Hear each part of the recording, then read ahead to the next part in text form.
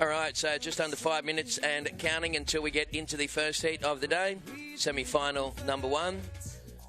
Macy Callahan, I should say, in the pink singlet. Ray Enzor in the black. Alyssa Locke is in the blue.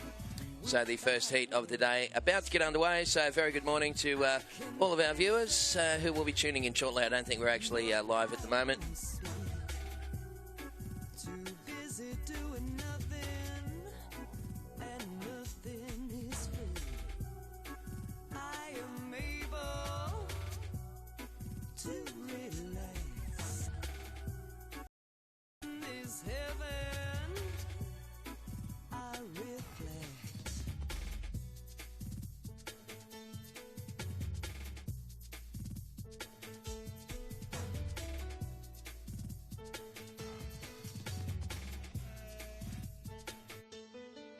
Just laugh,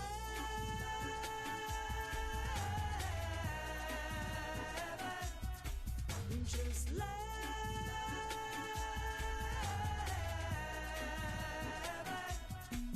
just laugh.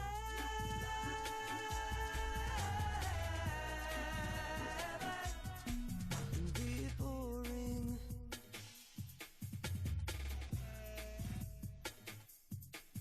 Be boring.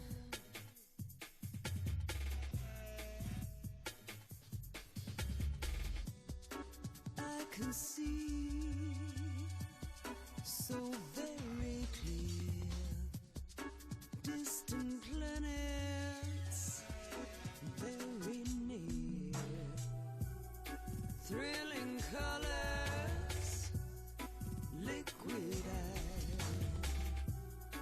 wheel of fortune I describe. Just laugh.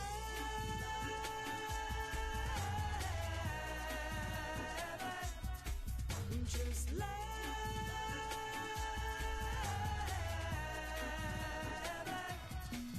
just laugh,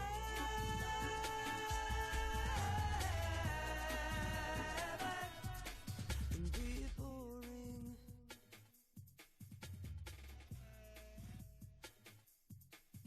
Be boring.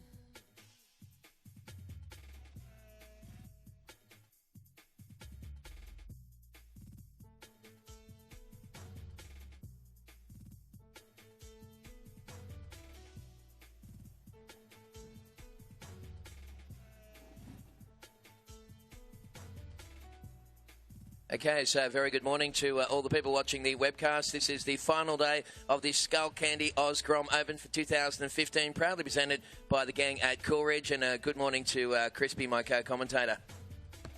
Yeah, very good morning to you, Terry. And finals day, well, stacked and packed, about 4 to 5 hours of live surf action. And I'll tell you what, if you're around the Lennox Ballina Shire, get on down here because it's going to be a cracking day of great surfing and great giveaways as well, and crowning some champions. Yeah, that's champions. Right. It's going to be winding up around 1 p.m. this afternoon. So, yeah, if you're in the region, then rock on down. If not, stay tuned to the webcast, folks, and we'll keep you up to speed with a whole bunch of stuff, all thanks to our friends at VPA, of course, doing the live webcast.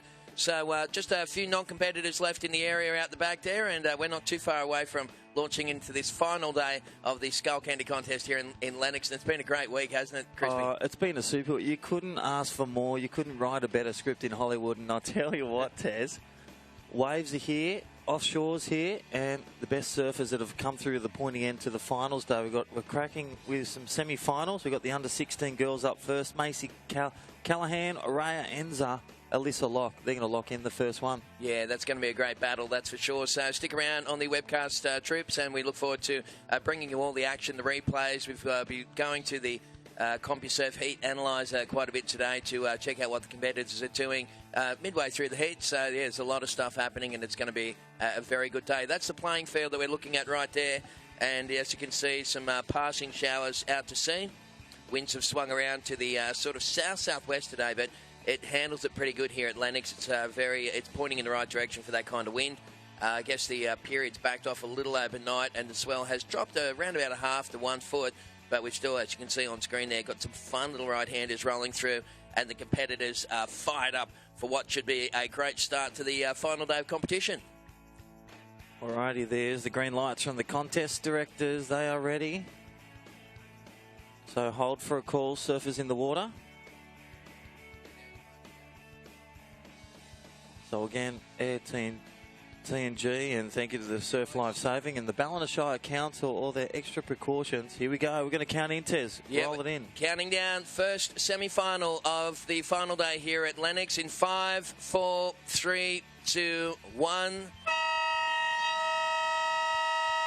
All right, game on, and it looks like the ladies in the lineup have elected to sit a little further to the south. Crispy, take us through the roll-up, mate. Who's in the water at the moment for this first heat of the day? Yeah, we got in pink for the under-16 girls, Macy Callahan, and that is semi-final 1. Under-16 girls here at the Skullcandy Oz Grom Open, Raha Enzor in black and Alyssa Locke. So 3 ladies under-16 showcasing some great female surfing. And I'll tell you what, a shout-out to semi-final 2, Kobe and Wright, India Robinson, Kiana Dobbin. That also is going to be a big one. You betcha. So the 16 girls semi-finals opening up proceedings here on the final day. Been an awesome contest. First time I've been up here, and I only knew about the contest by reputation. So its reputation preceded it really after all these years of running out such a smooth event. So super stoked to be up here, and it's been incredible. You can see the passing shower out to sea. There's some lovely colours here on the horizon at Lennox to kick off day number 6. Yeah, definitely there, Tez. And 1 minute's gone, so don't forget, plenty of time on the board. And we've got some great little humps and bumps right out there. We've got the Southern Right Whales. They've poked their head a few times this morning. They'll be no doubt glancing through on a few dolphins. And the usual Seahawk as well. He's been gliding morning and noon. He's been classic. He's been getting a good feed, Good hasn't he? Every arvo, Yep. every arvo on that last heat of the day, he's been just tipping down right in front of us. In fact, a couple of days ago, the guys from VPA, the guys doing the webcast, captured the action there, and off he went every arvo with a big fish. He looks like he's been feeding himself pretty good. For those people watching the webcast, there's just some of the sponsors that came on board and made this a real special week here. Thank you very much, Wiggins Scaffolding, to the local search guys, the Westpac Life Saver Rescue Helicopter.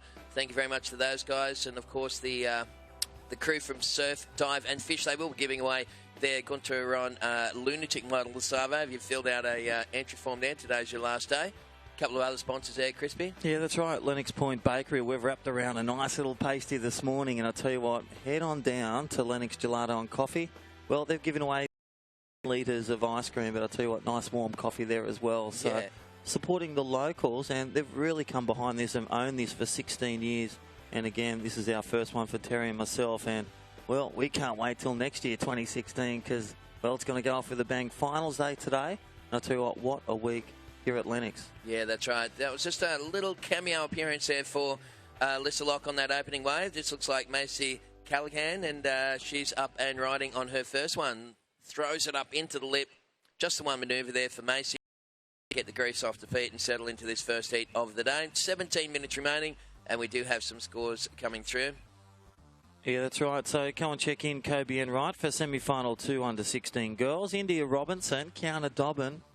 And again, thank you to Elders, Lennox Head. Don't forget, we're talking about real estate this morning with Ethan Smith from Surfing New South Wales. And, well, it's going well, so go check him out. Elders, Lennox Head. Rapid Media and lots of flavoured milk. Breaker flavoured milk. So some scores dropping in. Macy Callahan, a 2.67 for Surfer in Pink. You are in second. Alyssa Locke just... well, driving through a 1-0 and a 1.83 in the lead. Small scores, but I'll tell you what, semi-final will be looking at some big combos to roll on through to the final. 2 girls will move on through, as you see on the screen on skullcandylive.com, NBN, Radio Rentals, Santa Fe, Shapers Fins, they'll be back today. Smith Optics, Somerville and Summerland, giving away also an Emery board signed by Adam Melling. Don't forget to sign up there. The local search. And I'll tell you what, the Ballina Shire Advocate, great supporters of this event, and delivered with a bit of plastic, zip-tied both sides. Pretty cool, because a bit of rain overnight. In the mix of thing, wash away a bit of dirt. Triple X wetsuits, don't forget the big, with Donnie Munro and all the crew down there at around the factories of Ballina. Some great discounts, courtesy still some, well, short arms and springies and steamers, as we see a nice little pan of the main street starting to heat up as the surfers roll in. And all the competitors, family and friends. Again, thank you to Emery, still test driving some great boards and supporting this event and wrapping around the local shapers. Well, a very talented bunch. Get yourself on one of the crafts. Yeah, that's right. There's the hashtag there, Skullcandy Grom Open. If you do post any pictures, then make sure you use that particular hashtag and they'll all go into the one bin and we can find them nice and easy. That's the whole concept behind hashtags. So about 15 minutes remaining. Only the couple of waves locked in so far. Alyssa Locke, pardon the pun, has locked in a 1 and a 1.83. Macy Callahan has locked in so far a 2.67 on her first wave for pink. And Ray Ensor opened up with a 0.57. So it's a little bit of a sleepy start out there for the first semi-final. And right now, 14 and a half minutes on the clock, girls.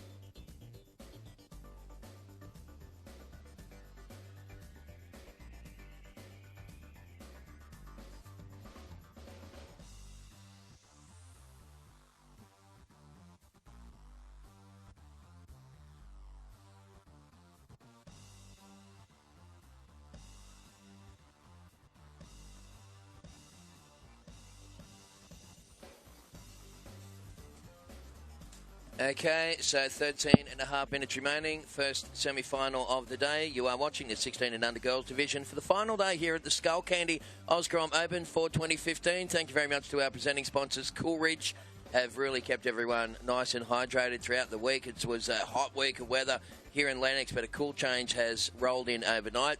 So a little bit fresh down here this morning, but the surfing is definitely still red hot in the water. Speaking of, here's Alyssa Locke up and riding on a backhand. Just a little sticky backhand hit there and got caught up in the lip. Coming up next, we're going to see Kobe Enright. She'll take on India Robinson, and Kiani Dobbin will be out there as well. So please check in for semi-final number 2 of the under-16 girls coming up next. Last wave scores, Alyssa Locke was a 1.2. So Alyssa has a 1.83 and a 1.2. Macy, you've had a 2.67. So Macy Callahan needing less than 1 point to take the lead, and Black Raya Enzor maybe just having a little look at this one. You can see get the wings out trying to get into it, but unfortunately the girls can't quite get onto that first wave. Right now, 12 and a half minutes remaining in this first heat of the day. Yeah, that's right. Thanks very much, Terry McKenna. Alyssa Locke in the lead in blue. Just some small scores, a 3.03 combination. Pink, a 2.67 for Macy Callahan, and Raya Enza in black. One wave, a 0.57. And again, quite heat, but any time it'll start to heat up as we see Callahan just driving that one nice and vertical on the backhand. One turn, but I'll tell you what, Alyssa Locke, well, winding up. Yeah, well, that's smashing that one. That's probably a good wave of the heat there, Tess. That's right. That's probably going to be the best score of the heat so far there for Alyssa. At least she, got a combination of turns going on a backhand. Macy Callahan gave it a good nudge, but unfortunately couldn't stay on her feet. So we'll just get those numbers in and give you the update. For the record, low tide, 0.2 of a metre. They're still pretty extreme off the back of that full moon the other day. Low tide, 0.2 of a metre, 20 past 7 this morning. And finishing up at high tide is at 20 to 2, 1.3 metres. Yeah, 20 to 2 this afternoon. So the tide will be incoming all day, and that's probably a good thing. Going to stop those zippy little closeouts and hold up the waves a bit more for the competitors. Okay, Alyssa, last wave for blue, 6.17. That's the best wave of the heat so far. Macy, last wave, 1.5. Ray Enzor sitting in third place at the moment. You need a 3.61 to go to second. So still very close out there at the moment. The heat kind of hasn't really got going apart from that last wave from Alyssa. So Ray Enzor in the black in third, needing a 3.61. Macy Callahan in the pink singlet, needing a 5.34 to take the lead from Alyssa Locke, whose worst wave is a 1.83. And right now there's just over 10 minutes remaining, girls. Yeah, thanks very much. And don't forget, good morning to everyone just joined us online on Skullcandy Grom Open 2015 on the skullcandy.com. Don't forget, Surfing Australia, Surfing New South Wales being great support, and the World Surf League as we see live action of Macy Callahan. Again, just bashing away this inside runner here at the Lennox Head main beach. And see what plethora of banks, and well, the point's been firing some plenty of options for the guys and the free surfers. So again, thank you to the local surfers and the community for, well, grabbing this one with open arms, and huge support, massive. Bacon cakes. That's right. The whole thing about this heat, let's just have a quick look here at the CompuSurf Heat Analyzer at the moment. You can see no waves were caught there until about the 14-minute mark, when it was Alyssa who got off to a pretty quick start, and then Macy took a wave right after, and not long after that, on the 16-minute mark, was a small score there for Ray Enzor, 0.57. So that's giving us a nice little kind of, not a pie chart, but a graph, I guess, of what's happening in the water. And you can check this stuff out on your smartphone or smart device, folks. If you go to compusurf.com.au, follow the links through to the Skullcandy Grom Open, and click on the green button, the heat that's currently in progress. And once the heat's finished, or even during the heat, you can click on Heat Analyzer, and you can get yourself some pretty cool statistics that are going to be handy for coaching purposes. Yeah, definitely there, Tez. Well worth it. A look, CompuSurf. Thank you, Cole Gow. So 9 minutes remaining. Situation Blue in the lead, a 6.17, and a tidy backup, a 1.83. So she'll look to drop that to make things harder and drive through to the finals today. We're going to crown 6 champions here at the Skullcandy Grom Open. Alrighty, Macy Callahan, you've got a 4.67. That's a bit better. Back on track. Getting busy with that right-hander.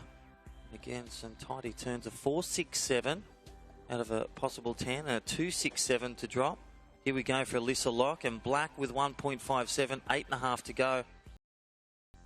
And again, such a fluid surfer, the young Alyssa Locke, under 16. Okay, here we go. This looks like a pretty good open face here for Ray Enzor. She's normally a great little server, this girl. She just had a bit of a tumble off the front of that one. So maybe just a little bit of nerves starting to kick in there for Raya as the other girls get a roll on. Got scores coming through for the last wave of Alyssa. It's going to replace the 1.83, so that's going to extend her lead over the field.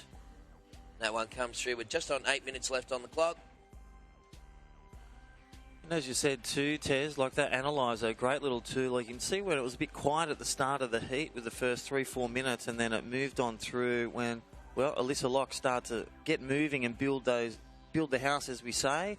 Get a 2 to a 4 to start off, and then keep building to those good scores and those good keepers to set your pace for the final. Yeah, that's right. And that's the numbers are locked in for Alyssa, a 3.4. So Alyssa Locke in the lead with a 6.17 and a 3.14. It is semi-final number 1 of the 16 and under girls division, and it's the first heat of the day, the final day of the Skullcandy Grom Open for 2015.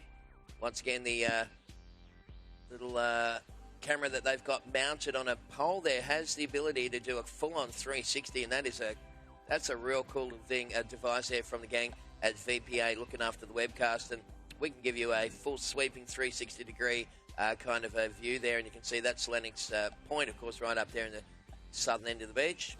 You can see the low tide there with the rocks kind of exposed at the moment, and plenty of flying banners there from all of our big-hearted sponsors that have supported us throughout the 6 days here at Lennox Head.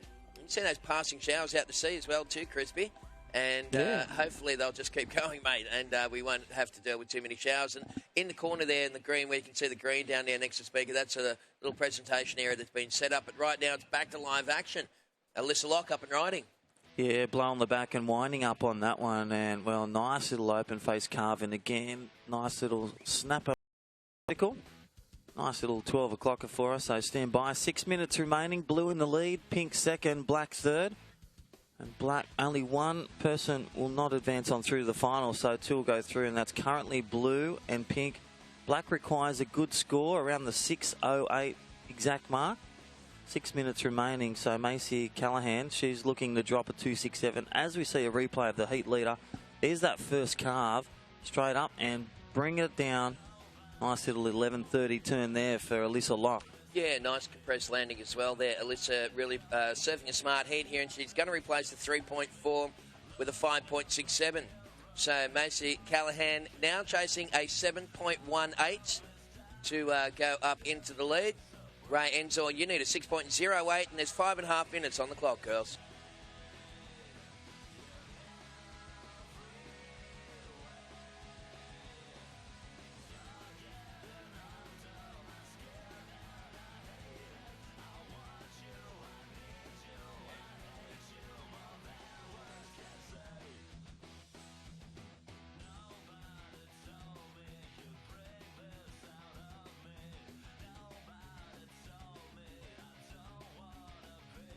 Alrighty, yellow flag. So last one of Alyssa Locke, a 5.67. So 2 good scores, and I don't know if we can get that graph back up, but I'll tell you what, blue would be just tempering up the top as the bubbles rise in the bubble bath. And I'll tell you what, Macy Callahan, currently holding a 4.67, requires a 7.18 to grab the lead, or to make things harder for black in a walkthrough to the final, she'll need to drop a 2.67. Yeah, it's been a very quiet heat for Macy Callahan so far. She's only had a 2.67 and a 4.67.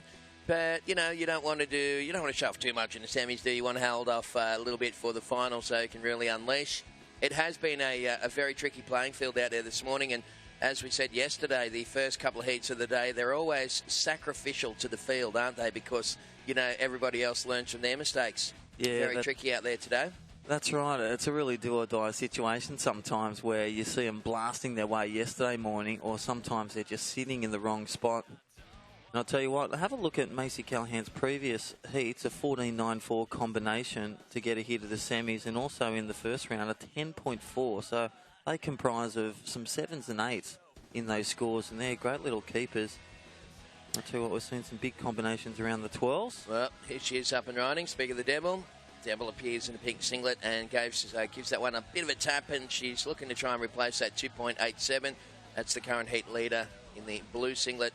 You can see just that one turn there and a little sort of squiggle in the suds, I guess, for Alyssa. I don't believe that's going to go on the top 2. So we're down to just on 3 minutes remaining.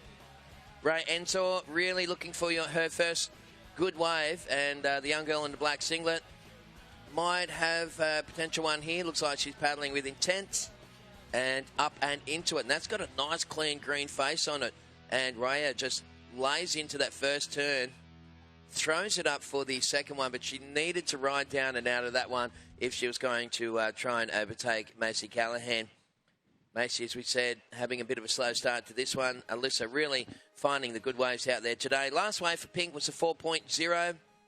And Ray Enzor in the black singlet, her last wave, definitely her best wave. So far, so 2.5 minutes left on the clock. Got a little replay. Yeah, This is the weather. That's the weather. Yeah. That's actually live weather there. So the guys from VPA, I tell you what, nothing's impossible for those guys. And you can see those showers just heading up towards Byron Bay. Thankfully, most of that stuff is out to sea. So we're looking pretty good here. Just a couple of scattered little showers running across the edge of the coastline here on the far north coast of New South Wales. You can see Byron Bay, the most easterly point of eastern Australia, and quite often cops a little bit of that stuff. So 2 minutes left on the clock. Girls in the water. Last wave scores for blue will not go into top 2. Not a keeper for Alyssa Locke. Last wave scores for Ray Enzor was a 2.77. Black, you need a 5.91 to go into second. Pink, you're in second. You need a 7.18 to take the lead. From the current heat leader, blue, Alyssa Locke, looking to replace a 5.67. Yeah, that's right there, Tez. So blue in the lead, pink second, black third, and again the Skullcandy Grom Open heat number 1 in the water, presented by Coolridge. Thank you, Lee Bar Board Riders and Flight Centre.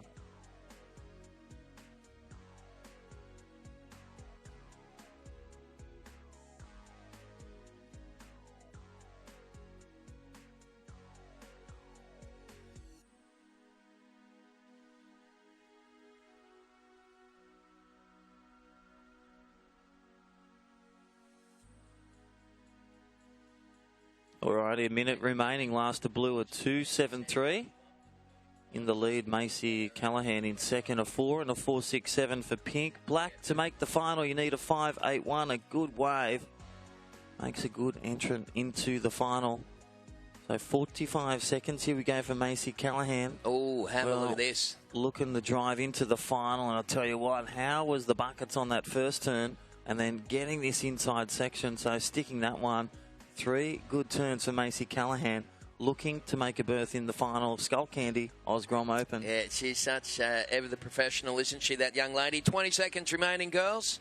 And I wouldn't be surprised to see Macy move into the lead. But just that gives you a nice look on the vertical graph here on the CompuServe live scoring system. 10 seconds, Tez. Yeah, you count it down, Crispy. All right, here we go. We're going to count down and give you some stats in 5, 4, 3, 2, and 1.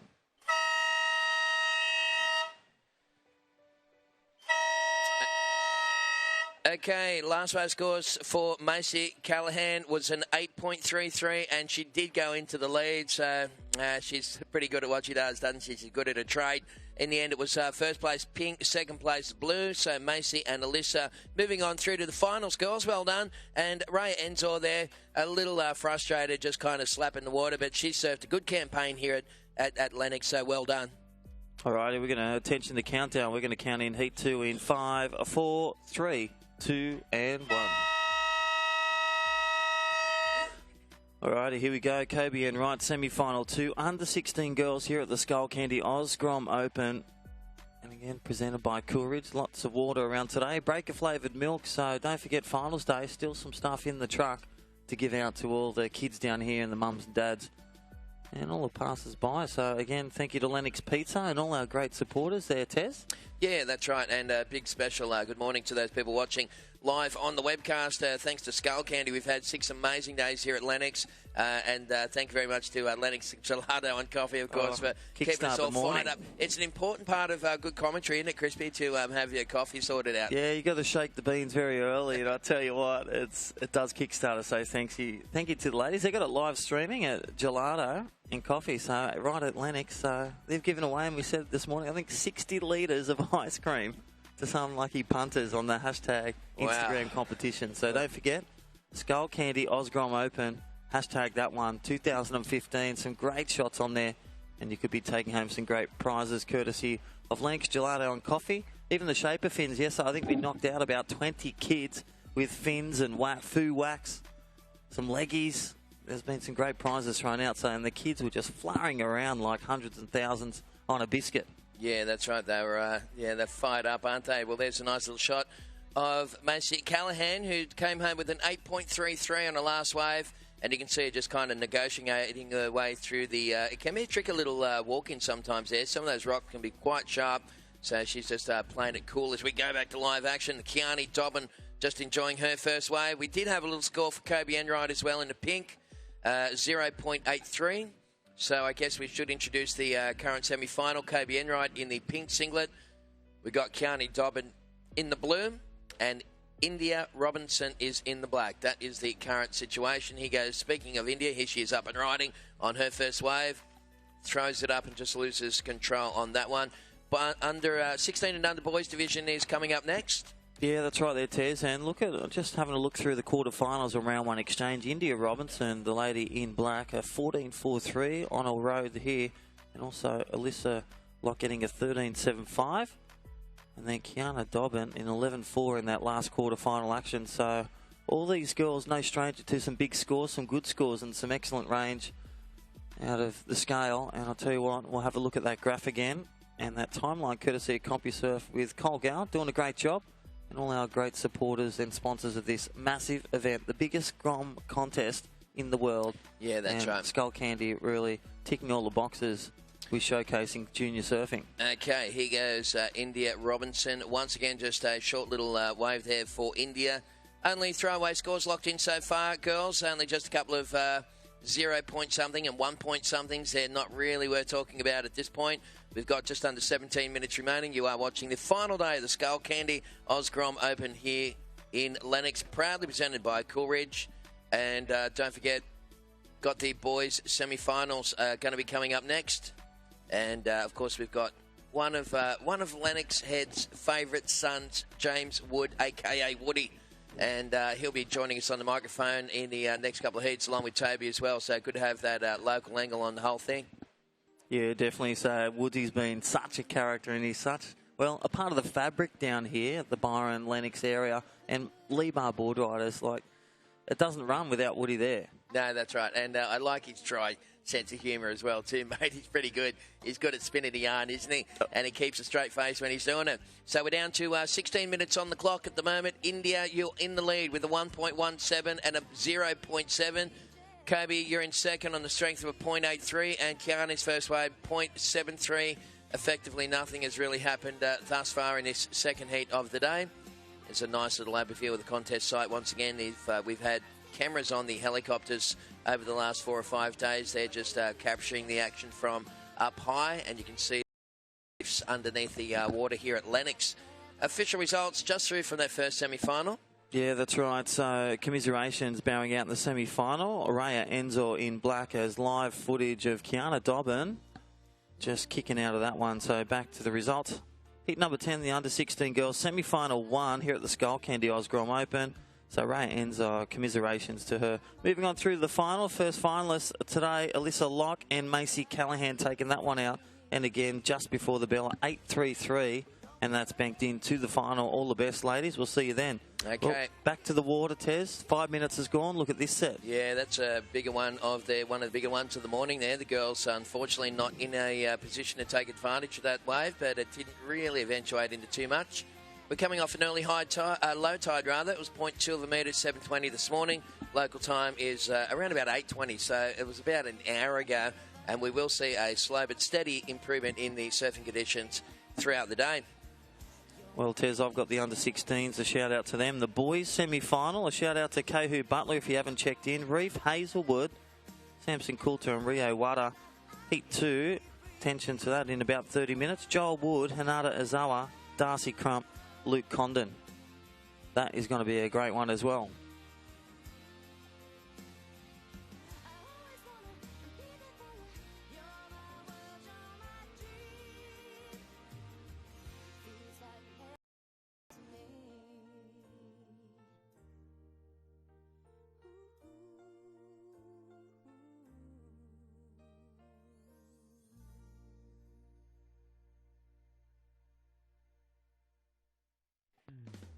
Yeah, so sorry about that. Kiahu. That first one. I'm pretty sure that's how you pronounce it. I've got a mate who lives in Maui, and he's got the same spelling, and yeah, that's how you pronounce it. So we'll just try and, if we do mispronounce any of those names, please come and let us know. We've had some shockers in the rocker. But I'll tell you what, Afonso, we're calling him Alf. I was just calling him Fonzie. All right, so we're down to about 13 and a half minutes left on the clock. There's nice little backhand hit there for India Robinson, and also sharing that peak there, splitting the peak, in fact, was Kiani Dobbin, and Kiani just clobbered the lip on that one. So we'll get those scores in for last of black and blue. We'll give you the update, girls. 13 minutes left on the clock. Alrighty, so last of black just about to roll in. Last of Kobe and Raichi's been a bit quieter, 0.83. So again, under 16 boys, semi 1 and 2 up next. 20 minutes each of the semi-finals, and then we roll into 25s for the finals. 5 finals, 25 minutes, and then 30 minutes for the Skullcandy WSL Pro Junior Final. Once that Pro Junior semi is decided, so that will go off with a bang as well. 1,000 points, a share of $12,000. Wow. Thank you to the World Surf League and all the great sponsors of this 6-day event there, Tez. Yeah, that's right. None more than our big-hearted major sponsor, the gang at Skullcandy. And, of course, the Grind is the latest set of cans from those guys. Unbelievable sound. I was up there at the test drive tent the other day having a bit of a squeeze, and they've got the Touch Tech, the new kind of technology that you just kind of put your finger on the side of the headphones like that. You can change the track. You can turn the everything else is touch. You may as well go for a set of Touch Tech headphones, eh? Yeah, that's right. $100. Check it out online, skullcandy.com, for your new set released at this event, The Grind. Okay, here's the actual forecast, folks, straight from the Bureau. And as you can see, the period dropped right down to 9 seconds overnight. Around about 2 to 3 feet coming out of the south. Winds are very light, around about 10 knots from the west-southwest. Low tide was 7:20 this morning, heading towards high tide at 20 to 2 this afternoon, 1.3 metres. Water temperature, they're saying, is around 24 degrees. I believe that it's probably maybe a degree or two just under what they're forecasting there. They might be taking that inside the harbour. But overall, yeah, it's another pretty good day here in Lennox as we see Pink up and riding. Yeah, that's right, Kobe and Wright. Nice little car. She's looking to get back into contention. She's currently sitting in third, a quiet heat from her, but still, nevertheless, lots of time on the board. 11 minutes remaining. She'll just wipe that one off. That'll be around the 1 range. But Blues last wave, a 3.5. You are in second, requiring a 2.35 to take the lead. And leading a charge, India Robinson in black. Currently nearing the halfway mark here at the Skullcandy under 16 girls, the Grom Open. Black has a 4.67, looking to drop a 1.17 in the lead by 1.01. Surfer in pink, that wave's locked in now, a 1.77 and a 0.83. You require a 3.07 with 10.5 on the clock.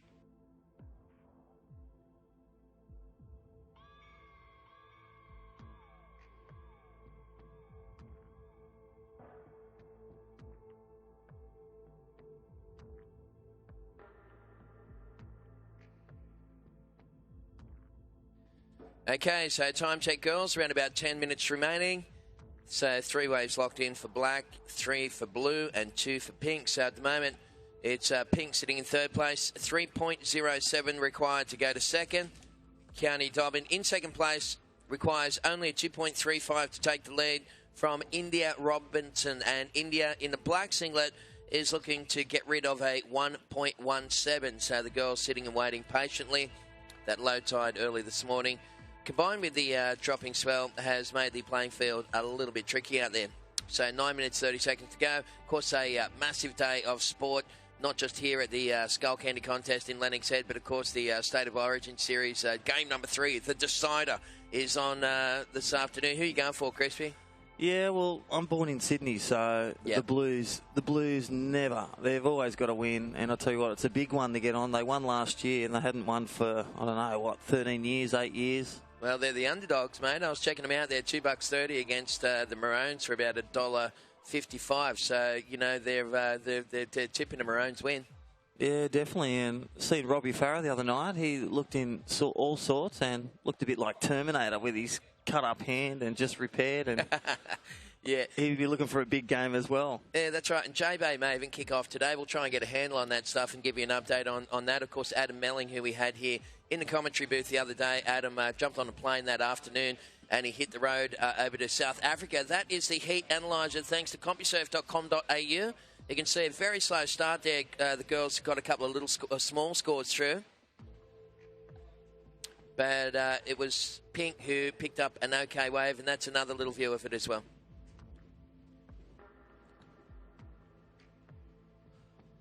Okay, so just waiting for Butler to check in and pick up his singlet when you're ready. Yeah, so Keahu Butler, head on down. A couple minutes till you can start paddling out there, so get him on the blower. Yeah. Someone call him, or if he's on his way. How do you actually spell his name? Let's just have a good look at this. Well, K. Yep. Echo. Yep. Hotel. Uniform. K-A-H-U. So K-E-H-U. K-E-H-U. So it is Kihu. I thought there was an A in there. No. Oh, well, it's not Kiahu. It's just Kihu. There we go. Perfect. No worries. You say Kihu, I say Kahu. Whatever. Look at these lines on the screen. So, tidy little lines, 9-second period. So, last to pink. Yeah, Kihu it is. Yeah, there we go. We finally got to it. So, we're down to 7 minutes and 25 seconds left on the clock. If Colin Gow printed that stuff, he didn't print it so small, I'd probably be able to actually read it. Thanks, Cole. Thanks, nice one, champion. All right, there we go, Kobe and Ryan, and heat leader up and riding. Nice little floater as she adjusts and looks to bang out this end section here. Looks like she's going to get around the suds, and, well, that one just running away, the low tide, and 7 minutes remaining. Heat leader here at the under-16s instalment number 2. We already saw 2 of the girls advance on through Macy Callahan, Alyssa Locke, through to the final. 2 more to go. And time on the board, 7 minutes remaining. You are watching and listening to the Skullcandy Grom Open 2015 presented by Coolridge. And again, keep yourself hydrated. Coolridge, they've been great, haven't they? Yeah, been awesome and really looking after the competitors. That's one of the things about the... I remember before I came up here, one of the things that really... I said the reputation of this event preceded it, but yeah, people used to say to me, oh, they just treat the athletes here really well. You know, they've got, you know, exercise bikes and machines and that up there in the competitors area, and they've got, you know, drinks and stuff, and they just treat people like little pros. And you know, that's part of the thing, isn't it? When you look after the athletes, they just keep coming back year after year. So we're down to around about 6 minutes remaining for this heat in the water. It's waves locked in a piece right across the board. It is India Robinson in the lead. India looking to replace the 2.67 second best wave. Kiani Dobbin in second place, needing a 3.85 to take the lead. And that's Kobe Enright there, just up and down and out of that one in the same breath. She only needs a 3.07. Pink, 3.07 to get through this heat, and there's 5.5 minutes to go. Semi-final number 1 of the 16 and under boys is coming up next. Yeah, thanks very much, Terry McKenna, super surf reporter from Merriweather, Newcastle, and co-commentator here, as with Woodsy and Tobes, the local surfing identities. Well, I'll tell you what, India Robinson leading the charge here in black, a 7-3-4 combination, a top wave of 4-6-7, looking to drop a 2-6-7 to make things harder. You've got Kiana Dobbin in blue is second. Well, a 3-5 and a 1-3-3, so only a couple of fingers on the prize through to the final. Kobe Enright looking to strike a blow, a last wave, a 0.23. She has a 1-7-7 and 1-2-3, so Kobe Enright still some time on the board. Yellow flags up, ladies, as we see the sponsors: Radar Rental, Santa Fe, Shapers Fin, Skullcandy, Smith Optics, and I'll tell you what, Somerville and Summerland have been amazing. Triple X wetsuits, and again, the Westpac helicopter has been a great support of this event, and extra safety and precautions courtesy of the Ballina Shire Council. Dave, the local mayor, doing a great job in support, and again, all the safety of all the organisers, the contest directors, paramount. All right, well, it looks like we got some action on the horizon there. 4 minutes and 20 seconds remaining, and again, one just a bit deep on that one. That one just rolling through, and again, wave positioning of the girls, really pushing it tight. You could throw a Nana's blanket over there, Terry. Yeah, probably one of those little crocheted ones. So around about 4 minutes on the clock. Have a look at this storm cloud that's making its way around the headland here at the moment. Might even try and bring up the old boom radar, live radar again, and see what's going on. As we see Pink up and into this one, Kobe Enright. That's got a little runner on it, and Kobe's going to set the rail and throw it up there for at least one turn. That's going to get rid of maybe one of her previous scores. She was sitting on a 1.23 second best wave. So 3 minutes, 30 seconds left on the clock. Yeah, we saw a bit of momentum push and change yesterday, where back into the heat, so they sit in the last position, or they're currently out of contention for the next round, and then suddenly they get a wave. It starts to warm the rails, puts them in position, and sometimes it can work the best to get on through. So Kobe will be looking. She's posted a 2.57. It's locked in for Pink. Still in third. You require a 2.27. So still the gate wide open for entry into the final for this division. The under 16 girls here at the Skullcandy Oz Grom Open 2015, presented by the great Coolidge Water. Again, black leading the charge. India Robinson, her last quarter-final exchange, a 14-3-7 combination built of an 8-5 and a high 7 range. So again, Kiana Dobbin second. You're looking to drop a 1-3-3 for blue. You are in second. Needs a 3-8-5 to grab the lead. Kobe Enright in pink. Last wave of 2.57. 2.5 on the board. Here we go. Important wave for Kiana Dobbin. Up and down on that. I don't think it'll grab a top two. So no change. Still in second is blue. Again, up next, the under 16 boys. Kehu Butler, Reef Hazelwood. Samson Coulter, Rio Wada.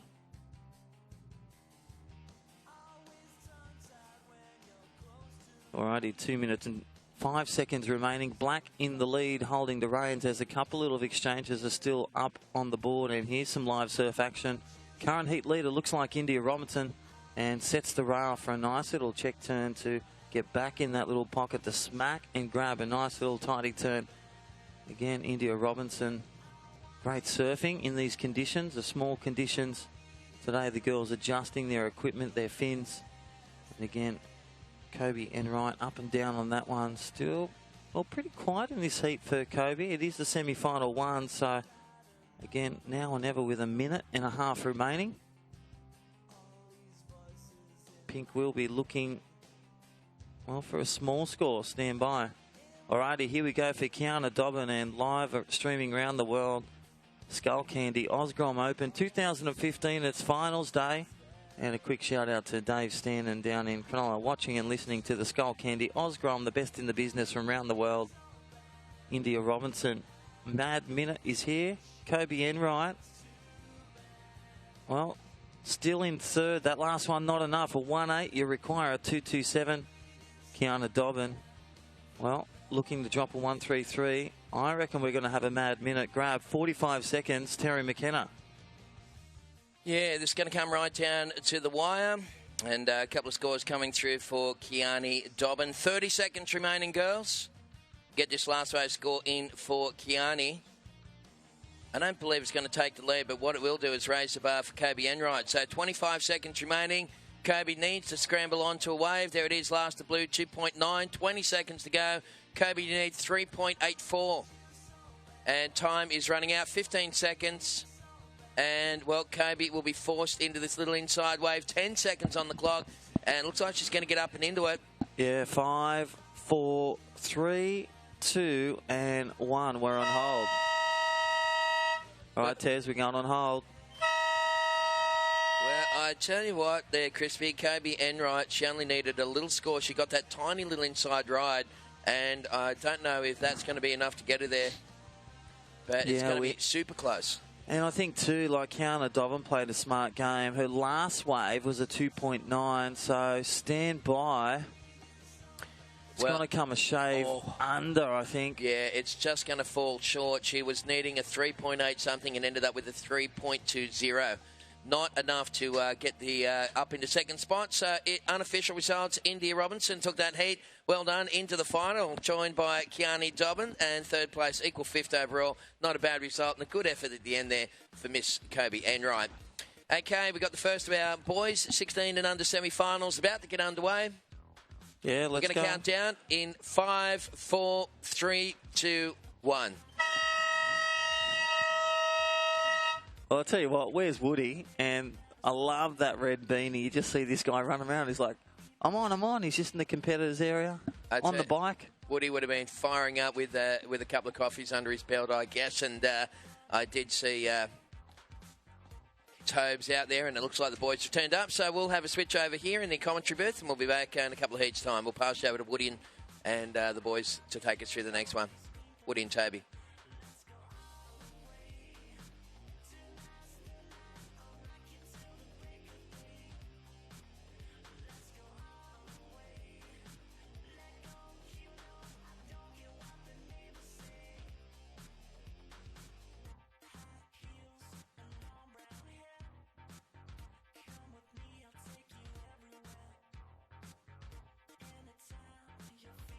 Yeah, well, thanks, Taz and Crispy. Kicking off the first couple of heats of the day 5, the finals day. Rio Wader out in front in yellow out of the blocks, and on his backhand, Reef Hazelwood in the black. Great looking little waves rolling in. It's dropped a little bit, but gee, it's tidy. Reef Hazelwood just finishing there. So, Woody, you've just come off the Bowflex machine. Yeah, and, I just warming jumped up. in the competitors area. I did it. I actually, the kids are obviously warming up for the heat, which is great to see. I'm actually warming up for commentating, getting in the booth. Just me and Zach Whiteman just did we just did an aerobic set. Right. Like your sort of dance aerobics, sort of Zumba. Zumba, jazzercise kind of. Yeah. Did you get the leotards on, or? No, I just used one of Zach's weddies. We both had a weddy on. Well, he's got that sort of paneling cut in his wetsuits, custom. So he's just preparing pretty heavily for a big day of competition.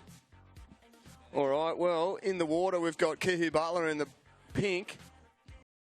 With a quick in and out from him. Reef Hazelwood's in the black. Samson Coulter in the blue. And all the way from Bali, Rio Wader in the yellow. Scores are sort of filtering in for the first waves. It's looking like there's a couple of good ones. We'll let it last. Here's the man in yellow up and riding. Rio, Woody, great look at him. first slash.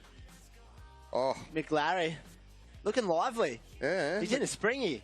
He's in a springy. That's Rio from Bali's in a spring. I thought he'd be in about probably a dry suit. dry suit, yeah. Be Booty, really hood. cold conditions for a Bali local. I think he's acclimatised to Bulletproof. Lennox. Well, he's got a. Well, look. Well, scores are all in. Okay, so let's hear him. first ride of Rio Wader in the yellow was a 4.17. Yep. That ride just then a 5.17. Unreal. So Cool. he's in the lead. Reef's also. What happens then? So he just keeps hanging out there till someone gets a better score. As we see Surfer in pink, Kira Butler, quick up and down. Reef, your opening ride, a 6.33.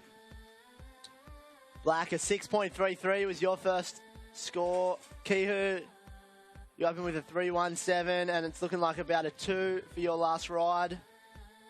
Samson, a 2.67 in the blue was your opening ride. 16 minutes. 30 seconds. Here we go, Reef. Reef Hazelwood checking off the Winding top. up. Big. Oh, Oh, look at that. That's a quality turn there. He wound it all the way back to 12 o'clock. Yeah, and it's not through that- the back foot. Here goes Cahu. Kahu Butler. Beautiful first snap. Lovely style. And again, throws the fins through the back. Little window wind. This one, I'm guessing, is going to get pretty skits. It's rapid fire already. It's Yeah. only 16 minutes. There's a lot of waves. Lot. And How the many? boys- I'm gonna go with an estimation of about, they're gonna have about between four surfers, probably about 48 waves. 48. Right. Yeah. Okay. Well, let's. So that's about 12. Well, Key's already got waves each, 5. Reef's got a couple. It's all happening. Yeah. Well, the judges is locking in their scores right now. I've got official results for the first. Why don't you read them out? Well, actually, this is semi-final, second 2. semi-final of the 16 girls. Okay. Bowing out in pink in third place, Kobe Enright, great surfing to get to the semis. Progressing through to the final in the blue in second place, Kiani Dobbin, and taking that one out in the black, India Robinson. And this man's Here up we and go. riding. Reef Hazelwood. Quick first snap. Is he going to eye off a little air section or just to float the boat? It's a float the boat. Oh, with a little tweaking Yeah, a kind little of bit of- finish manoeuvre there. Little tweak. Do it right out. So a couple good scores. We're waiting for yours to drop, Black. Hold tight, Reef. Still waiting for a few scores for you to come through. Waiting for your last score, Pink, as well, mate. Hang in there. Kihu, hang tight. And we'll update the situation. ASAP, 14:40 on the clock. Joel Wood, Anada Azawa, Darcy Crump, Luke Condon. Next heat in the water. I'm excited about that one. Semi 2. Well, the lines are coming in. Judges are throwing some healthy-looking scores there for last of black and last of pink. And there is going to be some sort of situation. Keys Butler's not hanging around as he takes off in the pink and snapping across, floating that section there, or snapping and floating combinations. That last little wheelie section too, up and riding behind him. Blue, Samson throwing the fins, Samson diving off. Getting progressive. I like to call the a good combination through the a combination chow min. Right, yeah, okay. Now that's, So if you're we'll go with that. Yeah, if you're seeing anyone sort of flaring up like this, yellow, quick float. And make it look really fun out there for the testing conditions, low tide. Well, Rio's going for the chow mein, and there he finishes with a bit of a head flick. Black bean sauce chow mein. Yeah, little lemon chicken. Score.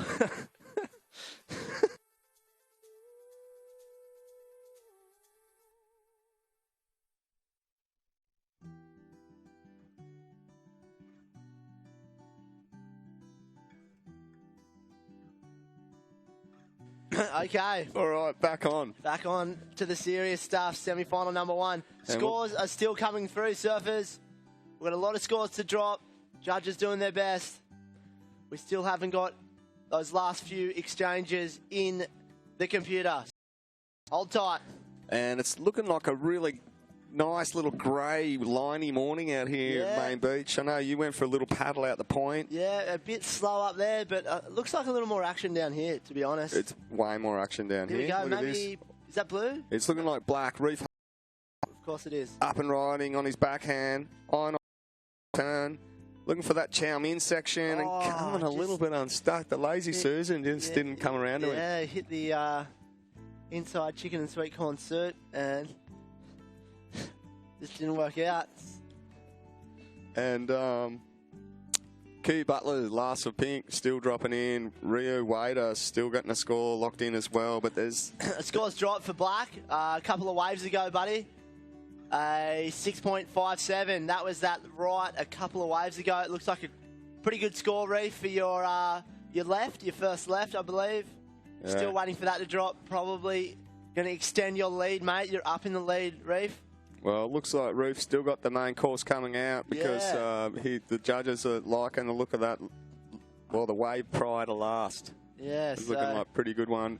Key Butler's, his chicken chow min's looking pretty good too. Yeah, there's a couple of good scores slowly filtering in for Pink, and he could bump his way up in the mix. Here we go, Samson. Samson Coulter. Beautiful first wrap. And try and get out the front for one more sort of hit. Oh, getting a little bit tangled up there. Yeah, a little tangled with 11:20 on the clock. I tell you what, Woody, the judges have really got their work cut out for them today because these guys are rapid fire, and with I guess with a sort of a decrease in the size and also the period, the waves are just pouring in, and it's going to be non-stop. Very close together, the waves too, so a lot of action as we see Surfer in Pink. Oh, Kehu Butler. Buckets. Oh, beautiful snap there. So, and a dismount. Waiting for scores, Pink. Pink, we are waiting for scores. Everyone, stand by. Stand by. 10 minutes on the clock. We'll give you the updated situation as soon as we can. There is a lot of action, a lot of intense surfing, and we're just going to let the judges deliberate. Well, let them do their thing. Rito. Your call was there's going to be about 48 waves combined to be ridden in this heat, and there's already been about 20, which is pretty. You might be pretty spot on with your call. Could be close to it if I get it correct. Just talking to the guys from Summerland and Flight Centre, going to get a 10 grand prize off Summerland and a trip to Egypt. You will. Yeah. Oh, right. Did you here we go. Scores are in. Oh, let's hear them. Kehu Butler, last few rides, mate. A 5.37 and a 5.97. You're up in the second, Pink. Rio in the yellow. You're down in third position, chasing a 6.18 with a couple scores to come through, and it doesn't look like those last few rides are going to get you up into second. There they are, a 5.23 and a 4.23. Rio, you're still chasing a 6.12 for second. Samson in the blue, your last ride, a 2.6. You're chasing a 9.07. Okay, 9.5 on the clock. And Reef up in the lead right now. The previous to last for the left, mate, a 7.67. You're looking to prove on a 6.5. Here he is now. Oh, wow. Couple of solid backhand maneuvers there from Reef. Yeah, he is the man in black. What's your guess? What did he have for brekkie? Because he's pretty on point right now. What do you think he would have? I reckon he would have had some chili beans on toast. Yeah. With a light bit of scrambled eggs, and maybe possibly even a like a local starfish out of the rock pool. Possible bit of local sort of crustacean from the boat channel. But Reef Hazelwood, 2 big backhand turns on that last one. Looking good, pretty mate. serious. An 8 for the last of black. Last of black, and then last of pink. Pink, your last ride, a 6.23. Rio in the yellow. Now chasing a bigger score. We've got 2 people up and riding. Kehi Butler, massive finishing manoeuvre, and he liked the look of his body language. Was just real positive on that manoeuvre there. Just solid out of the lid. Is that blue? Compressed to landing. Someone's waving for a score, mate. I'm pretty sure it's black. You got an 8. Well, there's 8 minutes on the clock. Your last ride was an 8, black, if that's you. Couple of scores dropping in, gentlemen. You've got an 8 and a 7.67. You're way out in the lead, Reef. All right, well, Samson Coulter in the blue, you're in 4th place, needing a 9.07 to move to 2nd. Rio Wader in the yellows in 3rd, needing a 6.51 to move to 2nd. Ku Butler in the pink, your last ride doesn't go into your top 2. You're looking to replace your lowest score of a 5.5. And Reef Hazelwood in the black is in 1st with a 7.67 and an 8. And there's 7.5 minutes on the clock. Oh, these guys have got another 10 waves apiece each. Easy. Easy. Easy. Can you just do a wave count for me right now? Let's do a quick wave count. 5, 8, 10, there's 22 waves in total Okay. being ridden. So we need another 20. So Woody's prediction of 48 sounds like it's going to be its pretty way. spot on. Halfway, 7 minutes. 7 minutes on the clock. Surfers in semi number 2, Joel Wood, Hinata Azawa, Darcy Crump, Luke Condon. Hopefully you guys are checked in and preparing to make your way out for your semi-final. All right, we'll stand by. There's waves approaching. Surfers are starting to make their way into position. And it looks like Rio Wader in the yellow, Samson Coulter chasing scores right on the 6.5 minute. And I do believe a young man from Bali in the yellow is having a good look at this one. It's a left, opting out of it. No, a bit little too quick. steep. Yeah, little quick that one, and I think a good decision.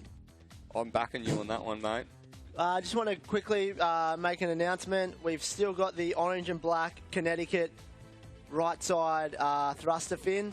Was handed in from the beach about 5 days ago. It's still here at the commentary booth. So if anyone's missing one fin, it's a right orange and black Connecticut racing fin. It is here at the commentary booth. Make yourself available at the scaffolding. I don't think anyone wants it. Would he? Pretty sure it's unwanted. Well, it is here, so I'd say that they would have picked themselves up a new set of shaper fins. Oh, possibly. They would have gone straight. Actually, they would have for sure. It's just been ditched. It's just We've been got Fang ditched. Shapers for coming on board as well. Well, on our screens, we're looking at a nice little bar graph, and we're What going graph was that? Here to we go. straight on to Reef Hazelwood. Reef Hazelwood. Wow. He is on fire. Oh, how's that turn? He's Finishing feeling it. manoeuvre. He's feeling alive right now. I reckon that was a Mongolian beef with black bean Yeah, sauce that was definitely all over very it. nice combination of manoeuvres. But Reef Hazelwood, he was in the lead prior to that, and he's only going to extend his lead if he improves on that lower score. We're looking at that we're bar looking at the graph. again. Yep, so let's what was- dissect this, Well, Woody. obviously, the pink means that there is a low tide at 12 o'clock. Well, I think Okay, what we're it's doing- consistency of scores. It's not the tide chart. it's not the tide chart. It's looking like for a 20-minute heat, the bottom graph is the time of the heat. The Y graph. or the Consistency. Y- Look at the this Y- set We'll out go back the to the water. back. Back to the water. Samson Coulter, ready to go. He hasn't had much on the board yet, and beautiful cup. Can he finish it? Oh, Samson. He's out of there. He's feeling it. That was a good ride. I think that was his best little fight ride back. so far in 5 minutes. Yeah, 5 minutes to go, Samson. 5 minutes to go. Great surfing there, buddy. Big scores starting to come through for Reef. Reef Hazelwood, they like that one, mate. Yeah, it's looking very nice. The main course just about to be dished up for Reef Yeah, Hazelwood in the there black. is There it is. A 9.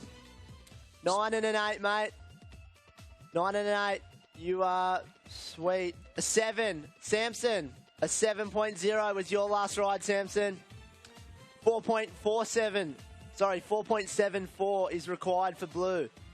A 4.74 will get you into second.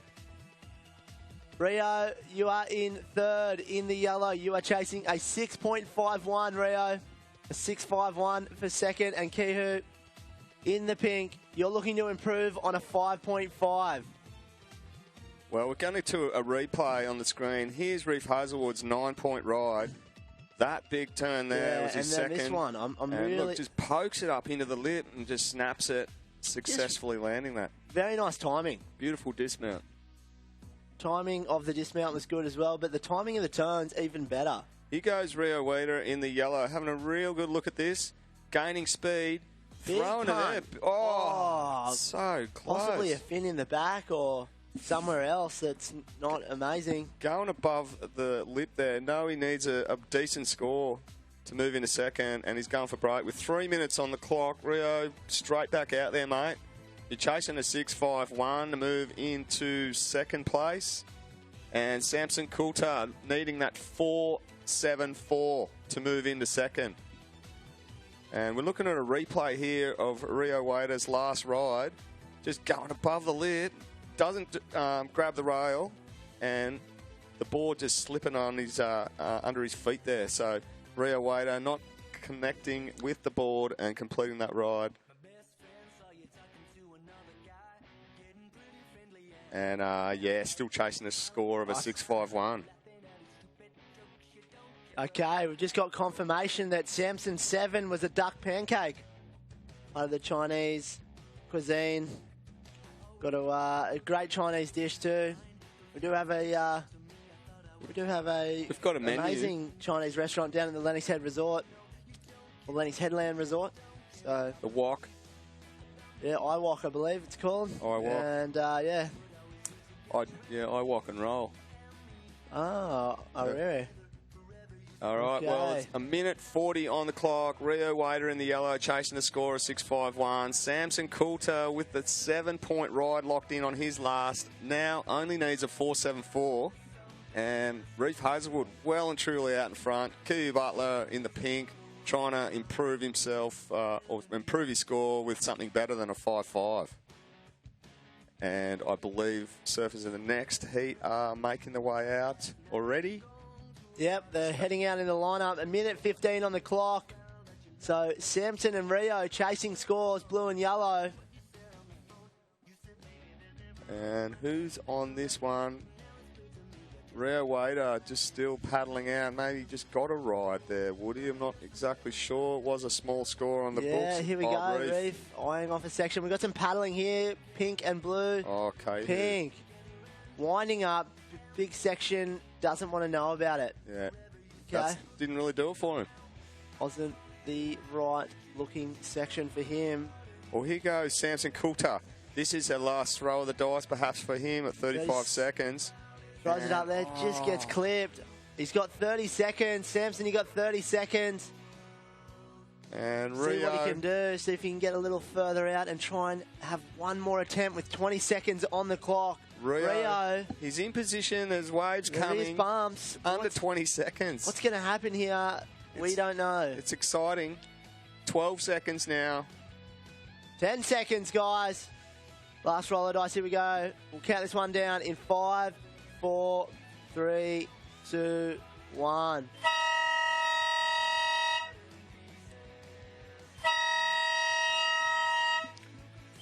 Oh. All right, the next heat's on hold as we see yellow going for the big spinner out of the lip. Rio Wader in the yellow. Pretty sure that was after the hooter.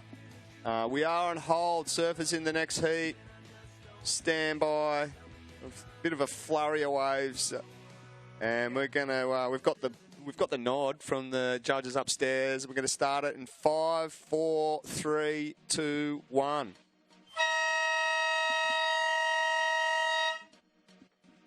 Wow. Okay. Reef Hazelwood, he went for a massive, finner air reverse to finish that wave. Just a bit of a victory lap, and it looks like unofficially definitely coming through with a win there. Yeah, So. yellow straight off the bat. Yellow. Who are we looking at there? That's the pig man, Luke Condon. All the way from South Lennox, or Lennox Heights. He's up on the hill. Well, he likes bacon.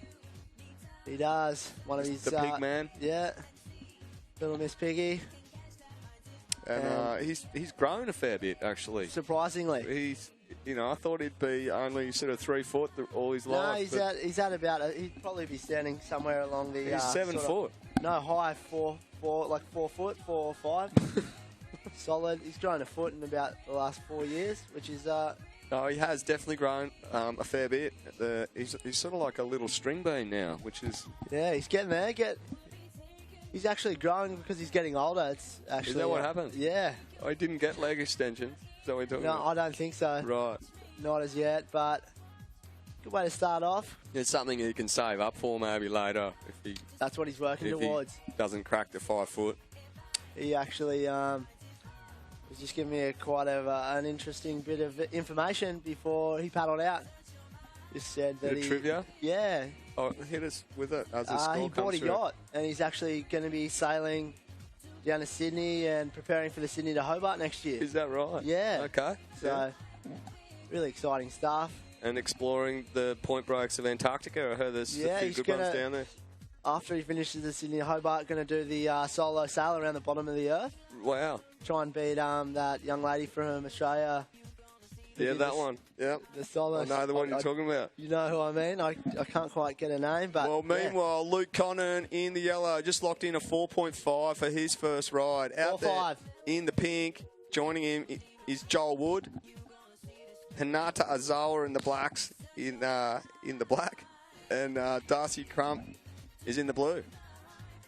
Fantastic heat, semi-final, number 2, 16 boys. Joel Wood, he's relative of yours there, yeah. Woody. He's Was he also born in the boat channel down there? No, he wasn't. He Right. was born somewhere near where he lives.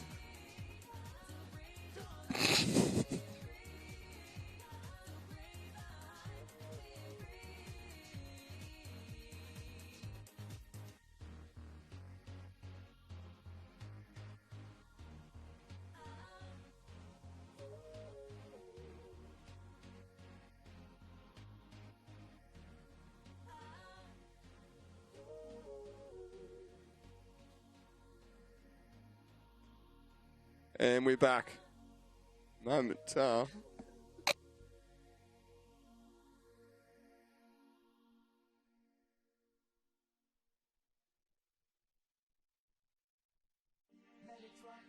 All right, back on the water.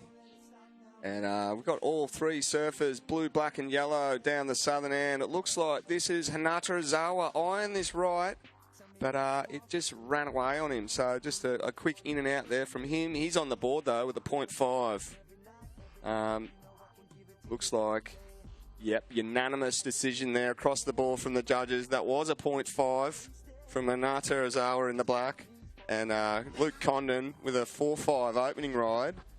He's sitting in the lead at this early stage. Here we go. Official results. Semi 1. Throw to Woody. Okay, 4th place in the blue, Samson Coulter. 3rd place in the yellow, Rio Wada. Gihu Butler was 2nd in the pink, and Reeve Hazelwood sort of setting the pace a bit, I'd say. 17 points was 1st in the black, so great Reeve. surfing. Yeah, Reeve. he got some big scores, didn't he? He got a 7 and an 8, or an 8 and a 9. Just started well. Started with a couple of 5s or a couple of 6s, built up to a 7, and then an 8, 9. Happy days. Who we, while there's a break in the action, Woody, who's up next? Okay, who we got next? We have the semi-finals for the Pro Junior division. Oh, okay. Pro Junior semis. Okay. Is that it there, over there? No? No, that's definitely not it. Okay, we'll stand by for those people. They know who they are. They know definitely who they are. But meanwhile, in the water, Joel Wood in the pink is looking for a first ride. And it looks like Darcy Crump has moved right down to the southern end of this competition area. And eyes peeled on the lineup because there is some kind of lump heading his way. So possibly he'll get on the board real soon. And Joel Wood straight out in front of us. So here we go. Well, it looks like Luke Condon. One down to the bottom. Floods the boat. What's this one going to do? Going to race off. Nice quick snap. Looking for that closeout hit. Oh. Quick manoeuvre there, and he's out of there. I think that was a... look, Blue a quick ride there. too. Darcy Crump. Solid little wave there from him. Comes a little bit unglued with the wax at the end there. Yeah. Just gets a little hung up or sort of the weird angle in landing. And unfortunately, first turn was nice. So I believe the Pro Junior semis 1 and 2 are up. I'm pretty sure that this is correct. Zach Whiteman, possibly in the first one. He's going to be taking on, I think, Cody Robinson. That's a complete guess. I think you're right. There is those two guys are in it. I know, and then I believe the second semi is Jacko Baker, Jared Hickle. Okay, that's not. Well, I could be wrong there, but. Well, meanwhile, Hinata Azawa fading left, driving off the bottom here into the pocket. So the little goofy footer diving off there, the man in black. That'll be his first decent score on the board. Joel Wood out there is the only guy who hasn't actually ridden a wave, or no score actually recorded for him. But Waiting patiently. Darcy Crump, your last ride, a 2.67. Luke Condon, your last ride was a 4.0. So Luke Condon consolidating his lead at the 13-minute mark. Looks like Hinata Ozawa's got his last ride dropping in as well. And there it is at the 3.9. So Hinata Ozawa enough to move into second at this stage. Darcy Crump is having a real good look at this one, Woody. Yeah. The goofy footer. Throws it up there. Nice first snap. Good little carve down. Oh, he's looking like he's pretty sharp, right? Oh, finishing Good beautifully. re-entry there for Surfer in Blue. So great way for Darcy Crump. 3 turns there from Darcy. Good looking set out the back. Solid set. Boys have ironed it off. Who's going to take this thing? Well, the pig man's Surfer out there. in He's yellow. swinging. He's swinging. Here he goes. What's he got for us? Got that float. Just comes unstuck. Clips it. Kind of ran away. I don't think there was much happening on that one. Could have been that extra foot that he grew overnight that made him unglued there. There is a wave coming into where beautiful duck dive, Joel Wood in the pink, and Hinata Ozawa just pushing their way underneath the foamy bit there on that set. A bit of a white water set. Ruffling up the bank, ruffling up a few feathers. 11 minutes, 55 seconds. So, yeah, well, just Cody Robinson, Zach Whiteman, I believe you are to check in. That could be the first semi. Could be. We're just running blind in the commentary booth here on the semis for the Pro Juniors. They are definitely up next, so we'll get some. You guys are up next. Check in if you want to. If you don't, this looks like it's Joel Wood in the pink. First ride from him. Nice set. Carving and snapping. Snap down.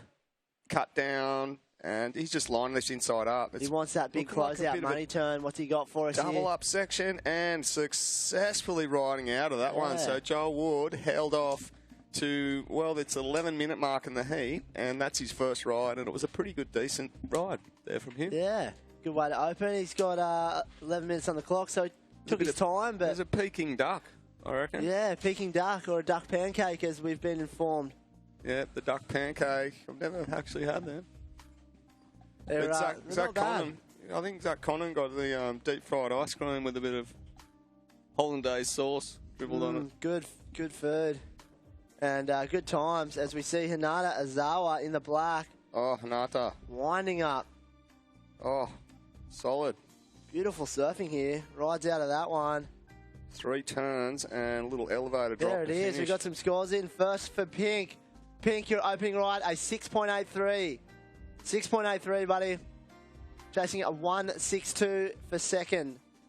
Darcy's got a 5.77 for that last ride. Darcy, a 5.77 and a 2.67. You're looking for a 2.74 for the lead, Darcy. All right, and we've been told, for those of you in Webland, we've got a bit of a bar graph of their waves. This is a measurement of the consistency of the wave totals to come through. Looks like Zach Condon has been pretty consistently hovering around that 4. Joel Wood spiked up about around that 7, the 6.83, and Darcy Crump's come through with a low score and a high score, or a decent score of 5.77. So that bar graph, thanks to CompuSurf and VPA, is a really good indication as we sort of nearing just over the halfway mark. For those of you at home, want to check that out. Situations starting to change. 5.9 last of Black Hinata. 5.9, you're in the lead. Luke, yellow, you're down into second. You're chasing a 5.31 for the lead, Luke. Darcy now chasing a 2.74 for second. Joel in the pink, you're chasing a 1.68 for second. So small scores required for blue and pink. It's not over yet. 9 minutes on the clock. Well, Hinata Ozawa did well there to get that 5.9. 3 quick turns and a good solid closeout finishing manoeuvre. And Luke Condon been relegated to second, would he? Yeah. But it's Joel Wood, really. He's in the box seat with he's the in highest box wave, seat. single I wave. think there's going to be a lot, they're all going to be looking for a better score. Well, here goes Darcy Crump, the Darcy. goofy footer. Nice Throwing, snap there. yeah, a bit of buckets. Steeper section, Oh. big fin throw, rides out of that. So good little ride there for the surfer in blue. He's got a good, solid style on him. Looks like Hasn't he? this is Joel Wood. Yeah, here we go, pink, up and riding as well. Nice first crack. Comes around this section. Beautiful sort of carved slide. And it's meanwhile, the pig out man the back, the pig man. standing at 7 foot, Oh, cracking that huge top. crack. And Is that was almost, I mean, we won't get too harsh on it, but that was a pretty good straight-legged claim from the surfer in yellow. oh, and Natrazawa floating that section. He's got a bit of a connection here. Oh, Catches a unfortunately. rail and dives down, but ladies and no. gentlemen on the beach, put your hands together for that exchange. That was a beautiful exchange. All Blue, surfers. yellow, pink, they all are battling it out right now, and I think we're going to see some big shifts. And 7.5 minutes on the clock. I think Judges. the only surfer that didn't get one. Oh no, Joel did get one, didn't Joel he? got a great yeah, wave. yeah, and Nada Joel was got probably, one. I mean, I'm not a judge, but Nada's was the shortest, probably. Well, it looks like we've got a replay for those of you who are Okay. online of Darcy Crump. Here he goes. Woody, look at this one. He gets a one backhand hit straight away, throwing It's that little thing, and then a mini bucket. this is the one, money turn here, boss. Oh, Good fins. control. Fins Gets out of sliding the front of across it the lip. cleanly. Okay, we got any more replays? We got a replay of surfer in pink. Well, we've got some paddling action and some panning action on screen. Looks like up and riding. This is the man in the blue, Darcy Crump. He's got himself down the northern end of the bank. A couple of backhand cracks. And he's sticking with it and finishes beautifully there. And, well, did he successfully ride Pink out of up that? and riding as well again. Goes Oh. for the reverse slide and comes unstuck on his last He just manoeuvre. he spun the lazy Susan and the dish fell off the tray. So Luke Wood, Joel Wood, I should say. Luke Condon. We've got the straight-legged claim Yeah. replay of Luke Condon. It was a great last turn. Look at Cracked that. And Cracks here it is. There's the claim. There it Yeah, is. beautiful. Just checking out his there. Last at yellow. 7:07. Yellow, you're in the lead.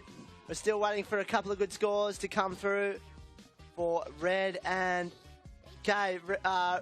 Sorry, pink. Previous to last, a 6. You're in the lead. Luke, you're down into second. Yellow.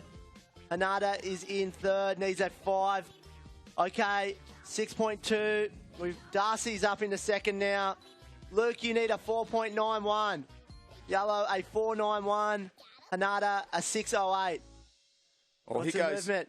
He goes another now, floats that first section, and that's all that way to do. So, yeah, the real shift in positions in that last We exchange. thought that might happen. A lot of movement due to that great surfing from that set. Well, here goes the Pigman now, Pigman. up and riding in the yellow. Floats that section. Can he get around it? Just runs away that from one him. little turn there from him. So surfers out there, situation, Joel Wood in the pink, you are leading. You're looking to improve on a 6.03. Darcy, you need a 6.67 to take first. Blue, you're in second right now. Yellow's in third. 4.91 yellow is required, and Hanada Azawa a 6.08. 5 minutes, 5-minute warning. Surfers in the next heat, you can make your way out. And Woody, we're just looking at that graph again. It looks like there's been a couple of good spikes of high-scoring rides there from Joel Wood and Luke Condon, and a couple of decent scores being locked in by Darcy Crump as well. This is a different-looking graph. That is, a stair graph, that's quite I an believe. interesting one. Yeah, I think that's the stairs that they've been climbing Here up. we go. Lukey Condon having a crack at that one. All right, well, we'll have another look at that other graph in a little while. Well, here it is, actually. This is actually their totals as they get more waves. Obviously, their totals go up. So you can see here, Luke Condon got his first ride at around, well, a couple of minutes. Yeah, a couple of minutes. And then about 17 minutes it took him to get another one. And then he's got his third scorer around that sort of 10-minute mark. So... Or maybe I'm reading that completely wrong, but yeah, that's basically a combination of scores. The effort's there. but back on the water. Back on the water, 3 minutes 42 seconds. So Luke Condon is needing a 4.91 to move to second. Yeah. Hinata Ozawa is needing a 6.08 move to second. To get into second. So 3 minutes 25. Surfers in that man-on-man Pro Junior Semi-Final 1. And I can see them both. They knew they were up next. They just We weren't telepathically. sure. That looks like in pink the albino dolphin. That does look like Zach Whiteman. Black, I'm pretty sure is Cody Robinson. I'm pretty sure you're right there, mate. Professionalism in the booth. Incredible effort. It's amazing. We're looking at images of Joel Wood. He's just shadowing, I believe, it is the man in the black, Hinata Ozawa. So Joel Wood sticking to him like Velcro. Doesn't want to get let Hinata Ozawa get the 6.08 that he needs. And Luke Condon out there chasing a 4.91 with 2.5 minutes. Here goes Hinata. Hinata up It's and riding. exciting. Needs a 6. Oh, beautiful first turn. Oh, just Couldn't get around it. Nah, couldn't get around Thought it. he was going to go for the big old haymaker closeout turn. Couldn't sink the fins. Current heat leader, Joel Wood, Joel scratching Wood. into this one. Look at him go. Yeah, Building nice speed. line on this, and he's And opted hey, to that no. was a great dismount, tell you. Just north side, North Peak, North Peak, reeling off. Crab Crawl Reef, just starting to show its thing. Do its thing. Everything's, it's all happening. So 2 minutes now. 2 minutes. Hinata Ozawa, your last ride won't go in your top two, mate. It was a 3.23. So you're still chasing a 6.08. Luke Condon out there, straight out in front, and he's paddling into this, and no takers. It was looking like two guys on that. Yeah, they were going to try and maybe share the wave, but opting for no. Straight closeout with 1:35, guys. All right, we're looking on screen, looking at Joel Wood in the pink, sitting by himself down there, the leader.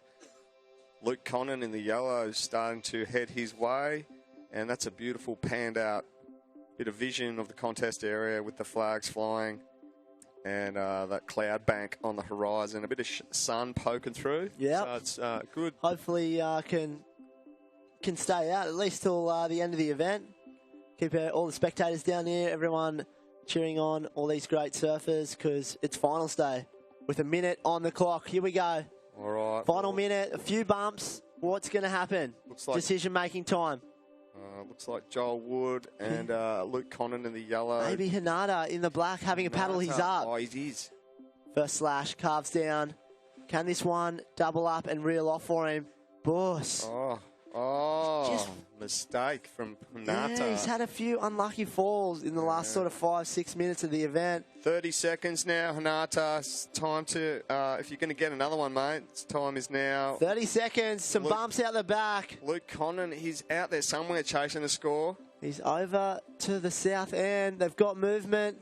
Well, Someone going. Oh, Luke Condon, no. 15 seconds. 15 seconds. Count it in, Woody.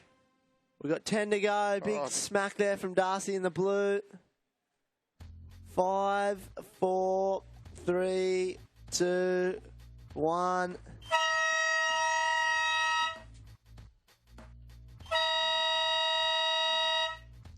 Unofficially, situation much the same. First pink, second blue, third yellow, and fourth black. That is unofficial results. Semi-final 2, 16 boys. Yeah, well, good surfing there. Luke Condon and Hinata Ozawa unfortunately bowing out, and that's at day 5. Hold your head high. I Day mean, look, 6, actually.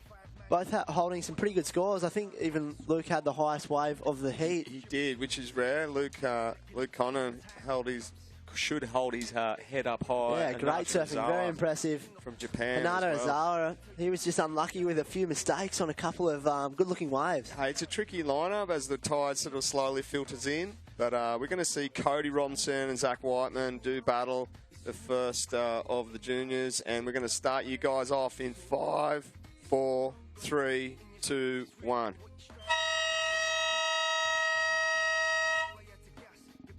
So this is the first semi-final of the Pro Juniors, and looking on screen, Joel Wood in the pink taking down that last one. for the 16s. And waves rolling in. Looks like Zach Whiteman striking early, up and riding on his backhand. Checking that quick couple of backhand turns there and finishing cleanly on that inside section. So Zach Whiteman in the black, starting his campaign really early. I'm going to pass over to the commentary team, Crispy and Tez.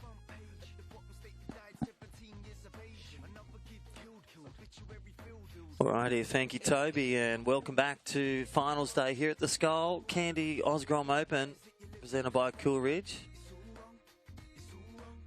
So, priority with pink, the man in pink out there, Zach Whiteman, the local surfer, a 4-0 thrown down. Great way to start, and welcome back, co-commentator Tez McKenna. Yeah, good morning, Crispy, and it looks like, well, in the pink singlet there, Cody Robinson just firing up on his opening wave. So we're into the semi-final. And, well, Zach Whiteman fires off a 4.0. So, Zach, you're in a priority situation right now, just on 18.5 minutes left on the clock.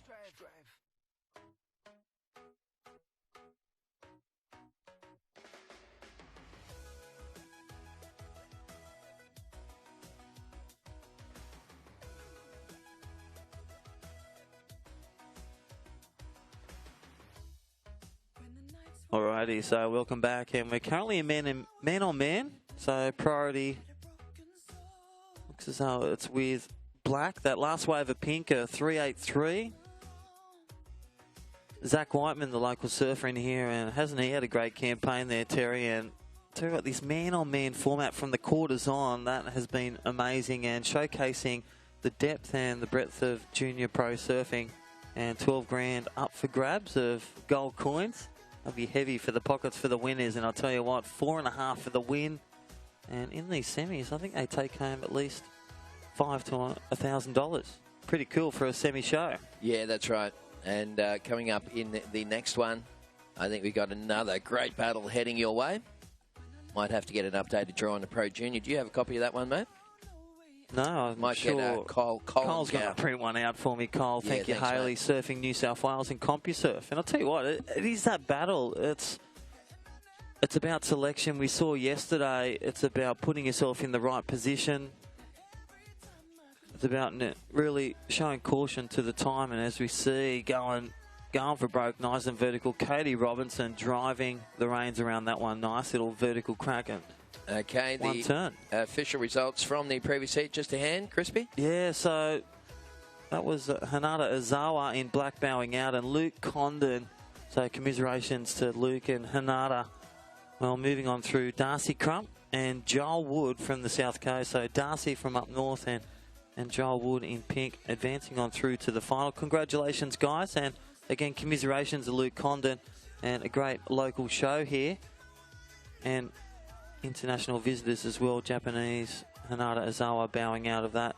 All right, so 16.5 minutes left on the clock. You're watching the first of the semi-finals here in the Pro Junior. Of course, this is a World Surf League ranked event. The WSL throwing their little logo on this one, and you can see some bigger set waves out the front there just closing out. We've kind of got two different game plans being employed here at the moment. Crispy, you've got Cody Robinson sitting a little further up there on his pattern alone. Not a bad option too when you got man on man. Just get away from the other guy, and that kind of pulls the whole priority thing out of the playing field. Cody so far has dropped a 3.83 and a 3.0, and once again there's Cody Robbo up and looks to zero in on that ang section, and that was just beautiful stuff, wasn't it? Yeah, definitely, and that's what it takes sometimes, and it's paying dividends for the man Cody Robinson with the points. His first one, a 3.83. Stand by for last to pink. So Zach Whiteman, the local surfer, a 4.0 one wave. He has priority. Pink's just quarter wave if they came close. But I'll tell you what, with these multiple peaks, we've got mid-tide upon us right now. We've got a great semi-final one on hand right now. Yeah, that's right. Last wave scores for Cody Robbo was a 6.0. So Cody dropping a 6 right across the board, mate, from all 5 judges on that one. So Pink now looking to replace a 3.83 to try and move further ahead of his opponent, Zach Whiteman. Zach sitting on a 4.0, and you require 5.84, Zach, to move into the lead in this man-on-man semi-final number 1. Be nice to possibly dig back into the archives for the people watching the webcast and check out that last move for Cody Robinson. He just unloaded on that stuff, didn't he? Gave it a bit of curry on that end section. So we got 14 and a half minutes left on the clock.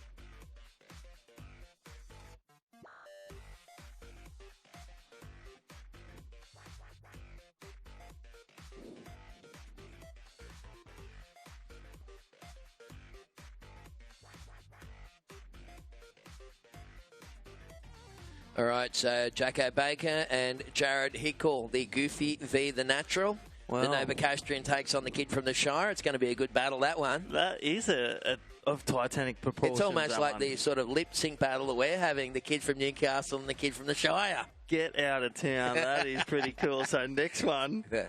you take one surfer, I'll take the other. That'll be good. So Alrighty. 6 minutes is gone, and I'll tell you what, may the best man win. Yeah. Right now, Katie Robinson in the lead, a 6-0 and a 3-8-3, and Yeah. a 4-0 for Whiteman. But look at this. Yeah, that's the heat analyzer. You can find this on the CompuSurf.com.au website. And it shows there that Zach Whiteman went out, got that 4-point ride at the start. Yep. Cody had a couple of little scores that were under that, and then he's come back strong with that 6.0 at around about the 15-minute mark. So it's a great little graphic there that, is showing us exactly what's happening minute by minute, wave by wave, thanks to CompuSurf. Well, this is Zach Whiteman up and riding on his backhand. Yeah, driving down, so the local surfer just winding up that one for a nice vertical re-entry, and again, just swooping down deep. And priority goes with pink, Cody Robinson, if he needs to know. And one major turn there for Zach Whiteman. Stand by for the second score for the local surfer. And again, Lee Bar Board Ride is a great supporter of this event. And all the local surfers represented. And Adam Melling, Stewie Kennedy, or just to name a few. You got Woodsy, you got all these young guys coming through like Zach Whiteman and the Condon kids. Yeah, that's right. Well, there's Pink out wide. That's a first proper turn there. Throws it up, and the sweet little finishing turn there for Cody Robbo. So priority goes back to black. Zach Whiteman in a priority situation. Zach's last wave was a 3.8. So Zach Whiteman with priority in second position, holding on to a 4.0 and a 3.8. Cody Robinson was, prior to that, his best wave was a 6.0. It looks like being the case as well, but he's going to get rid of the 3.83 on his second best wave, and last pink was a 5.17. So Zach Whiteman, you need a 7.18 to go into the lead, and we're right now down to 12 minutes left on the clock. Big semi-final number 2 coming up next in this WSL Pro Junior, with Jacko taking on Hickle in the next one. And there's Zach Whiteman whipping through some nice little backhand tags on that one. So priority goes back to pink, and we've got just under 12 minutes on the clock, Crispy. Yeah, that's right. So last wave of Cody Robinson, stand by, and there we go. It is locked in a 5-1-7 and a 6-0. So 11-1-7, Cody Robinson in the lead in this man-on-man WSL Skullcandy Pro Junior. I'll tell you what, last of black. Stand by. Your first one's a 4-0. That will go into your second. And there it is, a 4-9-7. So Zach Whiteman still in second. Black, you require a 6-2-1. So the stage is set nearing the halfway mark. 11 minutes remaining. The local surfer in black requiring a good score of 6-2-1. And Cody Robinson looking to drop a 5-1-7 to make things harder. Yep. Well, to catch a spot into the final and into the gold money round as well. It's always a lot of emphasis on semi-finals, isn't there, mate? You come to the contest and you've usually got a couple of goals to deal with. We'll come back to that as we see Cody Robbo. And he's just getting a roll down the end there. He's going to get a last manoeuvre section. Oh, my goodness. He's happy about that. He gave a little clap as well. Yeah, so it's been a great mix of celebrations, post-wave and tag celebrations. And I tell you what, well, if it's not the flick of the hair or the fist pump or, or the standing tall, that was a nice little clap, because I tell you what, he's smacked and clapped 3. Nice tidy turn. Stand by for last to pink. Tezza, it's locked in. Yeah, well, there we go. 8.73. Let's check the VPA replay on the screen at the moment. You can see Cody Robbo scrambled into this one, and he looked down the line and he thought, I'm just going to get a little check turn to set that one up. And this was the money turn. Lovely little hook in the pocket. This was the money turn at the end, wasn't it? There, Crispy throws it up. Watch the little clap at the end when he gets down low. There it is. Thank you very much. I'll just give myself a little bit of applause on that one. So we're in the shadows of halftime, fellas. 10 down, 10 to go. It looks like Cody Robinson extends his lead over Zach Whiteman, who now needs a 9.77. And it looks like Zach out the front there just sniffing around. Yeah, that's right. So Zach has priority, so he can take whatever wave, whatever direction as it comes through. If he is near the pink man, pink will have to, well, just put on the Harry handbrake. All right, Cody Robinson out there, and here is the graph, of course, thanks to CompuServe. And well, you can see now that pink, he was kind of up, he was down, he was up, he was down, but then he came back around about that 10-minute mark, just around about half-time, and he dropped an 8.73. So that one, that little pink line almost topped out there right up in the 10-point range. So that is good stuff there. He's surfing pretty much a perfect heat, and that is just awesome graphics there from CompuServe. I feel like I'm at the cricket or the footy or something. That stuff's next level. Here he goes again, Cody Robbo. He's found a little section down there that's holding up enough to let the natural footer smash off some sweet turns. And once again, you can see him just look up to the skies. This is a reply to Zach Whiteman, who's got a whippy backhand on him. Oh, my goodness. He's going to ride down out of that. That's a great combo right there from Zach Whiteman. That's going to be his best wave so far. yeah, definitely progressive. And that's what the judges are looking for. Some big hits in the big section and speed, power, flow. And stand by for a priority. 8 minutes and 20 seconds remaining. Pink currently holds a 8.73 and a 6.0. Stand by for last of black. Currently holding a mid score, looking for something, well, in the excellent range. Here's the replay, mate. The VPA replay. First up, it is Cody Robinson. And Cody found a nice little one there to lay some rail into. And he knows how to commit to the rail, which is a good part of that kid surfing. And you can see him just look up to the skies here. And right after that, this is the replay of Zach Whiteman. Yeah, so nice little set-up turn and then drives down deep. And, well, wiping the window. And priority goes with pink. So priority with pink, Cody Robinson, heat leader. Stand by for last of black and last of pink. Just a bit of a heads up, too, for the athletes in the man-on-man part of the competition. You've got to keep paddling, fellas, until the head judge calls out priority. So right now, pink is in first priority, black in second priority. But, yeah, don't just stop paddling thinking that you've already made it. We saw it a couple of times yesterday. You have to wait for the call. So 7 minutes left on the clock. Last wave scores for Cody Robbo was a 7.33, so he's turning up the screws. And Zach Whiteman, yeah, that was his best wave, as alluded to, a 6.83. Zach Whiteman needing 9.24 to go into the lead. First priority pink, second priority black. 7 minutes left on the clock in semi-final number one.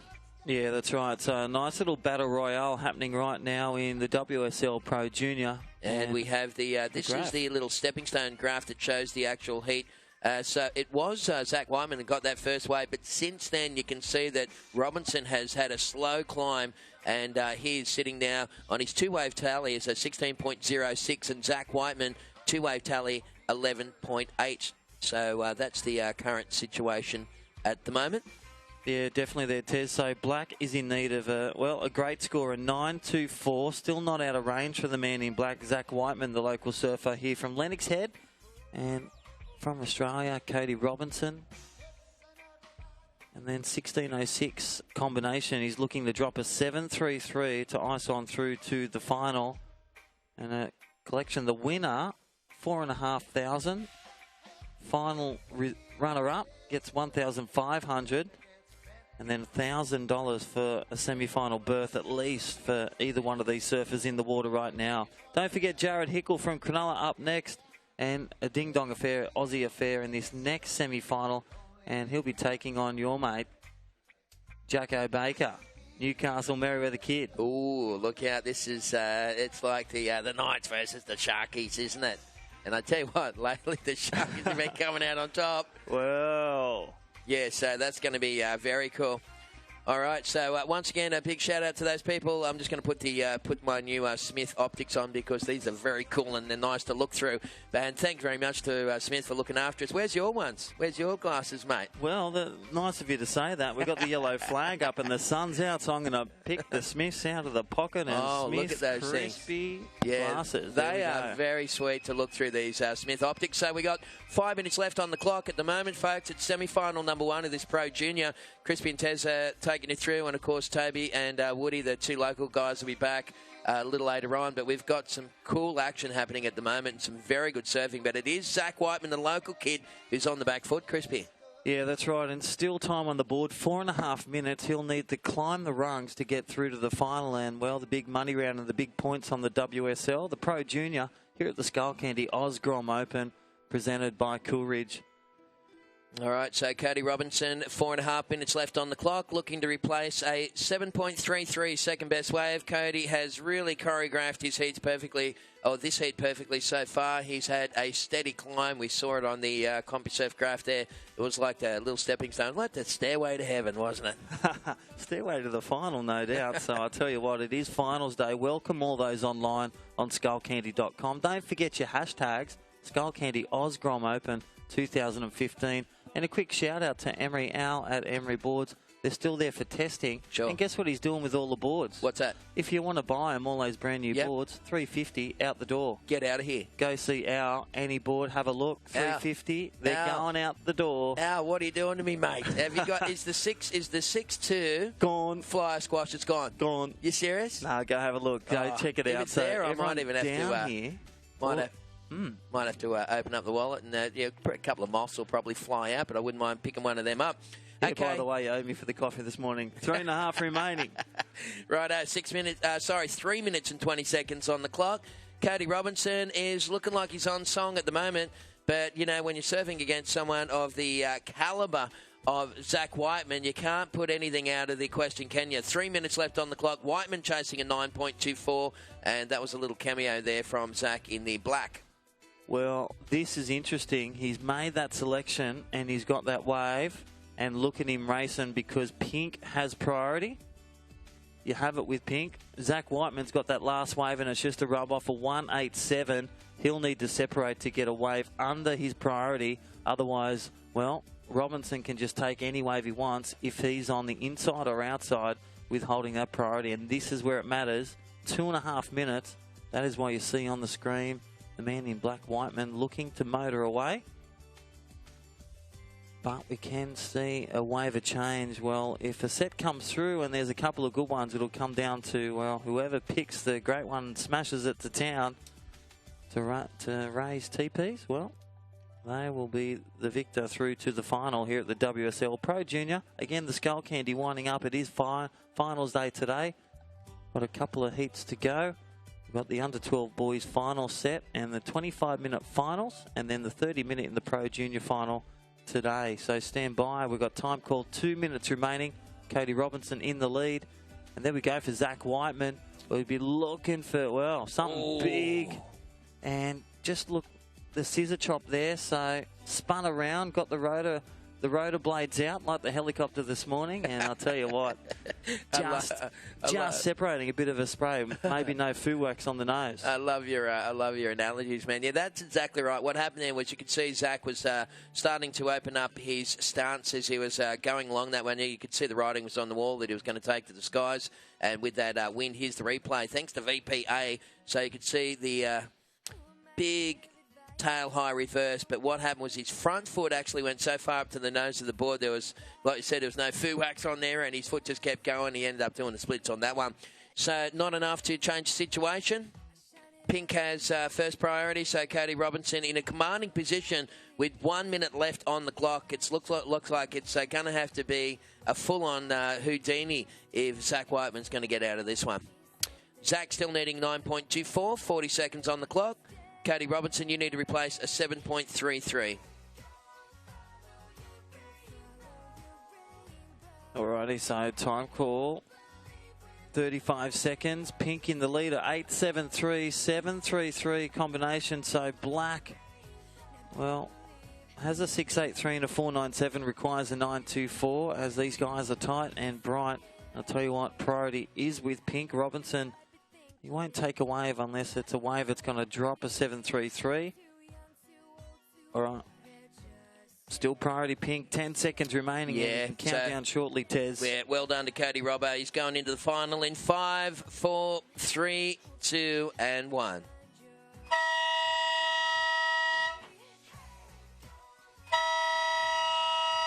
Yeah, nice stuff out the back there. See the boys just shaking hands and saying congratulations. So good stuff, and we are going to go straight into the next of our semi-finals.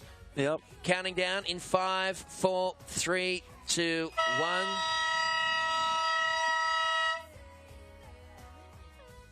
Rightio, so Jackson Baker is out there and he is taking on Jared Hickle from Cronulla. So Jackson Baker is wearing the pink singlet. He's from Newcastle, Merriweather and Newcastle. And Jared Hickle? Yeah, he's from Cronulla, New South Wales, Sydney. So the south versus the midsection of the east coast, and the first strike and climbing the ladder in semi-final, Jared Hickle up and riding. So priority will go with Jackson Baker, the first kick-off. There is the first wave as he, well, pats the dog, pats the cat. The old Siamese cat. Here goes Jacko on his opening wave as well. So Baker just tagging that first section. How's the spray there? And he's going to get a little run through the inside on this one. So great little combo, great exchange. A priority neutral at the moment, fellas. And we got scores for Black and Pink's first waves coming through, but the boys look like they mean business. Yeah, definitely. So they've opened up, well, strong rides, and again, this will reflect in the scores. These guys not leaving a stone unturned, and I'll tell you what, you got the goofy footer versus the natural footer from Newcastle Merriweather.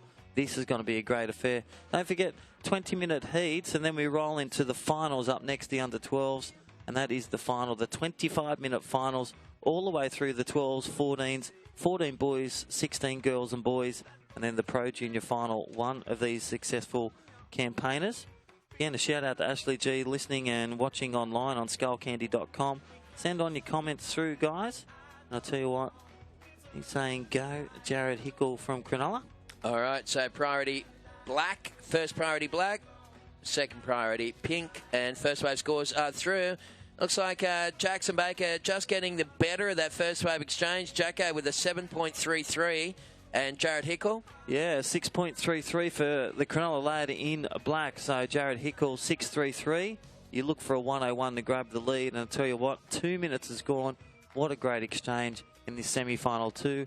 The Skullcandy WSL Pro Junior semi-final 2. As we said, that last one, Cody Robinson taking that out unofficially. Well, Jacko Baker, well, overcooking that first one. But how was the rooster tail on that first blow to the lip on the right-hander? Oh, cock-a-doodle-doo. That was a hell of a rooster tail. So around about 17 and a half to go. First priority will now, I guess, be assumed by Black. Yep, so Jared Hickle in a priority situation. Little wave score, 1.23 for Jackson Baker. A little throwaway score there, buddy. 17 minutes left on the clock.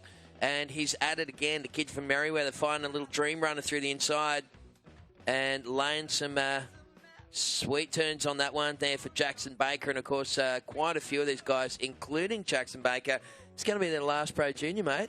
So Yeah. they want to finish on a high note. Yeah, definitely. They want to hit the high notes and hit the big scores and looking for a podium finish, no doubt. So Jackson Baker and rolling through on that one and foot to board. These guys, well, sticking their turns, and that's what the judges are looking for. Score through, Tez. Yep, last wave scores for Jackson Baker, a 5.17. So Jackson has extended his lead over Jared Hickle. Jared, your first wave, 6.33. And Black, you require a 6.18 to go into the lead. So Jackson Baker from Merriweather breaking off into an early lead here with the 7.33 and a 5.17 on that last wave. Jacko, priority at the moment, but second position is with the surfer in Black from Cronulla. It's a shy local, Jared Hickle, and Hicks needing a 6.18 to get into the lead. We've got 16 minutes left on the clock. Boys? Alrighty, don't forget, and we got all the crew over at Shaper Fins and Leg Ropes. They're going to give away all their stuff that they've been lending out and demoing out, so a big shout out to them, all the crew at Shaper Fins. And some leggies, so stand by for some Instagram comps and some giveaways for all the grommets down here. And again, all our supporters, we've got those official results of that last semi-final number 1. Cody Robinson moving on through, 16.06 for Cody, taking it through to the final, the first spot in the final of the WSL Pro Junior here at the Skullcandy Oz Grom Open Zach Whiteman, commiserations and well fought to get to the semis. You walk away with $1,000 and some great points as well, courtesy of the WSL and the Skullcandy and presenting sponsor Coolridge. So great little third place, 560 points, $1,000. Great campaign here at Skullcandy at Lennox Head, Main Beach. Alright, in the water, situation update. 5 minutes has gone. Jackson Baker, that last wave of 5.17, goes with your 7.33 opener. Jared Hickle, you're close behind a 6.33. You need another score like your first one, a 6.18 to take the lead. And he'll be, no doubt, priority is with Hickle in black. He'll be looking for a wave of change to get him on route to the final. Again, we've got our under 12s. A shout out to the final up next. And look at these little kids. They've been ripping it up the last 6 days here at the Skullcandy. And don't forget to check out online all the wrap-up, the day highlights and all the sponsors on board and all the pictures. And again, thank you to Ray at, well, Rainbow TPs, NBN, Breaker Flavoured Milk. Thank you to the Westpac crew, all their helicopters and support. Extra safety precautions been amazing with this Ballina Shire support with the events of day and day out with this Lennox Head. Okay, 14 minutes remaining. Situation in the water. Black has priority. And Jared Hickle needs a 6.18, a good score. Up next, Jai Glinderman in pink, Jay Okalupo in black, Lennox Chell in blue, Josh Grange in yellow, under 12s. And I'll tell you what, they have been blasting and blowing chunks in these Lennox Head little waves, even getting barrels. We saw a double barrel on one of the guys yesterday. That's right, that's for sure. Well, Jared Hickle is still in a priority situation at the moment. First priority is black. Second priority pink. It looks like Hicks is going to take this one. This looks like a good-looking wave for Jared Hickle. And straight into a kind of shut down a little bit on him. Priority goes back to Jackson Baker in the pink singlet. And that wave just showed a bit of promise on takeoff. That's why, of course, why Hicks used up his priority on it. But just went a little bit sectiony, didn't it? And conditions are a little tricky today. The period back down to about 9 seconds, so it's not real consistent out there. Swell has dropped from a 3 to 4 feet yesterday down to about 2 to maybe 3 today if you're lucky on the big ones. And winds, of course, have edged their way around to the southern quadrant, coming off a 0.2 of a low tide, 7:20 this morning. Tides coming in right throughout the day, but in general, Lennox has really dished up an incredible playing field for what has been a great 6-day competition thanks to Skullcandy. Yeah, definitely there, Tez. Couldn't have said a better thing. And I'll tell you what, it has been a glorious showcase of the beautiful place here, the community here, the food here, and the level of surfing locally and how wide it is on all divisions from the 12s to the 16s and then the Pro Juniors as well. International field from the 12s. We had some Portugal entrants, some New Zealand entrants, some Japanese, and then to really the grassroots level of from the board riders all the way to the talent from Perth, all the way to Lennox Head, Byron area. It's been amazing. Absolutely. Look, if you live in that Australasian region, you know, if you're from either Australia, New Zealand, you know, Japan or anywhere in Asia, including Indonesia, you know, kids have made the effort to come here because this is the yardstick. This is the best contest of its kind in the country. Okay, so priority is with pink at the moment, Jackson Baker. So, yeah, this is the contest you want to come and prove yourself at, mate, that's for sure. Well, we're nearing the halfway mark and the Sharks are in the lead. Jared Hickle there, Terry. That last one's locked in a 6.9. It's a situation change. So, Jared Hickle looking to drop a 6.33. He got what was required. He required a 6.11, posted a 6.9. So, the Allura Board Riders kid and also surfs with Cronulla Sharks, Jared Hickle in black is the lead. Jackson Baker, you're now requiring a 5.91. I'll tell you what, Jared Hickle up and riding as he climbs the ladder to the finals. 11 minutes remaining and just kicking out of that one, getting under the priority. Yep. And talk us through how can that happen under the priority when Jackson Baker... Jacko can take any wave he wants, but Hicks can have any other wave that Jacko doesn't want. It's pretty much straightforward. Yeah. So at the moment we have around about 10.5 minutes left on the clock. Just a reminder that all final heats are 25 minutes today, and we'll just get a handle on the Pro Junior Final. Jackson Baker, you need a 5.91. Jacko, 5.91 to go into the lead.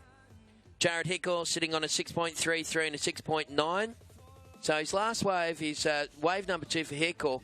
despite the fact that it shut down pretty quickly, judges really awarded the quality of the manoeuvres. Yeah. He strung together two strong backside hits on that one. And we're going to just check the replay for those people watching the webcast. This was Jared Hickle. Pretty sure that this was the wave here, and you can see the potential it had on it. It kind of shut down a bit quicker, but Hickle went straight into a nice little check turn, and then he just pumped and connected that one straight into a nice quality manoeuvre. So 6.9 judges gave him for that one, and that changed the situation on Jacko Baker, who got off to an early lead and only needs now a 5.91 to go back into first. We have 9 minutes and 45 seconds on the clock. Yeah, so great little replay there. Thank you to the VPA guys live. And as you see the split screen, this is man-on-man. Priority is with pink. Jackson Baker from Newcastle Merriweather area, and then Jared Hickle is currently leading the charge. He'll be looking to drop his second wave of 6.33 to climb the reins through to the final. Jackson Baker, you require a 5.91. Well, just under a good score on the scale. 5.9, well, consists of one major turn or a couple of vertical hits or, well, 3 roundhouses. Yeah, it's a That's variety a of ways. breakdown. Well, you know, you can get it on one single manoeuvre these days, but welcome back to those people watching the webcast. Crispy and Tess are taking you through the final day here at the Skullcandy Grom Open, and I'll tell you what, it's been an incredible contest. Thank you very much to Skullcandy, who've really looked after the competitors. You wait to see the trophies. I'll try and get a shot of those. I'll try and get the webcast guys to shoot the trophies, but they're pretty cool. And, of course, all finalists receiving some pretty cool headphones from Skullcandy, our major sponsor. At the moment, we're pretty much up to the halfway mark, maybe just a little bit behind. Jackson Baker got off to a real early start. I know there'd be people from Newcastle watching at the moment, and, of course, from the Shire. That's and, right. It's like we said, it's like the Knights versus the Sharkies. It's going to be a good battle, this one, so stick around for the last 8 minutes, folks. And at the moment, Jacko only needing a 5.91 to try and take the lead, so someone of his calibre shouldn't be too much of a problem. I've got a shout-out. Guess whose birthday girl today? Nixie Ryan, 12 today, and she's in the final. Ah, God, love it. Under 14 girls. That's gold, isn't it? I know what she wants for a present. Well, priority change right there. First priority goes to black. So Jackson Baker using up his priority, and hopefully that won't be a priority mishap that will come back and bite Jackson Baker, because Hickle is out the back and he's having a look at a little something right now, Crispy. Yeah, so they can see the sets approaching, and I tell you what, a nice looking wave, and he's got priority, the man in black, so he can either choose to get this, or we'll see Baker take this one under priority. Surfer in pink up and riding, and, well, you can see why Jared Hickle pulled back on that. It was a no-wave brainer. Okay, time call, 7.5 minutes. Situation, black in the lead, a 6.33 and a 6.9. Jackson Baker requiring a 5.91 to take a spot in the final. We've got one person already there, and his name is Cody Robinson. Yep. Defeating Zach Whiteman, the That's local right. here. And, well, it was great surfing. Zach got the first wave. Sure. And just couldn't climb his way back. It was very close, nearly sticking that air rotor. That's that right. 360 turn, the air reverse. Another interesting point, I guess, is that where these guys are surfing is where Zach Whiteman was surfing, and that didn't really work for Zach. It was Cody was down wide, and he picked up a lot of corners on the northern part of the competition area. So it's an ever-changing playing field here at Lennox. We've said that, heat by heat. As the tide changes, it kind of just, changes. Just a reminder to you guys in the final, heats of 25 minutes, fellas. Yeah. And right now there's 6 minutes and 30 seconds remaining, but it's Jared Hickle from the Shire in the lead. Jackson Baker from Merriweather needing a 5.91 first priority, black second priority, pink. Yeah, and a quick shout out to Jared's dad, Stewie Hickle, and Tracy Hickle doing a great job. And I'll tell you what, all the best. They'll be hands wrapped together and biting those nails as they'll hopefully he stays in the position he's in now. And then Glenn Pringle and all the crew, Ryan Bridges and Chook from Allure Board Riders and Camo from Sharks Board Riders getting behind this young kid in black. Currently leading the charge, a 13.23 from hometown Cronulla. And again, got to the semi-finals in the State Open where Shane Campbell, his good buddy, won that one. And looking for a big result, one step further into the finals. That's Currently right. sits, both of them, $1,000. Yep. but get through to the final, you got minimum 1,500 and that Yeah. chance to walk away. Well, it's like Who Wants to Be a Millionaire. It's 4,500 and 1,000 points on the You know what? WSL. I really don't think it's the money or the points. It's really about the fact that probably both these kids are going to be one of their last pro juniors on the World Surf League. So they'd like to claim one. I'm not too sure if Jacko's won a WS Pro Junior. He's won a lot of contests in his day, but I'm not sure if he's won a WS Pro Junior. WSL. So we are down to 5 minutes remaining, fellas. 5 to go. Time is slipping away pretty rapidly out there at the moment. And Jared Hickle. There's the under-12s. Just a reminder, under-12s, stay wide, guys. We won't start your hill till this one's over, and we'll have a bit of a gap between it. We will change the settings from 20 to 25 minutes for the final of the under-12s. So a reminder, under-12s, don't froth yet. Wait for the green light for your start of your heat. That's right. Big shout out to those people back in Newcastle watching this intently. This going to be a nail-biting 4.5 minutes here for people like Grant Sprowley from Throwing Buckets, of course, the online magazine.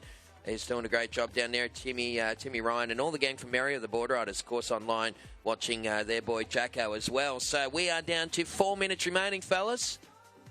Jackson Baker is decided to hang out there with Hickle, even though Hicks has got first priority. And he'll be hoping that there's a couple of waves in the sets, and right now we are watching Jared Hickle use up his priority on this one. Okay, here he goes in the black singlet. Starts to wind up on his backhand. Once again, that thing shuts down on Jared Hickle, and Pink goes into first priority, and he looks like he's up and riding. So that is Jackson Baker slicing away, slicing and dicing. Bam, nice big fin chuck at the end of that thing, and that's going to be a neutral priority, fellas. Going to be a priority scramble here at the end. 3 minutes and 30 seconds left on the clock. Yeah, well, that's when they get that arm rotation and really the arms rotoring round. They'll be heading out there to get that priority. Wait for an official call. So last wave scores for Black a 7.73. Jackson Baker, you now need a 7.31. First priority Black. Pink, you need a 7.31. 3 minutes left on the clock. Yeah, definitely things starting to heat up. And look at this one from Jackson Baker. Run us through first turn right in the pocket. Again, Jacko Baker and sticking that one. So stand by for last to Pink. That was under priority. It was at the northern part. There was no disruption there. And priority is with Black. A reminder to the under-12, stay wide of the guys surfing their heat. 2 minutes and 40 seconds. Yeah. This is going to go down to the wire, Tezza. This is going to be a grandstand finish, no doubt. It is, mate, that's for sure. So just waiting for those last wave scores for Jackson Baker to rock on through. But I tell you what, he's been Johnny on the spot throughout this heat. He's the surfer in the black singlet from the Shire. Jared Hickle, goofy footer in black, leading the pack with about 2 minutes, 20 seconds to go. Well, some waves rolling through, and Jared Hickle with priority letting those one run through, and it looks as though that's going to shut down. Stand by for that last one, a Pink. Is that it? 2 minutes and 5 seconds remaining. Jared Hickle in the lead, so still waiting on that last score of Pink. So, well, keep on surfing. Priority is with Black.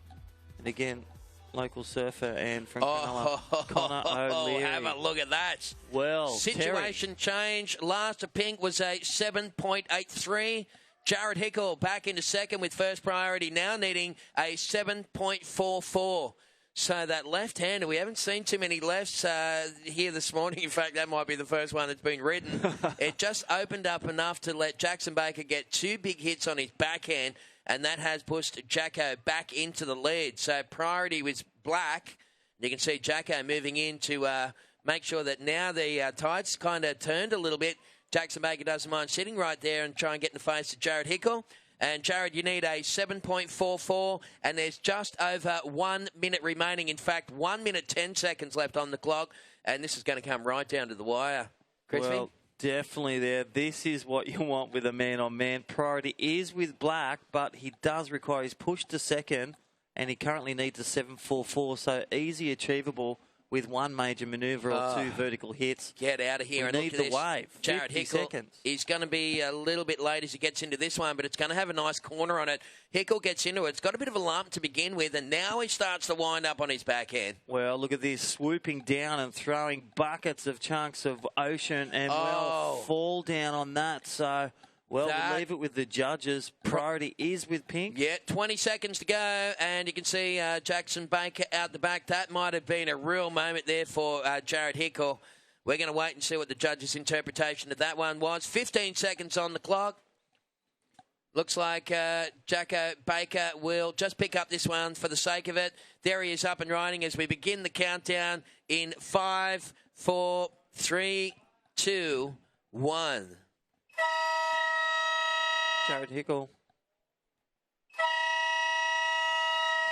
Well, you can see Jared Hickle just standing tall. We're going to go on hold here, folks. We did have a flurry of rides coming through at the end there.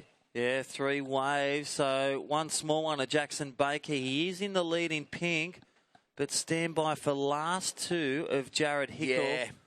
Wow. Going to go super close on that. I tell you, if he had landed that last move on wave number 5, that would have spelled trouble for Baker, but in the end it came through at a 5.4 and last to black 4.07. Not enough, ladies and gentlemen. Will be Jackson Baker rocking on into the final a little later on today. So the kid from Merriweather survives that one. What a great heat that was, folks, here at the WSL Pro Junior event in Lennox Head, thanks to Skullcandy. All right, you kids in the next heat, we are going to get this final underway. Yeah, 25 minutes. We're just adjusting that clock. 25 minutes for the under-12 boys. In the water, Jai Glindemann in pink, Jay Okalupo in black, Lennox Chell in blue, Josh Grange in yellow. This is the first of the 6 finals. And counting in 5, 4, 3, 2, and 1.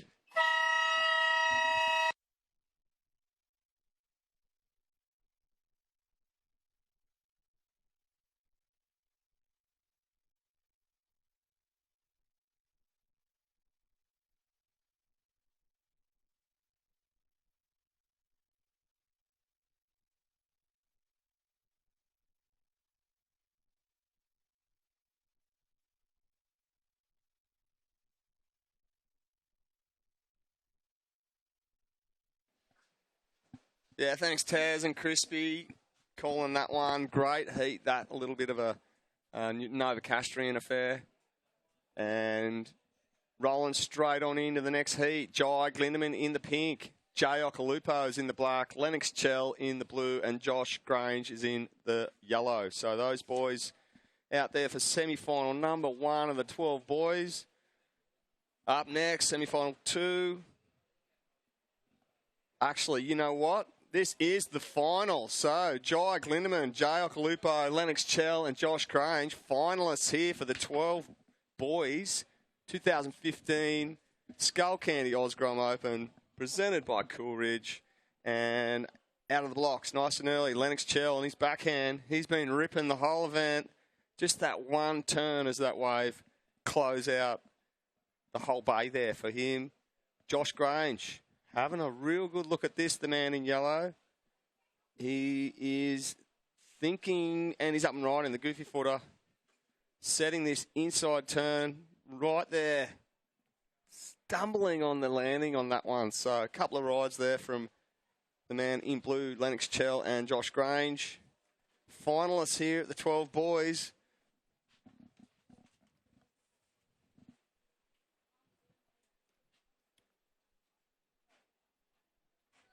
Up next, we'll see the 14 Girls Finals. 14 Boys Finals will follow that. 16 Girls Final, 16 Boys Final, and the Pro Junior Final. So it's finals from here on in. And a couple of scores locked in. So Lennox Chell in the blue, opening ride a 2.83. Josh Grange in the yellow, just with a 2-point ride to start. And this one is a 25-minute affair and just on 22.5 minutes on the clock. Lennox Chell's got another quick little ride there from the man in the blue, the goofy footer.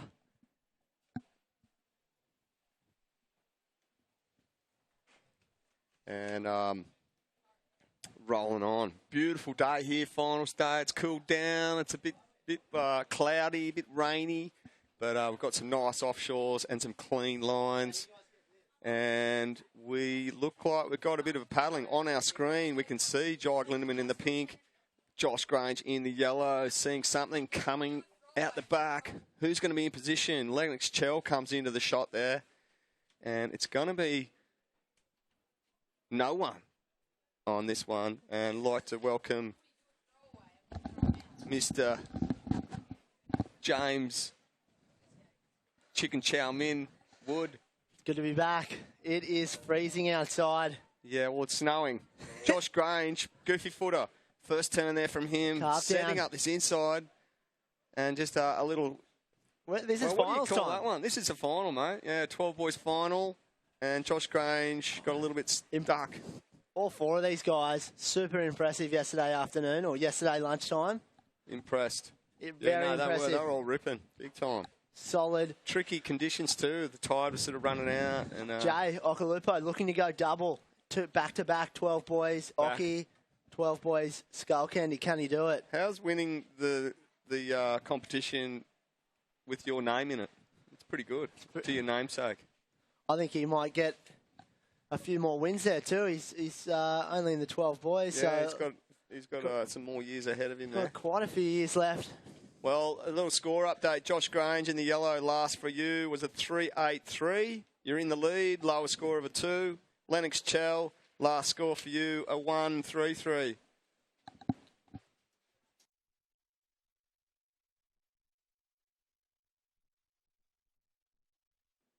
Okay, so Lennox Chell in second place. Here we Josh go, Joshy Grange in Grange again. yellow. Oh, how's that? Savage. Massive backhand turn there from yellow. Just that. Finals time. It's finals time. You don't so have to make this heat. You just have to win it. That's right. Exactly, mate. Yeah. So I scores. don't know if that made sense. Did that even really make sense, what I just said? We don't know. But It's first or Joshy last. Grange, vertical attack. Isn't it? Isn't Something like the- that, Ricky Bobby. Ricky Bobby. We got those look. official results from that last heat. Well, look, I'll bring that score, but Jai Glindemann just throwing his back foot into that one, coming unstuck on that last turn from the man Looked in like, the pink. First ride from him. Official results to semi-2 for the Pro Juniors. Jackson Baker Jackson. took that one out in the pink from Jared Hickle in the black. So final Well, Jared Hickle. is in. Jackson Baker, Cody Robinson. Jackson Baker Oh, made the mate. final last year. Jackson Baker. He did. Finished runner-up to Solly Bailey. We know what he has got in his mind, redemption. I tell you what, he bakes a really good cake, Jackson Baker. And we're looking at a replay He's actually here. he's Josh Grange. son of Jackson Baker, son of Simon Baker, the TV star. Oh, the mentalist. Yeah, the mentalist. So that's what it was. So obviously his dad, Simon, giving Was him telepathically. great information Right. Okay. from the beach. Is that legal? We haven't spoke to the WSL. We'll have to get We'll that have guy to down confirm here. that. Check Get him on the rule book. hotline. Make sure we can check that out. Make sure it's in the rules. But great surfing from Jacko. He fought back towards the end of that one, and he's hungry for the win. Hungry for redemption. Commiserations to Jared Hickle, because yesterday he got his jobs or his scores under his belt in the last 5 minutes. He had nothing, and then 5 minutes, bang, bang, and unfortunate to sure Elliot Parada-Reid.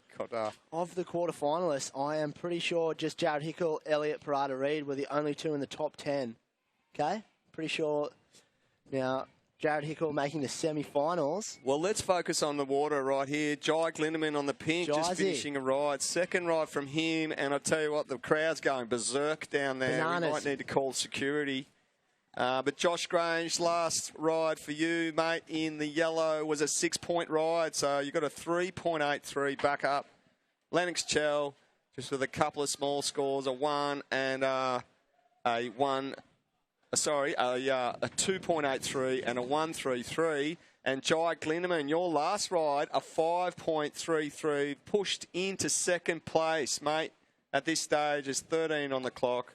Sorry, 17 and a half on the clock. And Jai Glindemann needs a 5.51, a 4.51, I should say, to take the lead. And we just saw a great-looking ride there from the man. I believe that was the man in black, Jay Okalupo, getting his first ride. So we'll get a score out to you, Jay. 17 on the clock, Woody. Lennox Chell, you chasing a 3-5-1 for the win, and a score's coming through for Last at Black, Jay Okalupo, a 5.5, Jay. So Jay only needs a small score, a 0.84, to take the win over Josh Grange at this early stage with 17 on the clock. And Woody, tell you what, mate, all these guys have got a pretty tough job ahead of them to beat their fellow competitors because they're all ripping. It's we're not even the halfway mark yet, so 16 minutes, 30 seconds on the clock. Go time, guys. Back end of this one is getting closer and closer. Surfers in the next heat. Hopefully you're checked in and ready to go. 14 and under girls final. 14 and under girls final, I believe, is next. It is. Hopefully you're checked in and ready to rumble. That will be up next. Up next, we've got scratching around on over there, bits of paper. Got a lot of paper in front of us. We're going to call those incredible young ladies. I'm going to call them out. Well, stand by. There it is. Here it is. Sasha Baker. Yeah, Sasha Baker. She'll be in the pink. In the black, Zali Kelly. In the blue, birthday girl, Nixie Ryan. In the yellow, Holly Williams. That is the final. Check in, prepare mentally, physically, whatever is needed. Is Sasha Baker, the 14 girls finalist, also a child of the mentalist? Simon Baker, of course. Right. It'd probably. So she'd be down there just zenning out in the Rainbow TP, thanks to Ray from Rainbow TPs. We've got to thank a whole bunch of sponsors for jumping on board this event, and, you know. It's been flawless. Day 6. Yeah, we've had a incredible few days, and I'll rattle off a few. Skullcandy, of course, major sponsor. We've got Coolridge, Flight Centre, Lee Bar, Wigan Scaffolding, Lennox Surf, WSL, Ballina Shire Council. Thank you, guys. Planes, boats, jet skis, submarines, marine divers, and trained dolphins. Thanks so much, Ballina Shire Council, keeping the waterways safe. Shapers, fins, leggies, and assortments. Elders Real Estate, Rapid Media, Breaker, NBN. Lennox Pizza, Morgan's Here we go. Equipment, Foo Wax. Foo Wax, get back to it. Triple X Wetsuits. Shorties, Eat, Drink, Good Times. Craig Parry. Somerville Building and Construction. Lennox Point Dental. Lennox Head Gelato. Lennox Beach Resort. Beef and Beach Balcony Restaurant, Food with an Attitude. Better Hire, the best gear fast. Newsprout, your internet contract free. Radio rental. And of course, the Lennox Gelato and Surf, Coffee Dive Co. and Fish, they're still out the back Surf, Dive here. and Fish, got some. You can get yourself in the picture, and you can win a trip with Tezza McKenzie. Yeah. And I McKenna, think Trent Munro, I believe a Trent Munro, Lee Winkler trip's coming up. Possibly be involved with that. Those guys out the back. Well, there's a whole bunch of supporters, but we've got paddling right now. Jai Glindemann scratching into this. The man Look in at this pink. one. Big finner. Throwing the fins. Great turn there from Jai. He's got a support squad down there. Just that one turn for him. 13 minutes, just over 13 minutes Just over left. 13 minutes, Jai. And Currently. Here goes Jay Okalupo. It's just a quick in and out from him. So we'll see more of him. Okay, we'll update the situation, guys, in a moment. 13 minutes on the clock. Josh Grange, current finals leader. Just a speed line. Below sea level almost. Was. Chopu backwards, that one out the back there. Just that one turn from him, Josh Grange. And, well, the tide will be pushing in. So we'll see some nice rippable walls rolling through as this tide increases through into the finals today. But out there, for those of you who've just joined us, 12 Boys Finals are on right now. It's a 25-minute affair. There's 12 and a half minutes left on the clock, so right halfway now. So Josh Grange, last for you, a 2.93. Not enough to push into your top two, mate. You're looking to improve on your lowest score of a 3.83. And Jay Okalupo just with a small 0.4 for that in and out. still in third place. Jay chasing a 3:07 to hit the lead. Lennox Chell, you're now in fourth position, needing a 5.74 for victory. And Jay Glindeman in the pink, looking for a 4.51 to hit the lead over Josh Grange in the yellow. So plenty of time, 12 minutes, and more finals action.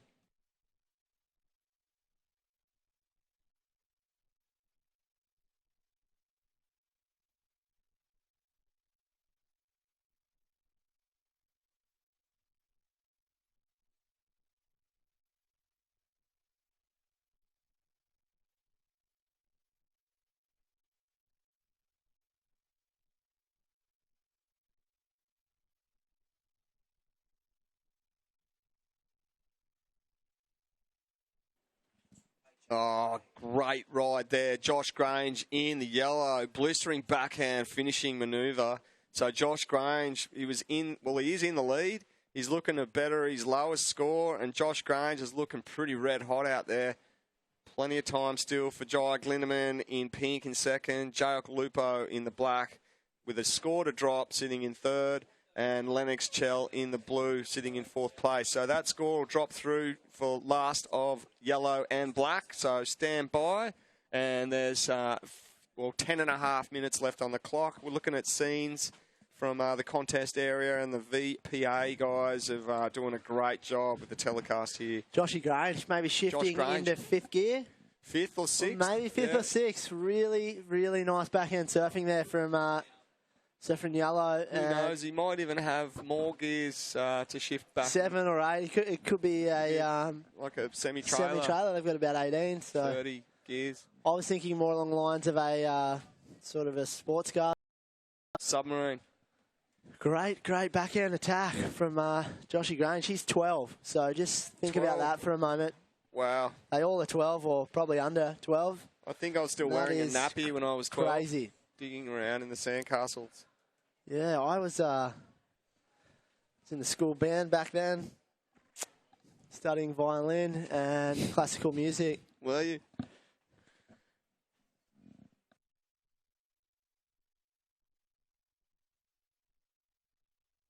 Okay, still waiting for those scores, guys.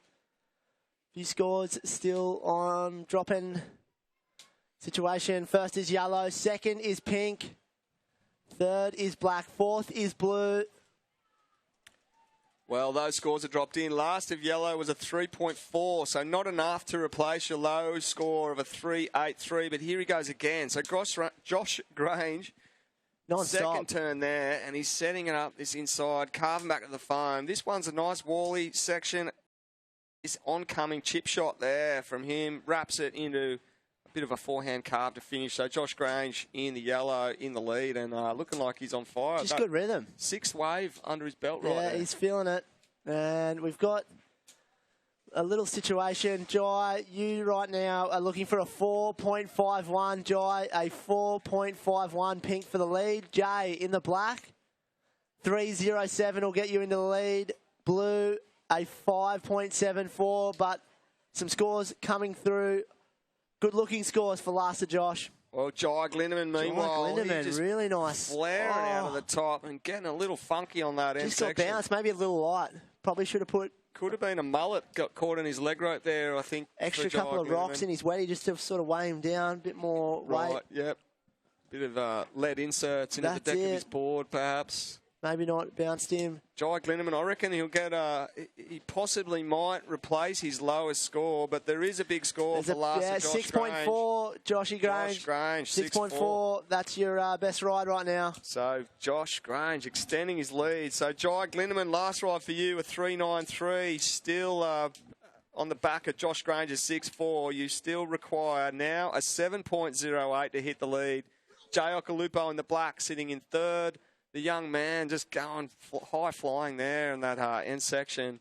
He's chasing.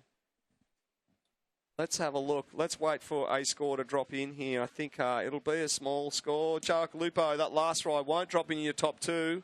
Here goes Jai Glindeman again. He's having another roll of the dice. Lovely carve back in the whitewater. Just gets away from him. Okay, with Yeah, well. With 7 minutes, 10 seconds, boys. 7 minutes, 10 seconds.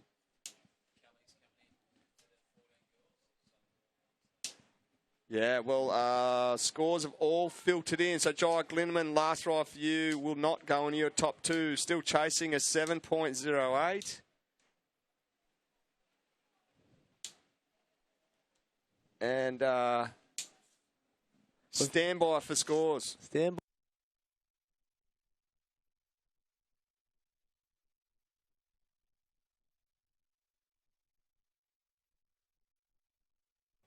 Okay, 6.5 minutes left on the clock. This currently standing in third place, Jay Okalupo with a 5.5 and a 2.83. Lennox Chell in the blue, just with a 2.83 and a 1.33. So we'll just do the math on this. Josh Grange in the lead with a combo score of a 12.4. Jai Glinneman needing a 7.08 to move from second to first. And Jay Okalupo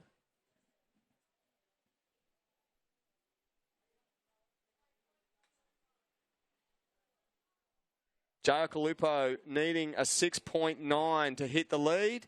Jay Okalupo from third to first. Lennox Chell chasing a bigger score. He's looking like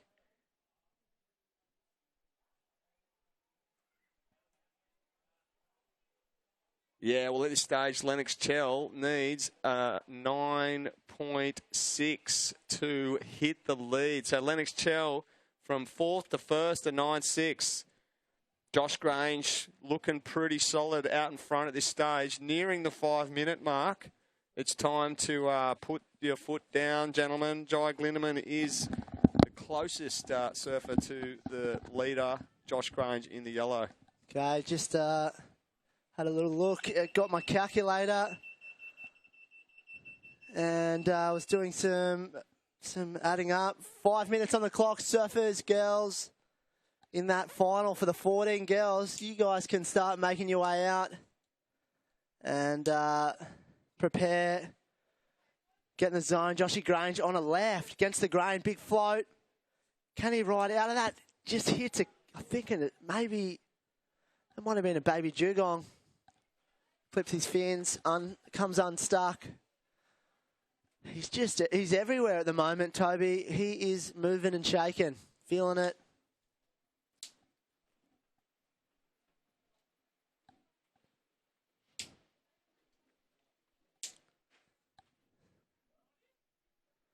We have got 4 minutes on the clock, and situation: first is yellow, second is pink, third is black, fourth is blue. Blue 2.83, a 1.33. Not much there, buddy. You need about 12.4. So I'm thinking about a 9.57 for Lennox is required. We've done some adding up. Here we go. Jai, great first snap. Dancing around this section. Can he get onto the open face? It's looking like he might get one more big hit. Oh, throws the fins. Great surfing. Jai Glinneman, the crowd like that. Bit grinding of it out. He's still going. He may make the link. It's all good ended surfing there for him. Jai Glinneman, yeah, impressive. He's currently in second, and well, this could tighten it up. Well, this here goes Lennox Chell on the backhand. Here he goes. First turn there for him. Jay Okalupo too. Jay Okalupo also. Good finishing turn there from Lennox Chell. 3 minutes on the clock. Yeah, short ride from Jay Okalupo. Those guys needing scores. But Jai Glinneman, just nail biter. What's he going to get on that last one? Absolute madness. Will he get the requirement to take the lead? We don't know, and we really want to. Well, we'll stand by for scores. Jay Okalupo, prior to that one, exchange needed a 6.9. Lennox Chell needed a 9.57. Those last scores for these surfers will be dropping in. And Josh Grange, well, is he going to get challenged for the lead? It's a replay. Here's the replay. Jai Glinneman. Good looking set. Approaching the lineup. Nice, roll in nicely off the bottom. Snaps hard and a bit of a drop wallet. And he's just eyeing off this oncoming section. Joshy Grange out the front. Meanwhile, Josh Grange up and riding. We're Nice seeing the first replay of Jai Glinneman. Another And good that's all we've got. crack. 2 turns there from Josh Grange. Look at him. Out of there. The man He's in just the moving yellow. and shaking. Shake and bake. If you're not first, you're last. Well, scores are slowly dropping in for Last of Blue. And Jai Glindeman's got a ride there to drop in. Yeah. And, well, let's just wait and see. 1:45 left in this final of the 12 boys. Minute 40 at the moment. It's looking like at this early stages, It's Woody, probably not going to be the it's not score. going to be enough, is it? Pink score. You're going to probably need another crack at this, Pink. Wherever you are, buddy. Well, here goes Lennox Chell in the blue, and that's not going to be the 9.57 he needs.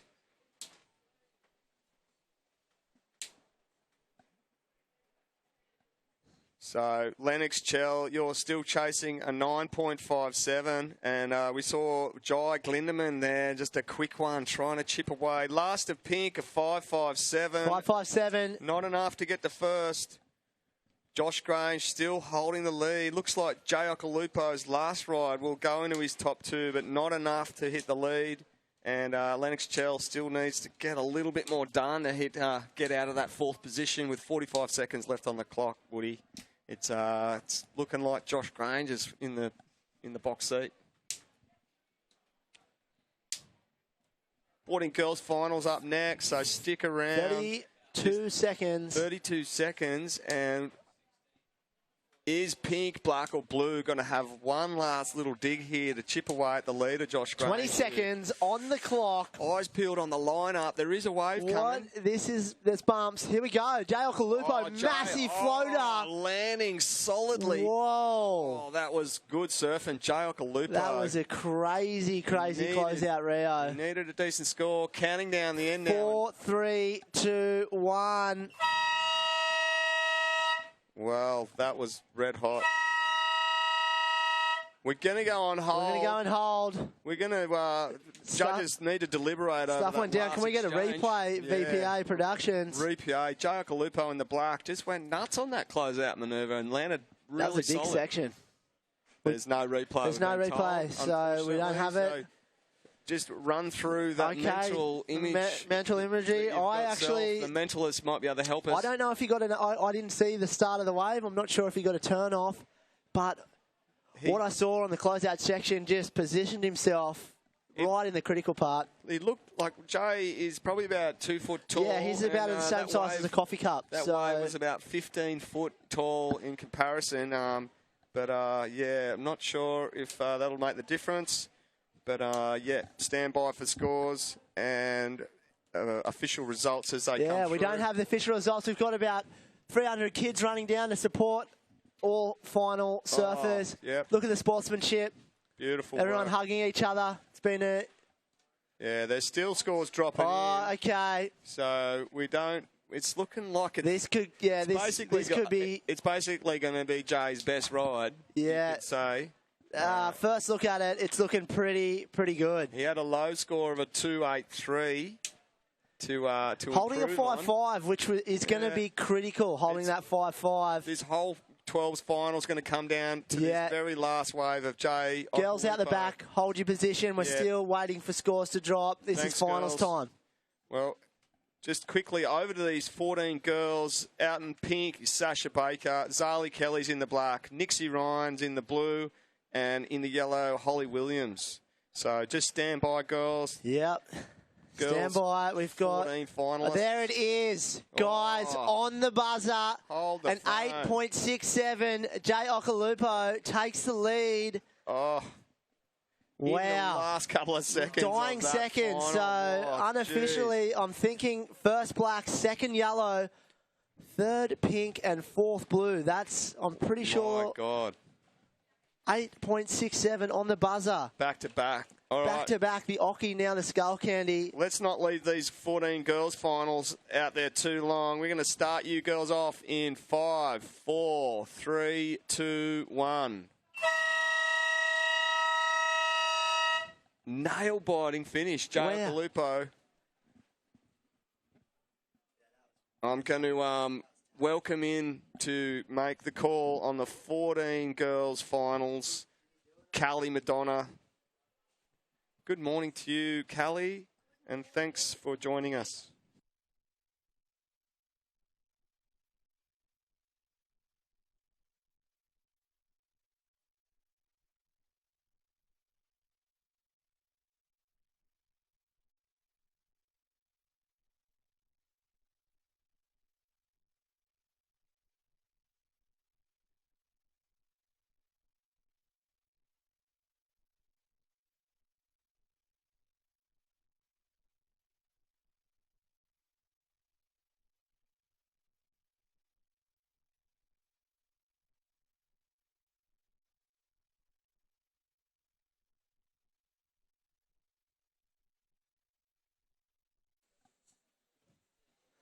Alrighty. Callie, welcome. 14 Girls Final. Exciting stuff, eh? How was that finish? Did you see that last one from Surfer in Black, J. Okalupo? Yeah, I actually did. He surfed that wave so well, and he is actually coming off a win from the Oki Grom comp last week, so back-to-back wins for him. He'll be so excited. Rabbit out of the hat, so to speak, didn't he? Yeah. But all those surfers in that final, wow. Joshy Grange was on point. Jai Glindeman or Glindeman, he surfed amazing as well. And Lennox Chell didn't have the best heat of his life, but he was a standout throughout the event. As we see, surfer in the black, huge floater.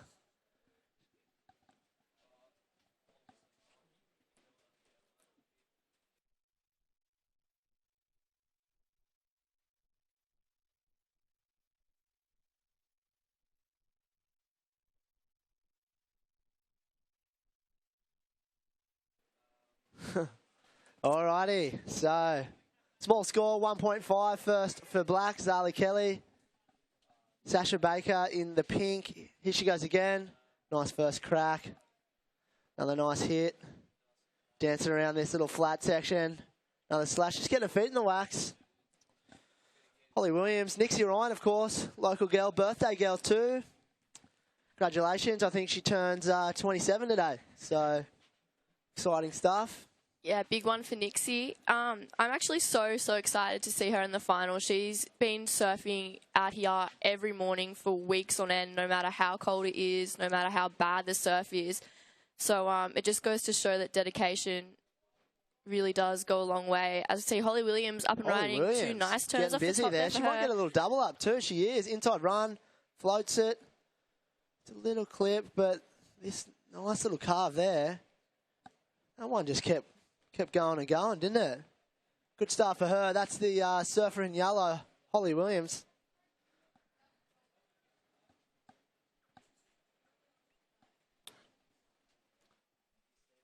So first wave through for Zali Kelly was a 1.5, and judges just dropping for your last ride.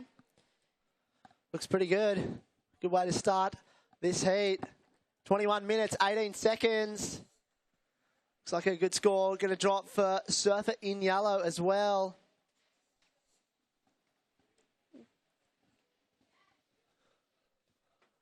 So, Callie, you got knocked out in the 14 girls first day. That must have hurt. Yeah, it was a tough heat, eh? It was really tough, but yeah, solid competitors. Maybe next year. Maybe next year. See how you go. Yeah, I'm actually only supposed to be in the under 12s, but since there is no under 12s, yeah, you've been pushed up. Yeah. Oh, well, unfortunate for you. Fortunately enough for us, you're in the booth and doing a great job. Holly Williams. Your score, what is it, Callie? What did she drop for her first ride? Holly Williams in the yellow, your first ride was a 7.17, and you've skyrocketed into the lead with just that one wave. It is second place, black, Zali Kelly. You have a 1.5, and your last ride just came through at a 5.33. So if you're looking to reclaim your lead, you just need the small score of a 1.85, and it is Sasha Baker in the pink and Nixie Ryan in the blue out there just sitting pretty, waiting patiently. There's 20 minutes on the clock. Anything can happen, Woody? 19 minutes, 55 seconds. Anything can happen, and it probably will. It's finals time. 14 girls. Serious, serious stuff. These girls want it, and they want it badly. So we, I'm sure, are going to see some really, really good surfing in the next 20 minutes. Zali Kelly in the black. Great snap there, right off the top. So looking pretty sharp right yeah, now. That was a really nice turn there from Zali. Still waiting for Nixie and Sasha to get in the mix. Looks like wide. We have yellow current heat leader, Holly Williams. Cuts it back to the phone there. She's going to stick with this one and just gets a little caught. It's a not tricky a bad section. little backup though. Good way to, yeah, she started well and she must be feeling pretty good with that situation. Still a lot of time, girls, 19 minutes on the clock. Just looking at the prizes for the 14 girls. Looks like Better Hire are going to actually give these guys a tractor. So the winner of the 14 girls gets a tractor from Better Hire. Second place gets a full Makita tool set. And third's actually a year supply of Breaker chocolate milk. Fourth place, of course, is an appointment at Lennox Point Dental. So really, really solid prizes for the 14 girls. Who doesn't want a tractor? Oh, the things you could do with a tractor, Woody. Yep, you could build a skate ramp or a BMX track, motocross sort of arena. So much you can do with a tractor. I mean, a great prize for the 14 girls. Last to yellow, or second last ride, 6.67. Black, you're in the lead. 5.33, 6.67. Still waiting for a score for last of yellow. She started with a 7.17. Her last score was a 3.67. So she's looking to get Holly in the yellow. You're looking for a 4.84. 4.84. Yellow will get you into the lead. Sasha and Nixie obviously chasing a combination of 12 points. Not a big deal for you two surfers. Watched you guys yesterday and you guys were ripping. Obviously haven't caught a wave yet, so a lot of time, 17 minutes on the clock. We've got all sorts of time left, and got to thank those guys for putting on such great prizes for the 14 girls. Yeah, well, at the moment it is Zali Kelly in the lead, so she'll be at the moment. She's the one that's taking the tractor home. Yeah, she's going to chuck that on the back of her. We'll probably just put it in a board racks of her bike or something like that. Take that back up the coast and. Yeah, who knows? What, she might even start a small tractor business. She could be, using it anywhere in the local area. And all those other prizes too. I mean, Breaker Milk, year supply for third place. Second place was, what was second place? I just slipped my mind there, but I'm sure it's pretty good. I think it'll probably be a... I think it was the toolbox. It was too. It was the Makita toolbox. Thanks, Callie. That's for second. Thank you, Makita. And Better Hire, the best gear fast.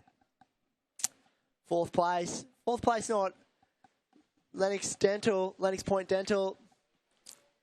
That's a checkup. I mean, everyone needs a checkup. Make sure you've got everything in order in your mouth. So Lennox Point Dental doing a great job. So last wave score for Holly Williams came through at a 4.5. That wasn't enough to put you in the lead, but it does go into your top two. You're still looking for a 4.84 to go up into the lead. It's still Black, Zali Kelly. You have a 5.33 and a 6.67. You are the current heat leader with 15 and a half minutes on the clock, girls. Pink and blue sitting out there patiently, waiting to open up their accounts. And we saw blue have a quick paddle there, but opted out of that one.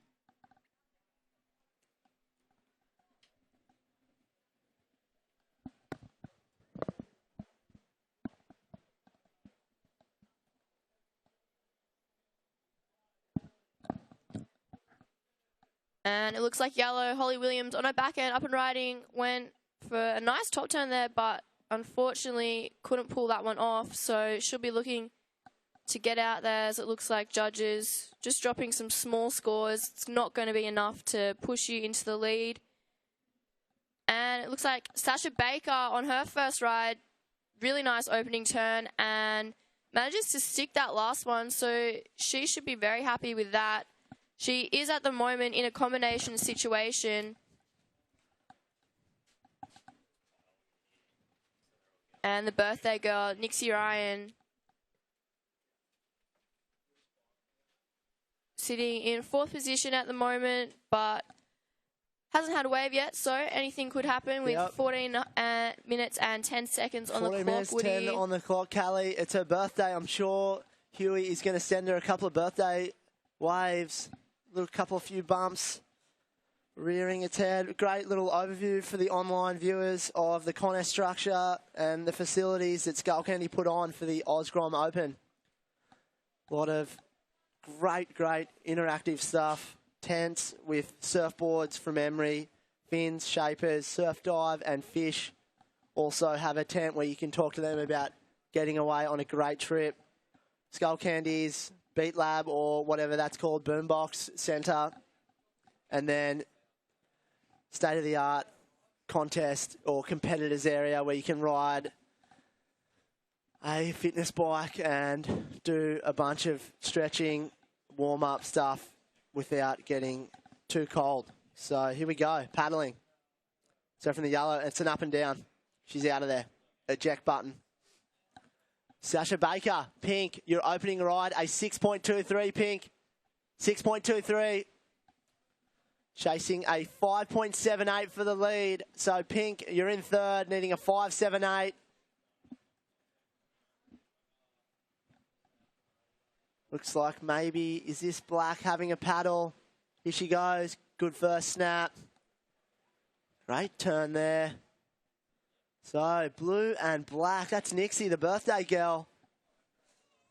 Getting her heat started with 12 minutes 33 on the clock.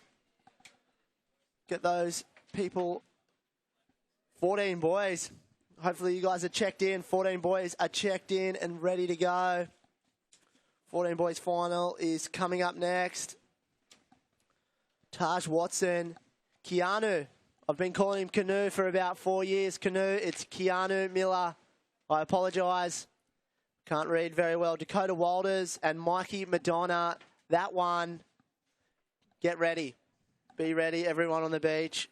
Red hot. If it's anything to go by with the 12 boys final, the way that finished, of course, the calibre of the 14 girls, how well they're surfing, Callie. It's only going to just get crazier and crazier. Yeah, this year, I mean, how many competitors were there this year? Over 240? Yeah, 240,000. 240,000, yeah, wow. 30,000 were reserves, and that's how many people want to surf in this event. That's what the Skullcandy Grom Open means to these young surfers from Australia and around the world. Yeah, the standard this year is honestly so mind-blowing in every division. I think every year, if everyone's been down here watching it, every surfer comes with, you know, their game's been lifted, their competitive surfing has lifted, and it really, they both go hand in hand together. Yep. And great stuff. And, I mean, let's be honest, the pub, not in the best wave around, but we've been blessed with some good waves for this event, and the kids putting on an incredible show. I mean, yesterday, mind-blowing action the whole day. We got to see quite a few divisions and very impressive surfing from, I think, just about every division yesterday. I think we had all of them. Definitely got all of them today, of course, the finals day. And right now, situation much the same. Zali's in the lead. She needs to improve on a 5.33. Here we go. Here's pink, Sasha Baker. Nice snap there. Wind up. Check turn. That's a good little snap. Getting back into the whitewater. Can she get a closeout hit? What she got for us? Gets one more there. So a good finish. She's not done yet. She's going to try and get this through the inside section. We see blue out the back. Nixie Ryan, the birthday girl. Late start, but she's ready to go. Beautiful carve there. And she's going to look to maybe connect this through the inside. She's done it before. She does it every other day. Great finish there from Nixie. She's out of there. She opened, Nixie, your opening ride before that one was a 3. So she was chasing a 9 for the lead, a 9.01, but with 9 minutes 40 on the clock, you've got a lot more opportunities to come. And she is pumped up. She knows this place like the back of her hand. Surfs here every morning for little brother Dembe. And she's pumped up. Here we go. Zali Kelly in the black, out the back. Huge first turn. She can't get around that section. Just gets a little stuck. Some good scores starting to drop. Looks like Sasha in the red as we see Holly Williams caught the end of that one. Sasha in the pink. Reasonable score. There it is, a 5.47. Sasha, 5.47. Currently in second. Sasha, you still need a 5.78 for the lead. Holly now down in a third. She's looking for a 4.84 for the lead. Nixie, your last ride, Blue, your last ride, a 4.67. A 4.67. 8 minutes 30 on the clock. Callie, crazy stuff. A score to come for Holly. It's not going to be enough. 3.33, last to yellow. Yeah, so all 4 girls now have locked in at least 2 waves each. It's still black, Zali Kelly, holding on to the lead. It's pink now, Sasha Baker. She had a pretty quiet start to the heat, Woody, but she's locked in 2 pretty good scores, a 6.23 and a 5.47. It's yellow, Holly Williams. You've been pushed down into third. You're looking for a 4.84 to regain your lead and take out this final, and it is blue, Nixie Ryan, sitting in fourth with a 3 and a 4.67. You're looking for a 7.34 to challenge for the lead, but 7 minutes, 50 seconds, just under halfway. Plenty of time. Nixie, of course, just won the under-12 division of the Billabong Ockies Grom comp last weekend, so she knows what she needs to do to win. Huge result. She's made back-to-back finals, and that is a great effort. I believe Zali Kelly also made the final up there for the 14 girls, placing second. Sasha and Holly, do you have any information whether they were up in that event or in the final? Are they looking for back-to-back results or back-to-back wins? Is anyone? I'm not too sure, but I mean, if you're looking at the way they're surfing out there, it doesn't surprise me. I'm sure they did really well up the coast. Here we go. Holly having a paddle, winding it up. Huge float, jumps out of there. Looks like some movement out the back. Surfer in black. Quick up and down. 6 minutes 50. Surfers in the next heat. 14 under boys. Taj Watson, Keanu Miller, Dakota Walters, and Mikey Madonna. Hopefully you're checked in, done your mental preparation, physical preparation. It's all down to just what happens out in the ocean with Mother Nature. You guys will be out in 6.5 minutes. So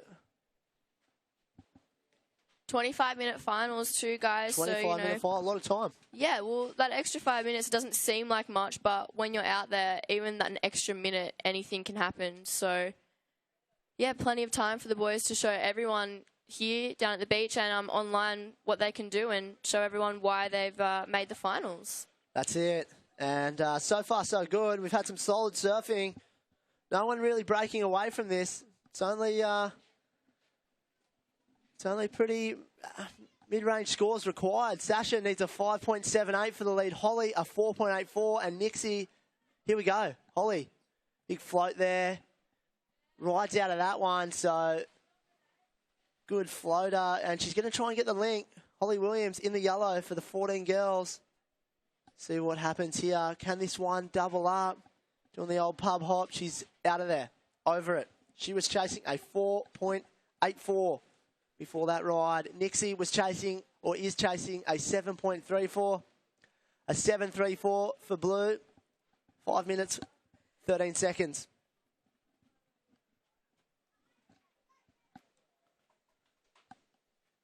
So here we go. Coming down to the 5-minute warning. Hopefully those 14 boys are checked in for their final. Huge, huge moment coming up for those guys. 25 minutes, guys, so make sure you've set your watches or sundials, or you've made sure dad or mum is down here to support you, or just some good old-fashioned friends, whoever it is. Make sure you guys are ready to go. Here we go, in the black. Nice first snap. Huge crack off the lip there. Gets out of that one and hits the eject button. Zali Kelly, she's got a really nice top turn off her. She's got a really good style, and it's great to watch. Hey, Woody. Yeah, she's aiming up. I guess she probably took note of what Jay Okalupo did in that last one. He kind of, you know, slow start, and he was a bit out of it in the middle, but that last wave, that last turn, I mean, that's money. And you've got to kind of put it all on the line. And he did, and was rewarded. So, I mean, take notes, guys, because some great surfing was on show and is on show right now. We'll wait and see. Last of black, a 5.47. A 5.47. I think there's still some more scores to drop. Bear with us. That might have been a few scores ago, that 5.47. Holly Williams, your last score was a 3.5 for that backhand floater. It wasn't enough. You're still in third place, looking for a 4.98 to move up into the lead, which is still currently held by Black. She's virtually held the lead for the whole time, Woody. Came out of the blocks pretty quick, and she's hanging on to it right now, but still not huge scores required for the other three surfers. Sasha chasing a 5.92, Holly a 4.98, and Nixie a 7.48. Very doable for all of these surfers. Very, very doable with 3 minutes on the clock. 3 minutes to go. And looks like Blue Nixie is going to have a look She's at having this a left paddle. here. She's looking at the left. She's up. What she got for her? She goes down the line, hits the eject button. A little quick, that one. Races away. And we're getting down into that last sort of red zone, the last 2 minutes where anything can happen. It happened for Jay. Will it happen for one of these other girls? We are not sure. Yeah, this is when looks like Sasha and Holly and Nixie in the blue, they're going to be scrambling and trying to get their hands on anything that looks like they're going to be able to do one or two decision-making turns critical. on. Very, very critical decision-making coming up here, Callie. We'll wait and see what unfolds, but exciting times. And looks like Zali is just going to hold the inside too from pink. Yep. She really wants that lead. She's going to defend it. It's a tough one for the surfer in black because all three surfers can get a score. So who do you stop? There's a lot of room. You can't stop all of them. So we see Nixie having a paddle, but just closing out that set. A long minute 40 for the surfer in black. She is praying for no waves while the other girls are chanting for swell. What is going to happen? Hang tight, guys, on the beach. Spectators, hold tight because anything can happen with a minute 24 on the clock. We've got some movement. Looks like maybe yellow having a paddle, blue having a paddle. Nice float there. Layback, pulls it off. And try and maybe link this to the inside with a minute on the clock. Yellow paddling. Yellow is up. Okay, here we go. Good first snap. On this second section off. Cracks it there too. So good surfing from the surfer in yellow. With 49 seconds, she's going to try and link this one, yellow. Just dies out on her again. Very hard, still low tide. 40 seconds to go. Well, she only needed a 4.98, and they were two pretty nice turns that yellow. Yeah, we'll wait and see. With 30 seconds to go, maybe is there some movement out the back for the other two surfers, pink and black? 20 seconds to go. First indications are it is not going to be enough. A 4.87 was the last for yellow. 4.87, it's not enough. It's moved you into second, yellow, with 9 seconds. We'll count this one down in 5, 4, 3, 2, 1.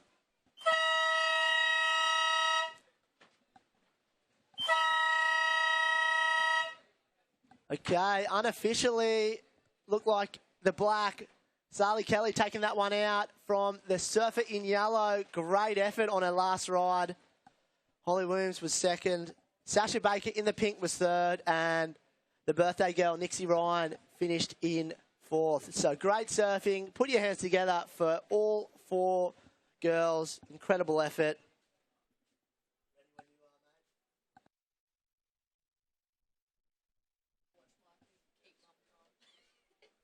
All right, we're going to count this next one down, guys, in 5, 4, 3, 2, 1.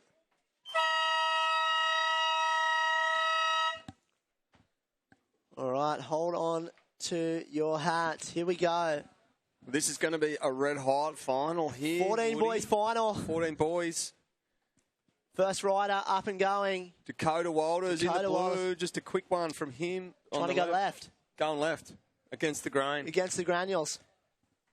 So, Dakota Walters. Taj Watson in the pink. Keanu Miller in the black.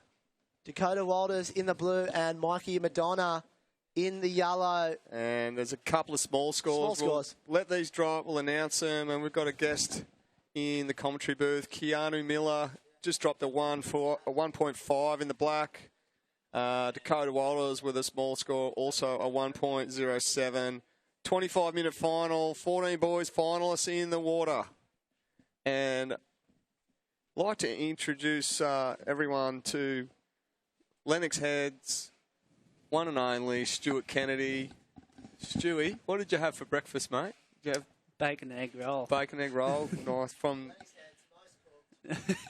and I hear you've been in South Africa doing some cooking shows. Yeah. No, I've been over there in South Africa. I just got home last night, about midnight. So, yeah, a little bit jet lagged. Had a 10,000 event over there at Bolito. Come away with a 17th, which still keeps me in the top 10 of the QS. So, good work. Hopefully, yeah, can get one more big result and hopefully be on tour for 2016. Well, it didn't seem that long ago, Stewie, that we saw you as like a 2-foot high grommet out here competing at Lennox in July. And, yeah, I guess that's what all these young blokes are kind of aspiring to go down the same path as what you have. Yeah, they're definitely lucky that Skullcandy and the local people have put this event on. So to keep the old Gromfest sort of days going. So, yeah, it's definitely moved forward with scaffolding and different setups. Yeah. Back when I did it was a little bit different, but back then was still pretty cool setup for all the young Groms. And yeah, for sure. And there was still heaps of talent. It was just the infrastructure around it's kind of improved and grown, and just as many grommets sort of ripping as well. Yeah, this setup's almost just as good as a QS. Yeah, for sure. Some spots around the world. Well, back on the water for a sec, Stu. 22 minutes to go. Keanu Miller in the blacks just dropped a 4.67, backed it up with a 1.5. Dakota Walters, last ride for you, mate, a 3.33 and a 1.07. You're in second place. So Taj Watson in the pink and Mikey Madonna in the yellow, yet to score a ride. And when did you arrive back, mate? Just tonight? Last night? Late last night, yeah, about 12 o'clock. Bit jet lag? Yeah, a little bit, but kind of used to it. Yeah. Flew business class. Business, that would have been tough. Yeah, that was pretty tough. So what do you get, your own sort of menu or something? Or? No, you just get fed well and get to lie down, which is good. But, yeah, I've just looking at the names in this final. Yeah. Got Mikey Madonna from Lennox. Tell us about Mikey. Yeah, he's a cheeky little fella, but yeah, he's got a lot of talent. But even these other guys he's up against, like Keanu Miller, he's a big kid for his age, and he's on the Firewire surfboards as well. So that's what I've been riding lately. So yeah, be interesting to see how he goes. in first place at the moment, but I'm sure once Mikey and Taj get a wave under their belt, it might change the... I don't think at the end of this heat, it's a 4.67 is going to really cut it.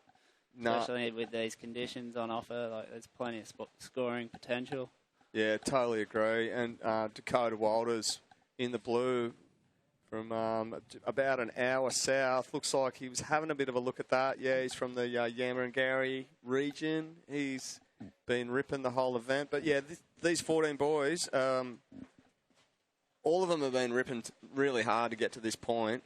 And like you said, we've seen Mikey Madonna, you and I, around the traps throwing water balloons at cars and stuff. And there you go. Keanu Miller's just dropped in a 6.5. So Keanu Miller, 6.5. Here goes Dakota Wallace. Talk us through it, Stu. Oh, big snap off the top, releasing the fins, and unfortunately he doesn't get that second turn in. We've got Mikey looking at this one. Mikey. Stumbled. Taj Watson was having a little look in the pink as well, but Mikey Madonna, here goes Taj Watson in the pink now. Fellow natural footer, setting this inside up and just slashing across this frothy section. Nice little hack there. Nice hack. And tags that end section. So Taj Watson got a score or a ride under the belt now as well. So scores will filter in after that little exchange. Stu, what did you think of that, mate? Who got the better of that exchange, you think? I don't know. Probably Dakota with that massive big fin release, in my opinion. Like, it's only one turn, but for a kid of that size and that sucky section was pretty big. But the judges are saying different to me. But well, last of blue Dakota Walters was a 3.9, so it's enough to put you into second. So Dakota, you now need a 7.28 to move into the lead. Taj Watson, your first ride, the man in pink, was just a 5.0. You're chasing now a 6.18 to move into the lead over Keanu Miller. And it looks like Mikey Madonna, just with that 1.07 opening ride, he needs a combination score at this really early stage of 11.18. So I'm sure we'll see more of him. 18 minutes to go. And you've just come from Bolito, Stu. Were the conditions similar to what you're seeing out here as we see Mikey Madonna taking off and banging it out of the top, real tight there. What's he got here? Big end section. Big Larry layback with a little airdrop out of there. That's going to be a big score, I think. Mikey Madonna with the straight-legged claim there to finish. Oh, meanwhile, Taj Watson's not mucking around. Carving to start.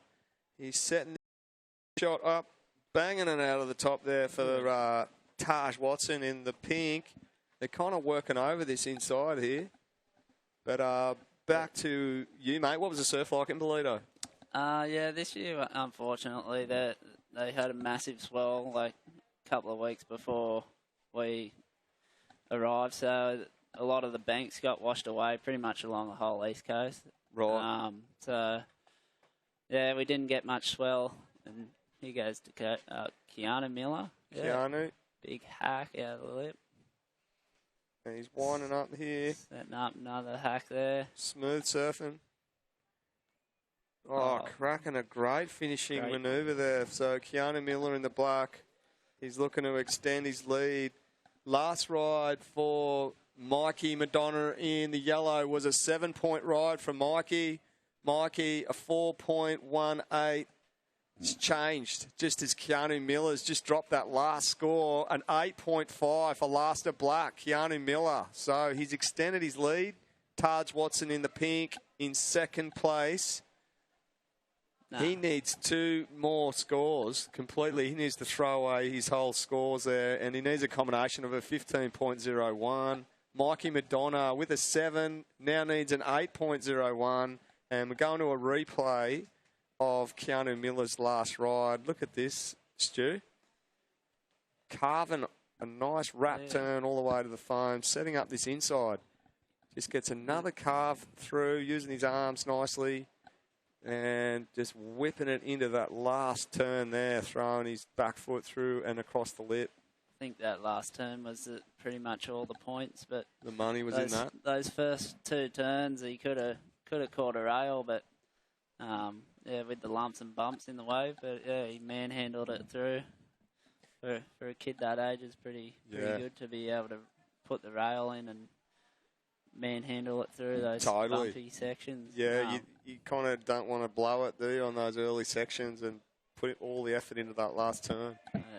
So, Dakota Walters in the blue, you need 2 new scores if you're going to come to the lead here and take victory. So, Dakota Walters needs 2 new scores. He's chasing a combined total of a 15.01. Mikey Madonna with a 7. He needs an 8.01 to take victory. And Taj Watson also needs 2 new scores. Here goes Mikey Madonna now, Stu. Look at him belting out of the top. Big end section. Oh, clean. That was amazing. Oh, got a Great few surfing. whistles from the crowd. Big puff chest out. When you finish a big manoeuvre like that, Stu, He's just stating that it was a good wave, and he wants to show he's proud of his surfing. He surfed that wave really good, and we got Taj Watson behind. Nice opening hack and little section there with a nice clean finish. So I think that probably be his best score. But yeah, that Mikey wave gave him plenty of opportunities. 2 nice first turns with a massive end section. Well, we're going to a replay now, Mikey Madonna, and just cracking it. Sort of a setup turn for that first one, and really just drifting along the lip line, and that stand tall claim to finish, just an exclamation mark. Yeah. Oh, you look at Slater, you look at Fanning. They do all that at the end of their really good waves, just to kind of put a little bit more pressure on the judges to go that little bit 0 point extra or whatever. But I think it's just kind of stating that, yeah, I just smashed that wave. Yeah, I'm happy. Body language is positive. Yeah. Well, there it is. Mikey Madonna, last of the surfer in yellow, an 8.17. So Mikey Madonna, you've moved into the lead. Keanu Miller in the black, now chasing a 6.68 to move into the lead over Mikey. Taj Watson, your last ride, a 5.9. So you're out of a combination situation. Taj Watson chasing a 9.28. Yeah. And here goes Mikey Madonna again. Just rapping on that first turn. Just chasing something with a slash in the face. What's he got? Chip shot. Oh, Lazar at the end.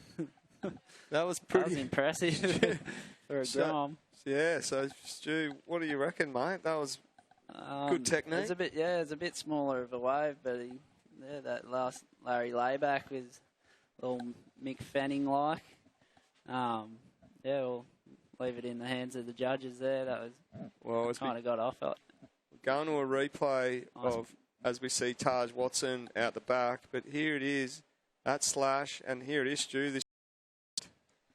I thought it was all finished until he got that end section pop up. Yeah, it was thanks to the VPA guys for that replay. We did see Taj Watson get a ride to the northern end of the bank, and there's still walls coming through. Dakota Walters looks like he's taking off here. Here he goes.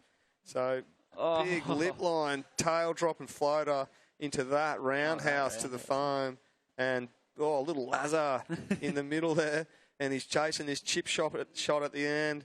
And a little sort of tail slashing finishing manoeuvre there from Dakota Walters in the blue. So he's chasing a score to get out of a combo. Well surfed wave by Dakota there. That's definitely going to be his best score yet. Hopefully he's out of combo land. I'm pretty sure he should be. He'll be chasing another score to try and chase down Mikey in the lead. We're looking at a replay of Dakota Walters. Big lip line tail drop float to make that section. Wrapping it into a big roundhouse cutback. Little sort of layback check turn and moving through this inside section. So sort of that little slashing finishing manoeuvre. Last of Mikey Madonna in the yellows ride. He has extended his score with a 7.23, just dropped. So that is his lowest score. He's backing it up with an 8.17 at this stage. Keanu Miller, your last ride an 8.5. Mikey Madonna in and out. So Keanu Miller chasing a 6.91 to hit the lead over Mikey. Taj Watson in the pink. Last ride for you a 5. Chasing a 9.51 to take victory over Mikey at this stage. And Dakota Walters, your last ride. You've broken out of combo situation with a 6.1. Looking for a 9.31 Dakota to take victory. So Mikey Madonna stamping his authority on his local turf here, and is in the lead, and there's 10.5 minutes left. And I mean, with 4-man sort of format here, Stu, I mean, what would be going through your mind if you were either Taj or any of these surfers trying to take this one out? Yeah, I think Mikey, he's probably thinking maybe go sit a bit closer and try and take opportunity away. And here he goes again on this wave here.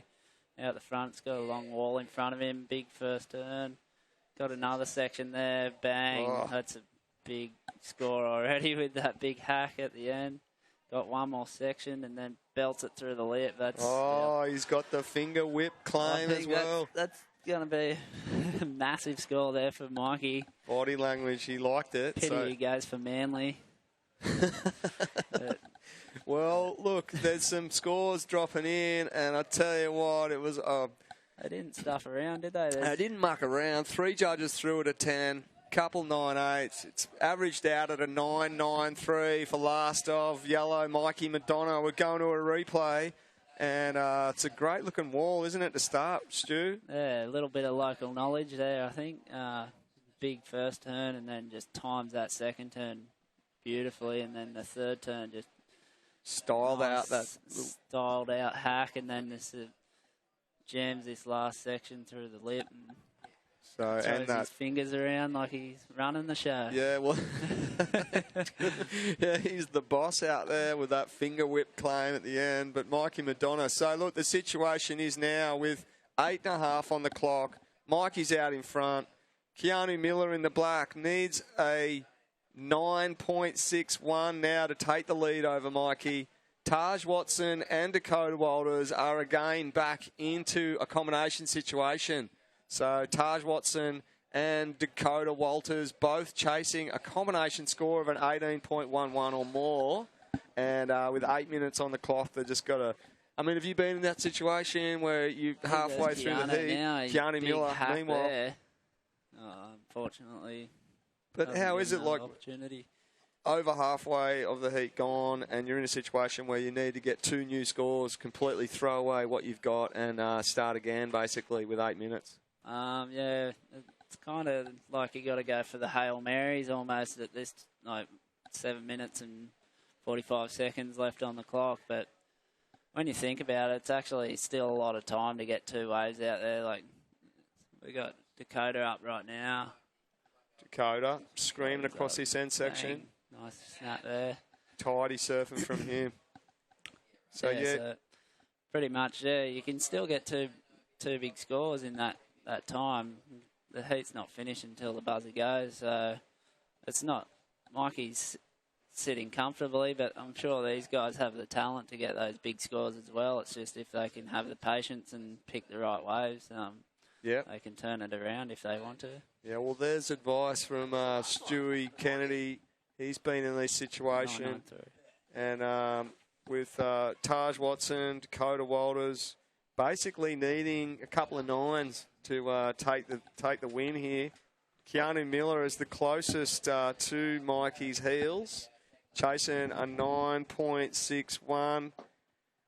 And with 6.5 minutes... It's red hot, mate, here. It's looking real good.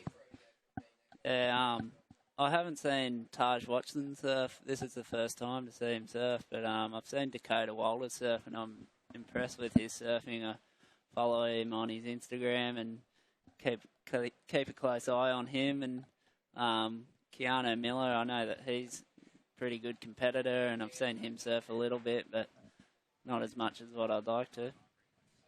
Okay, well, we've just been told from the VPA crew we've got a replay of the 9.93 wave from Mikey Madonna. He just builds speed, cracking it out of the lip on that first turn. You can see that section and just belts it hard and fast, straight up. Transition was perfect into that nice styled out forehand carve.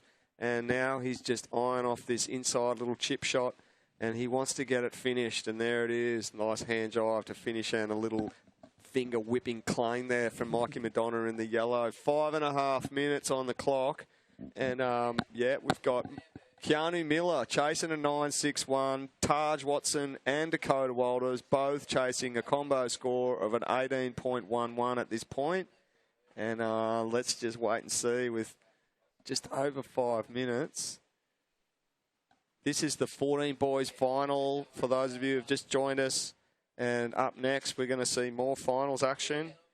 We've got the 16 Girls Final will be up next as we see Taj Watson, Stu. Is he going to go for something big? Oh. He goes for the Larry layback, but here goes Mikey again out the back. Mikey Madonna. Runner. Here he goes. What's he got? Oh. He's going for the airs now.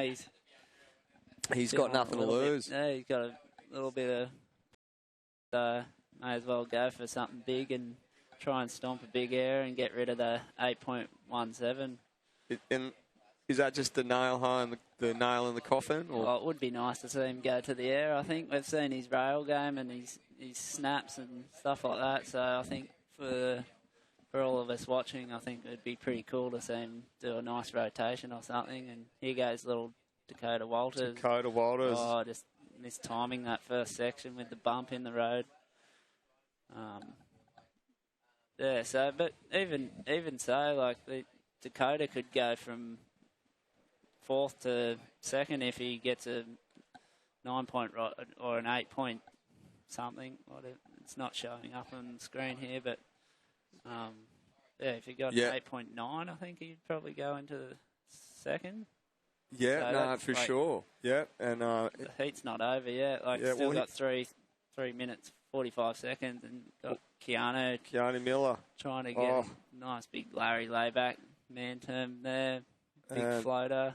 Floats a boat to finish, trying to chase that end section. But a couple of turns there. That first one, a pretty good one. A little sort of styled out layback hack. Mikey Madonna's up and riding again in the yellow.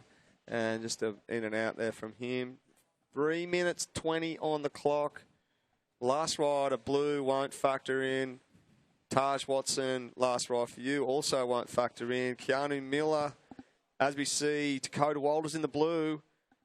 Good first hack on his forehand, making his way across this inside section, and just opts out of there. It's not going to work for him. So just under 3 minutes. Last ride of Keanu Miller, 6.33. So not enough to replace your low 6.5 backup score.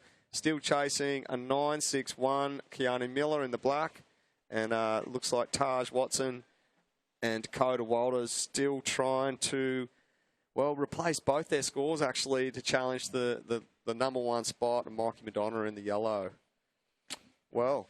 Yeah, impressive final here for Isn't Mikey. It is. He's all over everything. It seems like he's already got 9 waves under his belt. Yeah, well, obviously, being patient's not too much of a hassle out here because it's kind of easy to get back out the back. But, yeah, here goes Taj Watson looking at this one, but can't scratch over the edge of that one. But Mikey's got 3 big scores. Oh, no, 4 big scores under his belt and a couple of bunch of ones. And yeah, well, Mikey's got a 7.23 throwaway score. He's keeping the 8.17. And another 7 throwaway as well. Oh, so he's got a couple of 7s. Throwing away 2 7s. Oh, he has 2. So, yeah. Here goes Taj Watson. He's trying to find anything to get him out of combo land with 1.5 minutes left. Dakota Walters, last ride of 2.4. Not enough to go into your top 2. Keanu Miller still chasing a 9.61. 1 minute 25 left on the clock. And it's looking like Mikey Madonna has got a solid lead on his field here, Stu. And can the boys chip away? Taj Watson is up and riding, the man in pink. Slashing the start. Cracking a big turn, grabbing the rail, trying to spin it reverse to come out of that. Come a little unglued with the wax. Taj Watson in the pink. A minute now on the clock. Looks like, is there any other waves going to be ridden here? Keanu Miller, is he in striking distance? He needs a 9.61 to go to the lead. And Looks like still 50 seconds to go, so... Yeah, you can see him on screen right a couple now. of lines coming out the back, and he's kind of further up than the other guys. So if I was Mikey, I'd be chasing him down and sitting on him. Yeah, well, it looks like there's a fair bit of space separating those two surfers, but Keanu Miller, the only surfer in the lineup that can, with one wave, chase the lead of Mikey Madonna with 25 seconds on the clock. Having a good close look at that one, Keanu. 20 seconds, Stewie. I think here goes Dakota Walters. Let's see him light it up. A big, nice little hack in there, and hopefully gets another section in front of him. All right, going to count down the end in 5, 4, 3, 2, 1.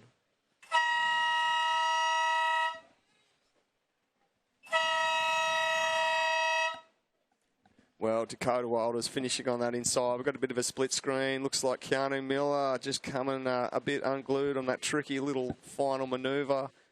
Dakota Walters just finishing on that inside. So stand by, 16 girls. We've just got you on hold while the judges deliberate over those final scores.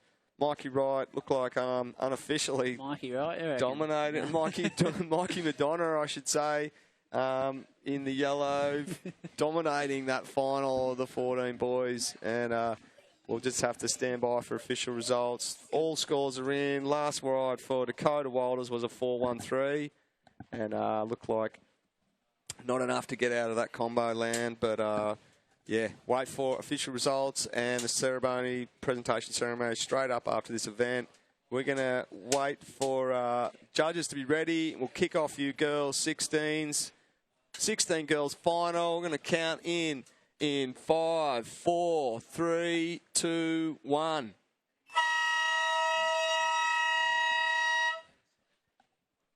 Well, Stu, 16 girls finals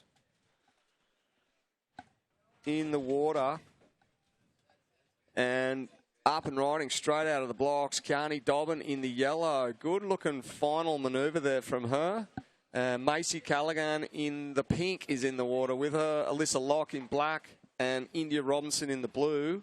And they're sort of sitting a bit further to the south. Where would you be sitting out here, Stu, if you were surfing? I think they're in a pretty good spot. The tide's coming in and got blue up and riding. Big jam there. That was beautiful. Good final turn. Beautiful turn. I think another person was up too, so... Wait for those scores to drop in the first few rides there. Yeah, well, India Robinson, Kian.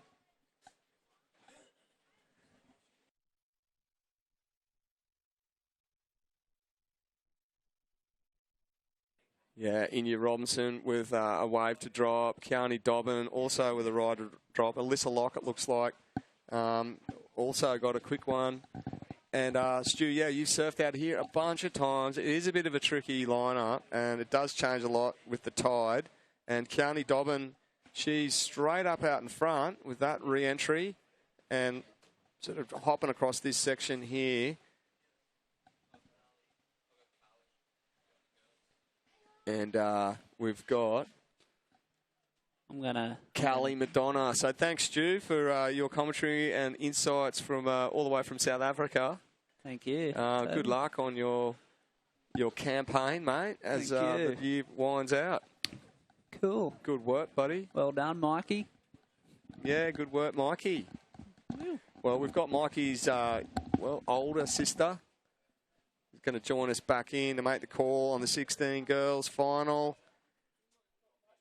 And she'll, I'm sure, be pretty happy about her brother's result. Okay, well, scores are through. First ride of the surfer in blue, a 6.83. Kearney Dobbin in the yellow, 2 rides, a 2.5 and a 2.67. And Alyssa Locke with her first ride of a 2.53. And it looks like Macy Callaghan in the pink yet to score a score or ride a wave.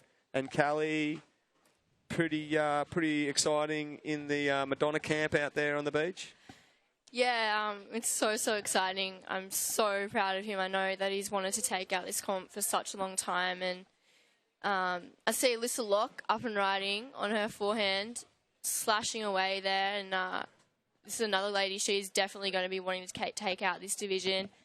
And smacks it off the top, but that wave just getting away from her. But she was sitting in third prior to that wave.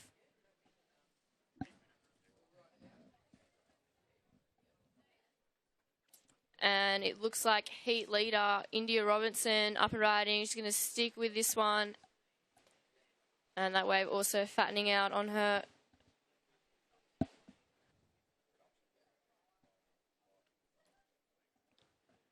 So current final situation, it is blue, India Robinson out in the lead. You have a 6.83 waiting for scores to drop for you. Yellow, Kiani Dobbin, you are in second. You have a 2.5 and a 2.67. Black, Alyssa Locke, you have a 2.53 and scores waiting to drop. And it's Macy Callahan in the pink, just being patient, sitting out there. She actually came second in this comp last year, Tobe, so you know she's going to be looking to go one better. Last score for Alyssa Locke came through at a 2.6. You're still in third. So we saw a quick in and out there from Kiani Dobbin. Last score for India Robinson, a 4.83. So that's solidified your lead at the moment. Waves looking to drop for Yellow at the moment. Yellow in second, you're needing a 9-point ride. Alyssa Locke in the black, you're needing a 9.07. And Macy sitting in a combination situation, but yet to put scores on the board. Plenty of time, 20 minutes, 10 seconds on the clock, early days. Yeah, well, Macy Callaghan in the pink, just sitting out there, patiently waiting to get any rides locked in. So, yeah, 2 rides will be scored for her as soon as she can. Looks like she's moved to the southern end of the beach or the bank and paddling into this right now. Good-looking wall ahead of her. Here she goes, screeching across this, floating across that first section, and had a bit of a think about whether she was going to connect that up, but just that one turn from Macy Callaghan on her first ride in the pink. Let's just wait and see. But, yeah, India Robinson, she looks like she's pretty strong out there for this 16 Girls Final. What do you know? Oh, meanwhile, Kiani Dobbin up and riding in the yellow down there to the south. Massive separation between these two surfers. Hacking back, got this inside little chip shot. Banks it off that oncoming section there, Kiani Dobbin in the yellow. What do you know of India Robinson in the blue, who's out in front there, Carly? So I can tell you that India Robinson comes from Victoria, and we were watching her yesterday, Tobes, and she was really impressive in those girls' quarterfinals. Yep. And managed to read the waves out here really well. And it's not an easy wave to surf either. It can be very deceiving. So she's definitely looking to take the win, and we see her having a paddle at that one, but just a little too deep. So Alyssa Locke having a look as well. Turning around, and she was going to look at that one too, but opting out of it. Yeah, it is interesting out here as the tide sort of shifts around and these conditions. It often is the waves that don't look like they're really going to work, that often do double up and kind of run across the bank nicely, especially with this high tide pushing in. Kind of keeps the face open and just spilling, so you can still do manoeuvres and foam climbs all the way and get some points on the board. Yeah. So, hopefully the girls in the water are aware of that. We saw Alyssa Locke yesterday actually literally get one from all the way out the back and step off onto the sand. So we know that she surfed this wave a lot in past events, so she knows how it works. And next couple of heats, we've got under 16 boys and the pro junior finals to come, and hopefully they're aware of it as well.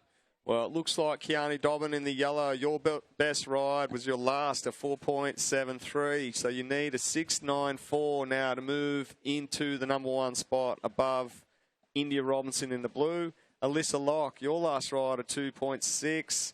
Chasing a 9.07 now to hit the lead over India Robinson. And Macy Callaghan, your first ride, a 3.5 with that first and only close-out manoeuvre on that right-hander that we saw. So the lady in pink has opened her account, needs an 8.17 now to hit the lead over India Robinson.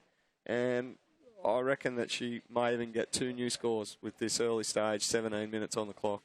Yeah, 17 minutes, 10 seconds on the clock, girls. That's virtually a whole heat in front of you, and that's the beauty of adding those extra 5 minutes. As we see finals leader India Robertson just belting one off the top and sticking with it and quickly getting off that one. So she was looking to replace a 4.83, and we'll wait to see what the judges lock in. It doesn't look like that's going to better her situation at the moment. She was holding on to 6.83 and a 4.83. Yeah, it looks like that's going to come in underneath her 4.83, and there it is. It's a 3.17 for Lasta Blue, so doesn't change the situation. India looking to replace a 4.83 as your lowest score. Kiani Dobbins still chasing the 6.94, and here goes Macy Callaghan. She's down the southern end and just setting up this inside with the big forehand wrap and that good vertical forehand re-entry, and backs it up with a little backhand rebound there to finish. So what did you think of that wave, Callie? Yeah, well, that the pink turn off the top there from Macy, that's where the money was, and it was a great turn. And, you know, that wave didn't really give her a lot of opportunity, and she read it really well. As we see Alyssa Locke with a huge backhand blast there from her, and she's going to quickly get out of that one. That was some great surfing. So girls now starting to get a wriggle on. Yeah, a couple waves under their belt.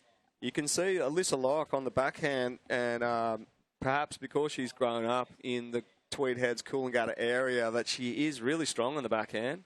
And that last finishing backhand manoeuvre that we just saw from her was really sharp. So, yeah, it'll come in at a pretty kind of mid-range score for her, but she is building a house, and we'll let that score drop in as we see India Robinson having a look at that, and Alyssa Locke duck diving through that section. So Larsa Black still dropping through, and there it is, Callie.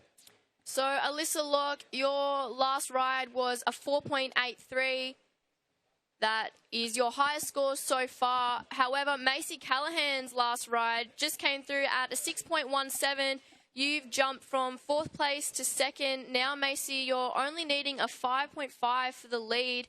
As we see Kiani Dobbin up and riding, currently pushed into 4th, looking to make it around that section, and does a nice top turn and finishes it. So tight surfing, which is exactly what the judges want to see, and opting to get off that one, not looking for the inside section and get out the back. And it looks like Alyssa Locke up again on her backhand, looking to work with the foam on this one, and getting a little bit caught, but making the most of that wave.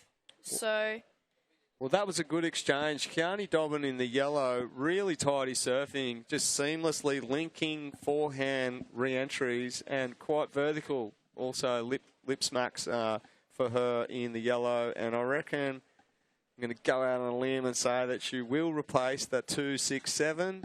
And we'll just wait for that score to come in. Alyssa Locke, she's looking to replace a 2.6.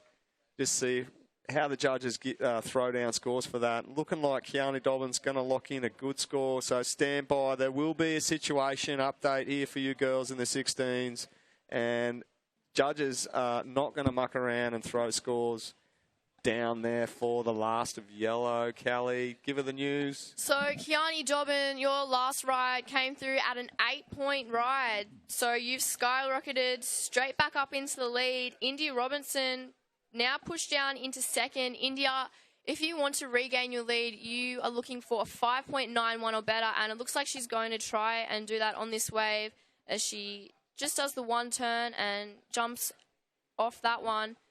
See what the judges lock in. Macy Callahan, you're now in 3rd, surfer in pink.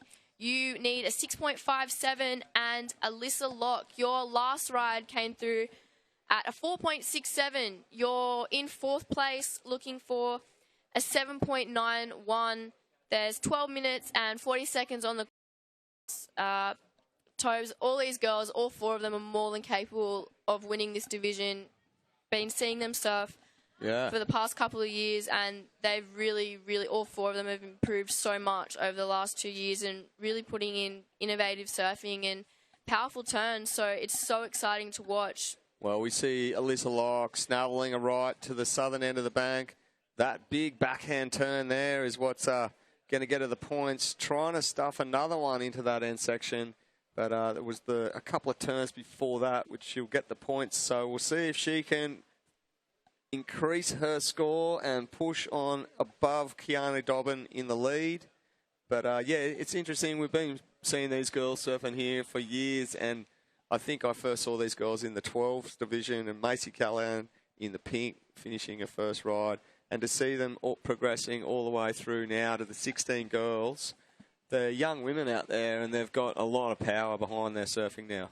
Yeah, it's so crazy because up until a couple of months ago, in my eyes, all these girls were just 12-year-olds, and now I look at them and they've grown so much, and it's showing in their surfing. They've really developed and come so far, and it's so exciting to see that Australian surfing is in really good hands with these junior girls and with the junior boys too. I mean, the standard of surfing that we've seen this whole entire event has been incredible, and everyone watching on Webland right now, we've got a replay of Alyssa Locke just riding this one on her backhand. She sets up for a really nice backhand turn there. It's like you said before, Tobes, growing up on the Gold Coast, surfing snapper, her backhand is incredibly strong.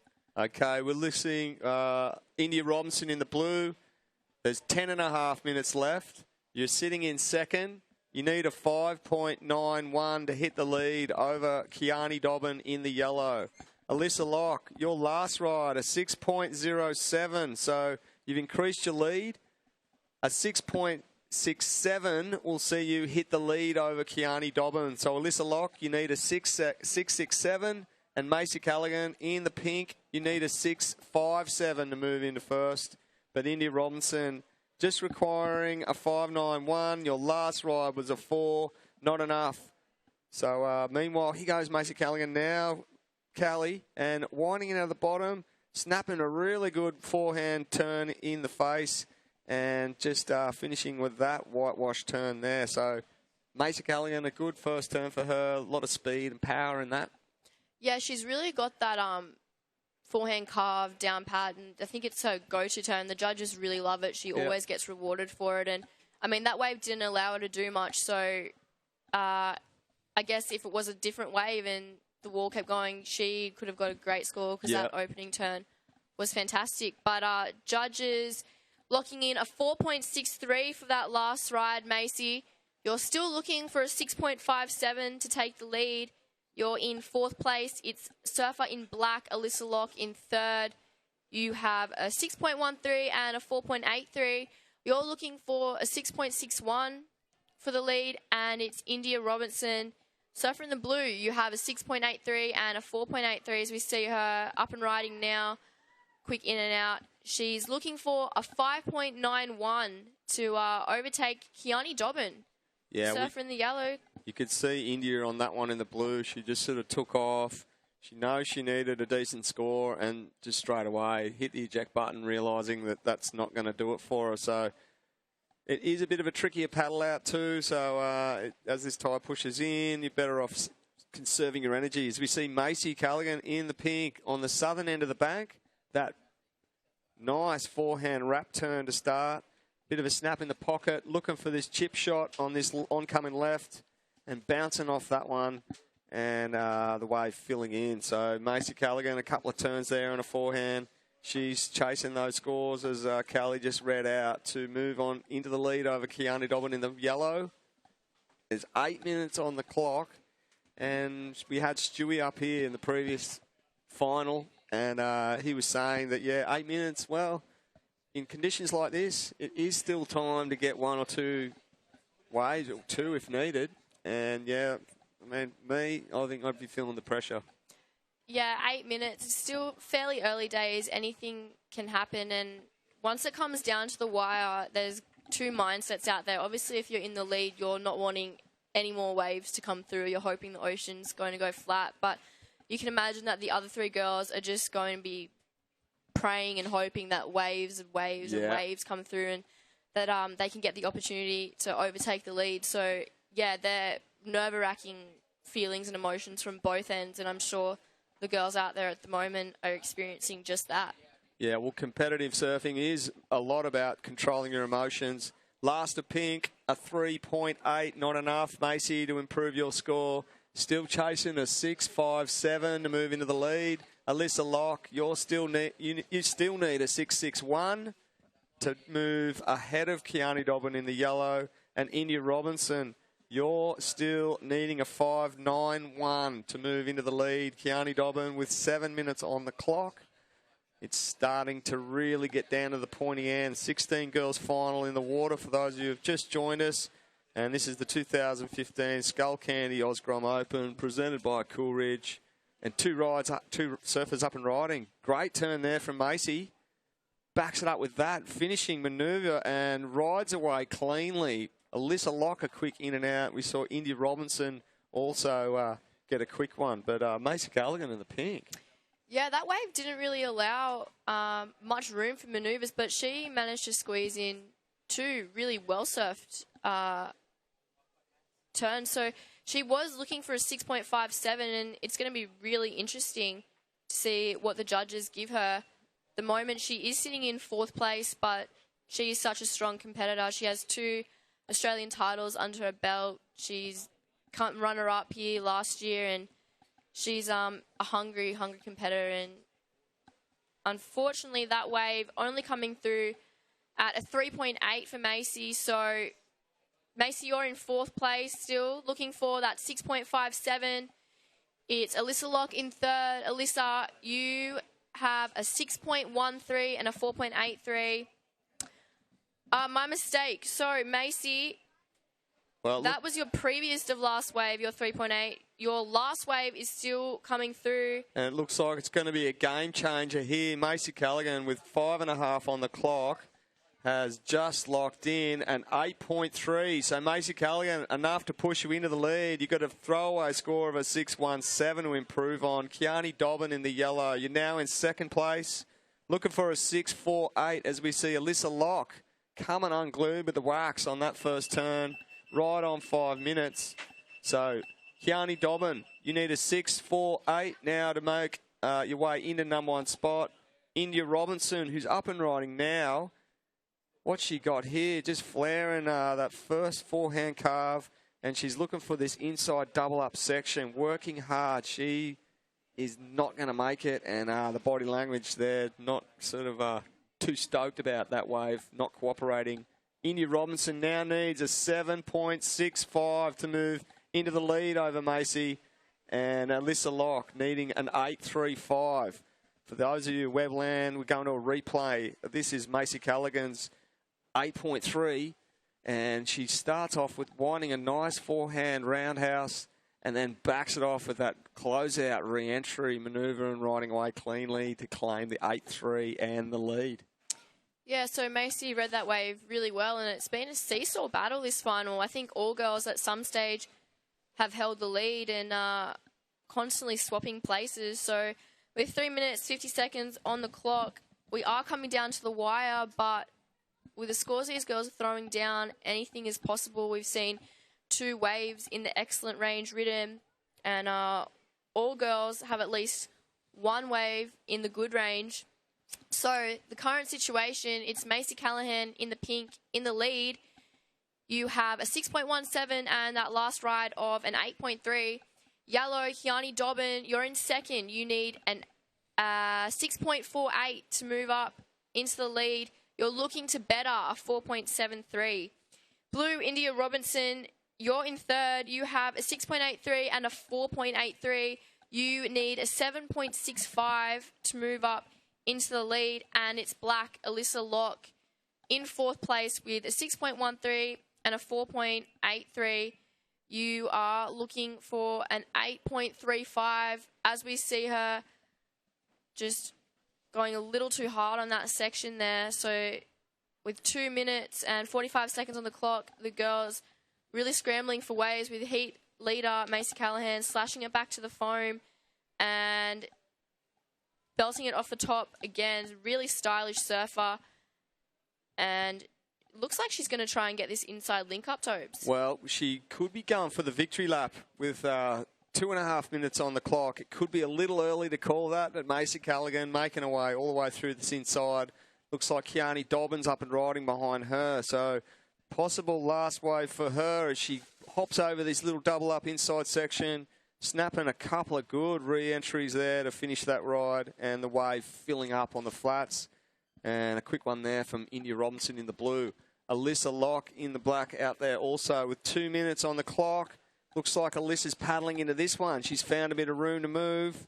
And Carvin back to the foam to start off, looking to do that vertical backhand re-entry and trying to hang on to that last manoeuvre there. So Alyssa Locke, well, is that the 8.35 she needed? Well, I'm going to leave that with the judges. But Macy Callaghan, last ride, still to drop in. Kiani Dobbin, India Robinson and Alyssa Locke all have rides to drop in. And Callie, I'm not even sure there's anyone out the back waiting for another ride with a minute 20 on the clock. Yeah, it looks like all girls are paddling. Actually, India Robinson is sitting out there. She is in third place, now looking for a 9.48 because last of Macy Callaghan came through at an 8-point ride. Oh, so, Macy. With a minute to go, it is Macy Callaghan with an 8 and an 8.3. Surfer in blue, India Robinson, third place, just going down there. It is second place, Kiani Dobbin in the yellow. You're looking for an 8.31. Blue, India Robinson, third, looking for a 9.48. And it is Alyssa Locke in the black, now in a combination situation, needing a 16.31 heat total to take the lead with 30 seconds on the clock. Well, 30 seconds. I think Alyssa Locke's run might be too late to take the lead with a combo score needed. India Robinson is within a one-wave striking distance, as is Kiani Dobbin. Big scores for both those girls required. 14 seconds on the clock. And we're counting it down with Macy Callaghan. That 8-point ride may have put the nail in the coffin there with 5, 4, 3, 2, 1.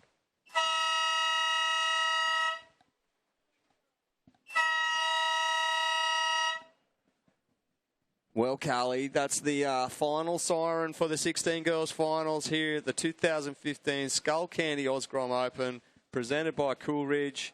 And thanks for joining me here to make the call. And what a great final.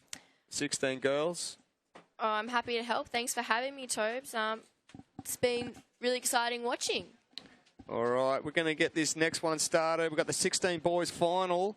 And counting you guys in 5, 4, 3, 2, 1.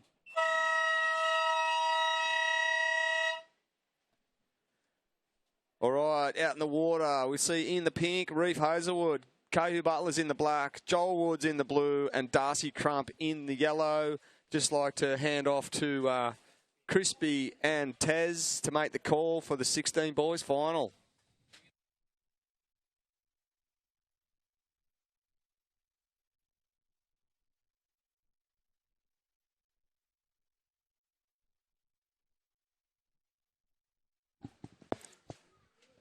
Well, welcome back, and this is the final 25 minutes.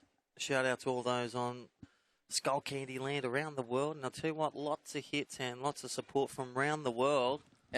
Well, Australia had a lot of heats there. That's right. A lot of numbers crunching, so... Big shout out to those people watching the webcast. Hope you've enjoyed the action over the last week. It's been an incredible week here in Lennox Head, hasn't it, Crispy? Yeah, definitely. Great waves, great times, great surfing, like a showcase of the best talent, junior surfing from 12s, 14s, 16s, and then the Pro Junior, the WSL Pro Junior, amazing. Quick shout out to all the great sponsors. Thank you, Skullcandy. Thank you to Coolridge and all those watching again. Had all the crew from Surfing Australia watching. Clancy Dawson was down here the other day, and Eddie King and HPC Shane. Yep, Shout out to him. So they're all watching and listening. Keep it up, guys. And they're grinding out the HPC and grinding out some champions. Oh, they are, mate. We've Tancred and... Well, we've had some of the world's best coaches here. Martin Dunn, of course, super coach, was hanging out for the whole week, and we've had Hamish and Dan from Newcastle, Mark Richardson from Palm Beach, Gary Cruikshank was down here, Lee Winkler and Trent Munro. It's been just unreal how, all those guys from the previous era passing on their good knowledge to the crew. Well, here's someone that is taking advantage of that knowledge, and that is Reef Hazelwood on his opening wave.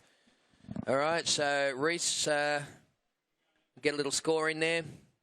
Yeah, that's right, and it's great to see the contest directors have really adjusted with the time with the final. So 25-minute this one, and then the big one up next, the WSL, the Pro Junior, additional to this one, the 16 boys. That's going to be 30 minutes, man on man.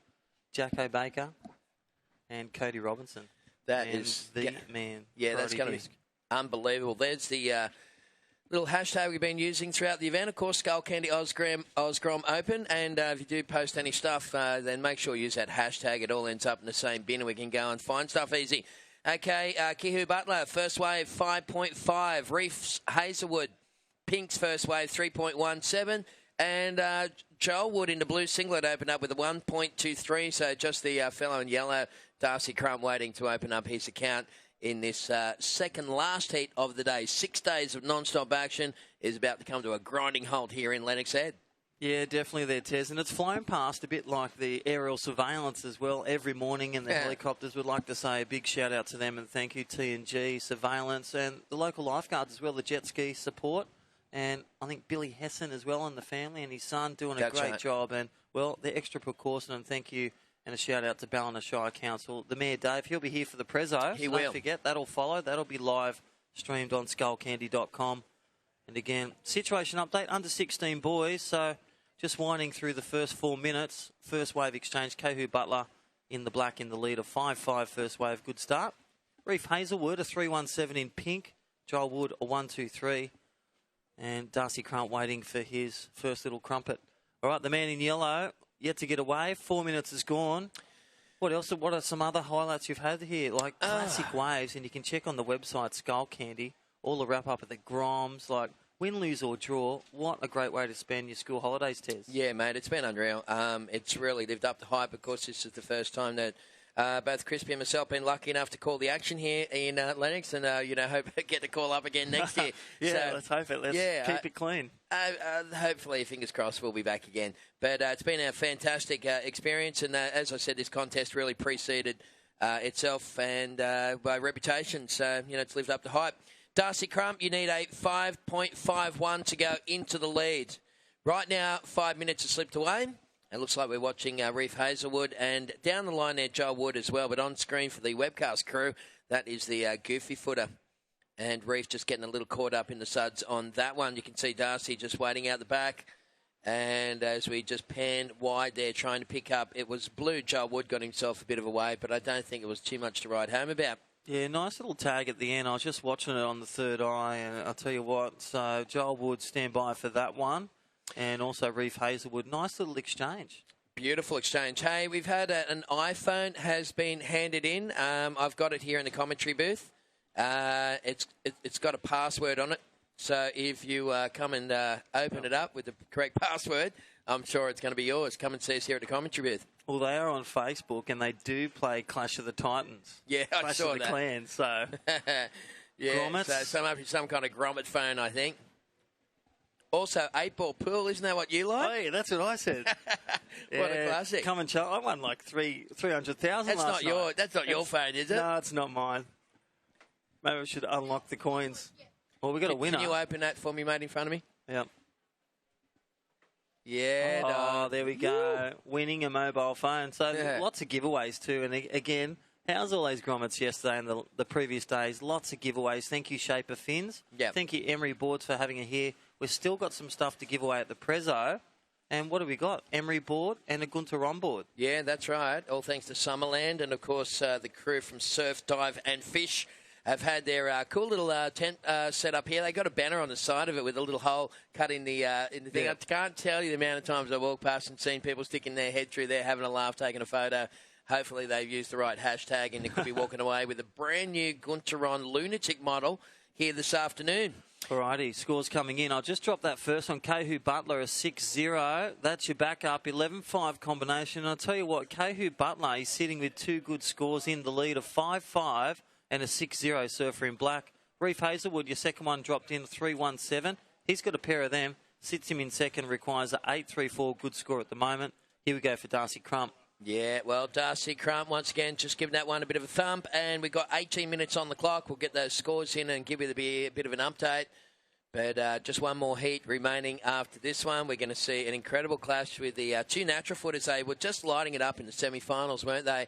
Jacko Baker, he had a good clash, didn't he, against the kid from the Shire? Yeah, definitely. That went hammer and tong, and it was a bit like, as we were saying, the LL Cool J, the lip sync battle. Yeah. It was going to and from, and I'll tell you what, when they wound it up in that 20-minute semi, it was Jacko came back out and he smashed it, and he'll be in the final up next 30 minutes. Okay, so Kehu Butler, last wave 6.0. You are currently leading the heat. That was prior to this one from Joel Wood, but that is a quality couple of turns there from Wood. Unfortunately, just got caught up on the final manoeuvre. Had he have stomped that and rode down cleanly out of that one, he would have got himself some big numbers. But Kehu Butler, you're holding on to a 5.5 and a 6.0. Prior to that last wave for Joel Wood, you were in the lead. We'll see if that changes stuff. I don't think so. Reef Hazelwood has had a 3.17. He's actually got two of those. He's sitting in second. Darcy Crump, your first wave Darcy was a 3.53. And Joel Wood opened up with a 1.23. It looks like Last to Blue just filtering on through. We'll let that load up into the CompuServe scoring system, and we'll rake out an average shortly. And a big shout out to all the officials too, grinding it out. This thing doesn't take just a couple of days to run. These guys have been grinding it out since last year. Okay, live surf action. Here we go for Joel Wood. 3.43 the last one. And I'll tell you what, getting a bit of grease on those feet and overextending on that one as well. So one good turn. His last wave of 3.43, and Joel Wood coming off uncharacteristically. Well, head judge Luke Reading, what does he say? Keep a cool head, wipe it off, get back out there. Get back some numbers on the board. 16 minutes remaining. Yeah, there's some good advice for you right there. Just a bit more advice for people, motorists that may be heading south today. Unfortunately, yesterday we had a couple of fatalities on the highway near Woodburn. Well, today a truck has gone over, and it looks like the crash investigation team are there again. The Pacific Highway is closed in both directions, both north and southbound.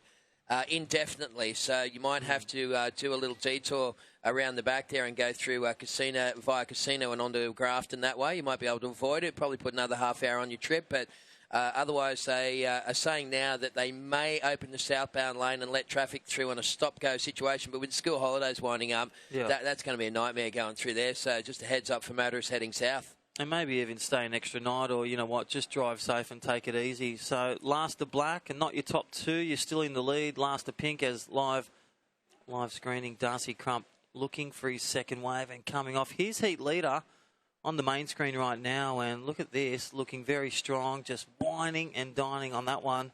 So, 15 minutes remaining. Under 16 boys, well, getting down to the business end. This is the final, the Skullcandy, the Oz Grom Comp 2015, and again, thank you to all our great sponsors of this event. Coolridge, our presenting sponsor. Okay, so Kehu Butler is in the lead at the moment. Is he from New Zealand, this little guy? I think he is. I think so. You know what? I think I commentated with his old man when I was over in Taranaki last year at Fitzroy Beach. Yeah, I'm pretty sure. So, and his dad's a great servant and a great commentator, by the way. So, yeah, shout out to Mr. Butler. Yeah, I'm pretty sure that's him from, there might be from the Mount, I think, Mount Maunganui. I'll try and get a handle on that one at the Prezzo. So we're down to 14 minutes left on the clock, and it is Kehu Butler in the lead with a 5.5 and a 6.0. Reef Hazelwood needing an 8.34 to go into first position. Darcy Crump right now is sitting in third. To go to first, you need a 7.98, and Joel Wood requires an 8.08 for Joel Wood in the blue. 13 and a half minutes remaining.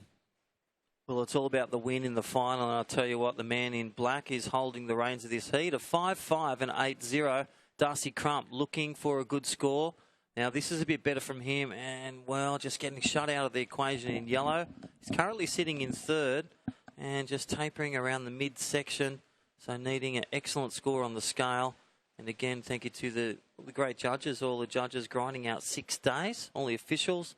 Thank you to Surfing New South Wales. Thank you to NBN. Thank you to all the crew at the WSL.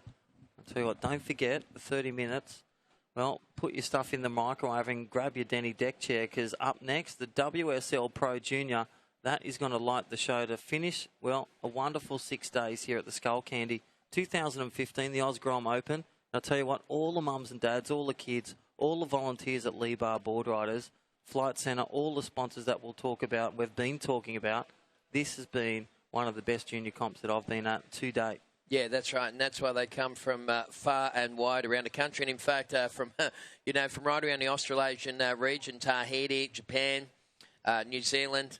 Sold out in 7 minutes too. Yeah, that's crazy. Went online and then crashed, sold out. Isn't that unbelievable, hey, that an event can, it's a victim of its own success. Okay, Kahu Butler, bottom turning and up and over the back of that one for our current heat leader in the black singlet. We're down to 12 minutes remaining. You're watching the 16 Boys Final. And coming up next is the big one, the WSL, the World Surf League Pro Junior Final. Could be the last one on the Australasian Series for 2015. But, of course, the WSL, I was talking to Will the other day. He said, Tez, we might just we mightn't crown the champion here because they do have an expression of interest from a potential promoter for an event sometime later in the year. So keep an eye on the WSL website for that stuff. But right now, 11 and a half to go. Kahu Butler is in the lead. Yeah, There's Blue up and riding. Yeah, just, again, uncharacteristically, went really deep. They were just playing a bit of bumper cars. You had blue and pink there, and I'll tell you what, he just looked to drive down the nail of that left-hander and just, well, dropped the anchor, foot fell off, no foo wax. So wipe it off, 11 and a half minutes, stand by. Okay, Darcy Crump, you're in third place. You need a 7.98. You have 11 minutes left on the clock. First place, black. Second place, pink, up and riding is Reef Hazelwood. Through that one, straight up through the roof, and there's another great turn. It's going to be a good wave here for Reef. Yeah, definitely. So some tidy turns, and he's still going. We're just out of camera angle because he's gone that far across the bank, still in with a glimpse. And I'll tell you what, he's still racing down, looking to tag this one at the end. And we've got that camera angle still going is Reef Hazelwood, currently in second. An important wave as he tags, rebounds, slides the fin. Well, that's what we call a strong wave, and wait for that score to roll on through. Reef Hazelwood in pink, challenging the man. Kahu Butler in the lead and 10 and a half to go. Yeah, that's going to be a potential game changer, that one. It's, if it doesn't get him into the lead, it's going to push him right up there. It was in second spot anyway. What it will do is it looks like it might even be enough to change the situation. Big scores coming through for Reef Hazelwood as we see Darcy Crump just taking a stylish little exit on that one. And I think once you drop the highest and lowest, that looks like it's going to be a 9-point ride there for Reef Hazelwood. So we'll get those scores in with about 10 minutes to go. There it is. Crispy, what was it, mate? Yeah, mate, that's a 9 across the board. So we've got 10 minutes remaining. Situation change. Reef Hazelwood, you are in the lead. A 9-point, now looking to drop a 3-1-7 in the box seat to take a win, the under-16s. And sitting in second spot now is Kahu Butler. Black, you need a 6-1-8 to go to first. Yellow, you need an 8.65 to go into the lead. And Joel Wood, you're chasing an 8.75. All their scores achievable, but Kahu Butler is the closest, only needing a 6.18. This is going to be a very exciting last 10 minutes of this 16 Boys Final. Yeah, that's right. We're expecting a bit of chop and change. It is the final. Any one of these surfers could take a win, and all within reach. 8.75 for Joel Wood. And Darcy Crump, an 8.65 for Surfer in Yellow. 9 minutes remaining on the board, plenty of time. And, well, closest within striking distance, the man in black from New Zealand, a 6.18 to take it off the leader man in the pink, a 12.17 combination. And 9, that last wave ridden in a 3.17. Okay, just under 9 on the clock. Watching live action now. Darcy Crump giving that one. Nice couple of turns there on his backhand, Darcy, and he's trying to get a little connection to the inside here. He might get that run through the inside reef. No, that one just goes a little bit too chubby, and he couldn't quite finish it off nicely. Yeah, definitely, and I think Woodsy's going to be up next to run you through the final. Woodsy and Toby, our local identities, both in Lee Bar board riders, and, well, been here for a long time and doing it great, and while serving these junior surfers, the World Surf League, the Skullcandy Grom Open up next. So stay tuned. Cody Robinson He'll be the surfer out there in pink, and in black, Jackson Baker, and that will be a ding-dong affair. 4,500 for the winner, 1,500 for second, but, well, to be crowned the champion of the Pro Junior WSL, 1,000 QS points. That will be minutes remaining. Reef Hazelwood, you're in the lead. 9-0 and a 3-1-7. Black second needs a 6-1-8. Last of yellow is a 5, so back in the game. Darcy Crump, you now need a 7-1-8 to move from third to first. 7-3-1 for Joel Wood. All rightio. Well, there's a nice little graph there from the guys from VPA, and we will just get that graph back once we update it. Okay, so 7.5 minutes remaining. Just got a bit of a live traffic update there. They said that traffic is operating under stop-slow traffic conditions in the southbound lanes, and all northbound lanes are blocked on the Pacific Highway near Woodburn. Heavy traffic's got to go around through Corrikai, so it looks like it's going to be a slow trip home, but the highway is in fact open. Okay, so we got 7 minutes left on the clock, and there's the graphic once again there, just momentarily popped up on screen. We'll wait till there's a break in the action. Here's Kehu Butler up and blasting away, and this kid's got some skills, throwing it up into the lip there. A couple of good strong turns before just wobbling off the end. He only needed mid-range score to try and take the lead, so great battle developing between Reef Hazelwood in the pink, current heat leader, and Kehu Butler in the black in second.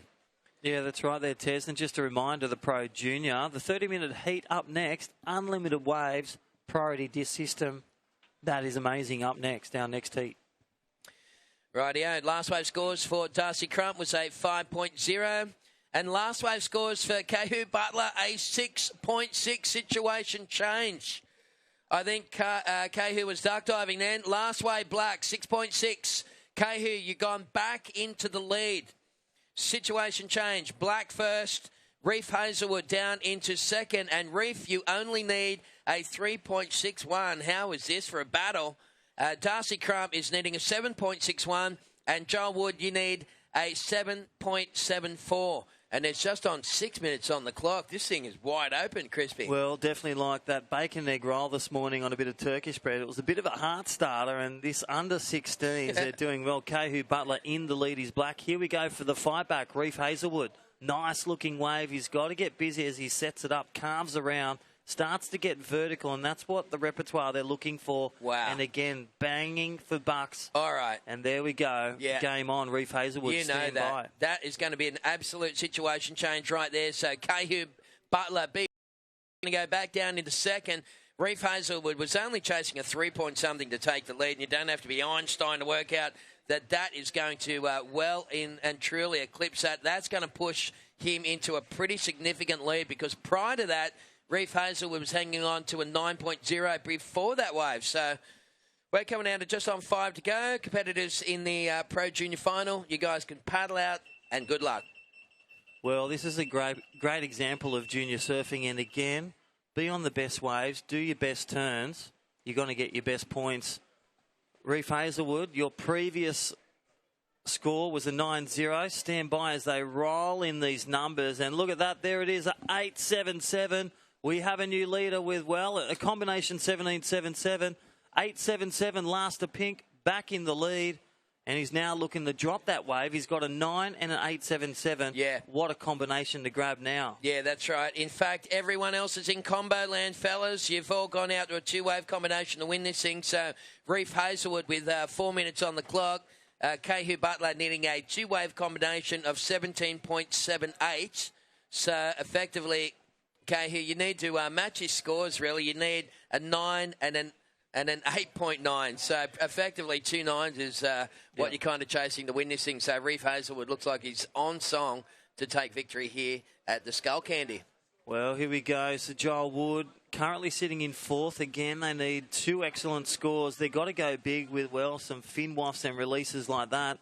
That is what's needed. Put that together, shake it round, and then hopefully with the time, 3 minutes and 40 seconds. But I'll tell you what, that last wave for Reef Hazelwood, he's just hit a home run, 8-7-7 and a 9-0 out of the park. And look at this replay. Tezza driving down, good looking wave for the heat. Nice big one as he sets up, carves around there. And then dead set goes to Coffs Harbour, brings out the bananas, goes crazy legs there. Again, snaps around. Tags that one. And I'll tell you what, that is a good wave at 8.77. It'll go with his 9.0 with a 17.77. He's put them all in combo land. 3 minutes remaining. They're going to start again, get 2 excellent waves to take a win in this under-16 Skullcandy Grom Open, presented by Cool Water. Well, here we go. Kehu Butler is leading most of the heat and now looking for 2 excellent scores. This is a wave that could see him back there. So keep him busy with this. Tezza, 3 minutes remaining. Yeah, so Reef Hazelwood really smashing him up in these last 2 waves. He opened up with wave number 7 with a 9.0. Backed it up wave number 8 with an 8.77. So right now, the other guys are in combo land. It's Kehu Butler sitting in second spot. Darcy Crump is in third.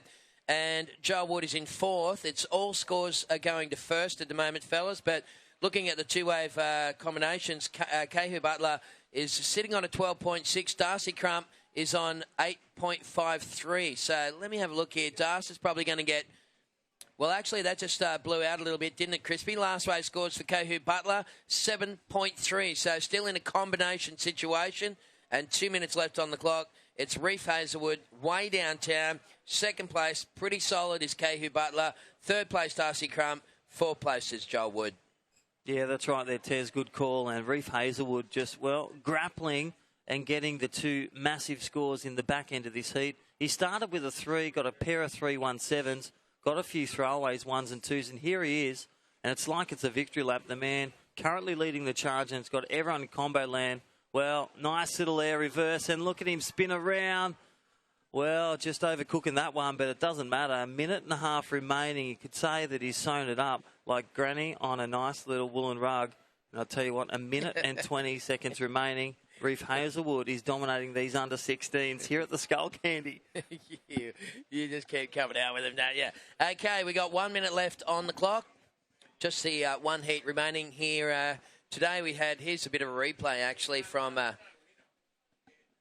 Yeah, there is Reef Hazelwood. You can see him. He can afford to do that sort of stuff. That was pretty sweet. It was strange that he didn't make it. It had a little sort of bobble underneath the back of his tail there, just kind of wobbled him off right at the very end.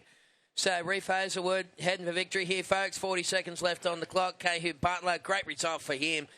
Darcy Crump, once again, has been Mr. Consistent. It looks like he's sitting in third at the moment. And Joel Wood, if you get a quick wave, buddy, you might lift yourself out of fourth place. There's 30 seconds remaining. And the Pro Junior Final is going to be a 30-minute affair. Yeah, that's right there, Tezza. It's going to go to 30 minutes, our final heat of the Skullcandy 6 days. And here we go for heat leader. 20 seconds remaining. And again, a nice little double victory lap. And, well, he's having a lot of fun out there. 10 seconds. You're going to count it down shortly. Well, this is Joel Wood. This is interesting. He could go from fourth to third with that last wave. We're going to count it down. 5, 4, 3, 2, and 1.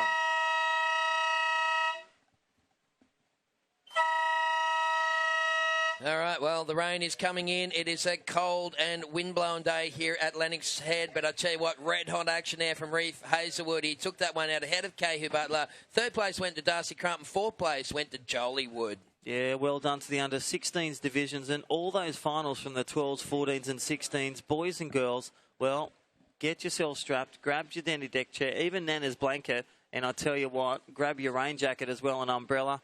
We've got Woodsy up next, the, well, WSL Grom Open, presented by Coolridge.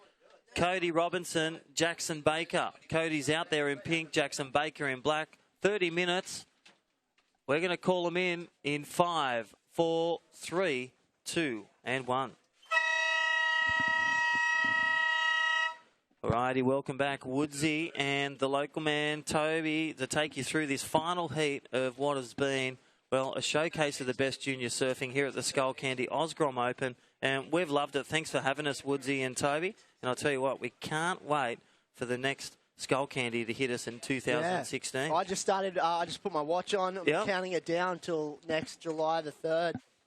Well, I've already put in my entry. I've scrubbed out the 15 and try and get in the pro. Let's go, Jacko Baker. Let's go, Jacko Baker, absolutely flaring, huge turn. Hey, pardon me. Priority is with red. Jacko Baker.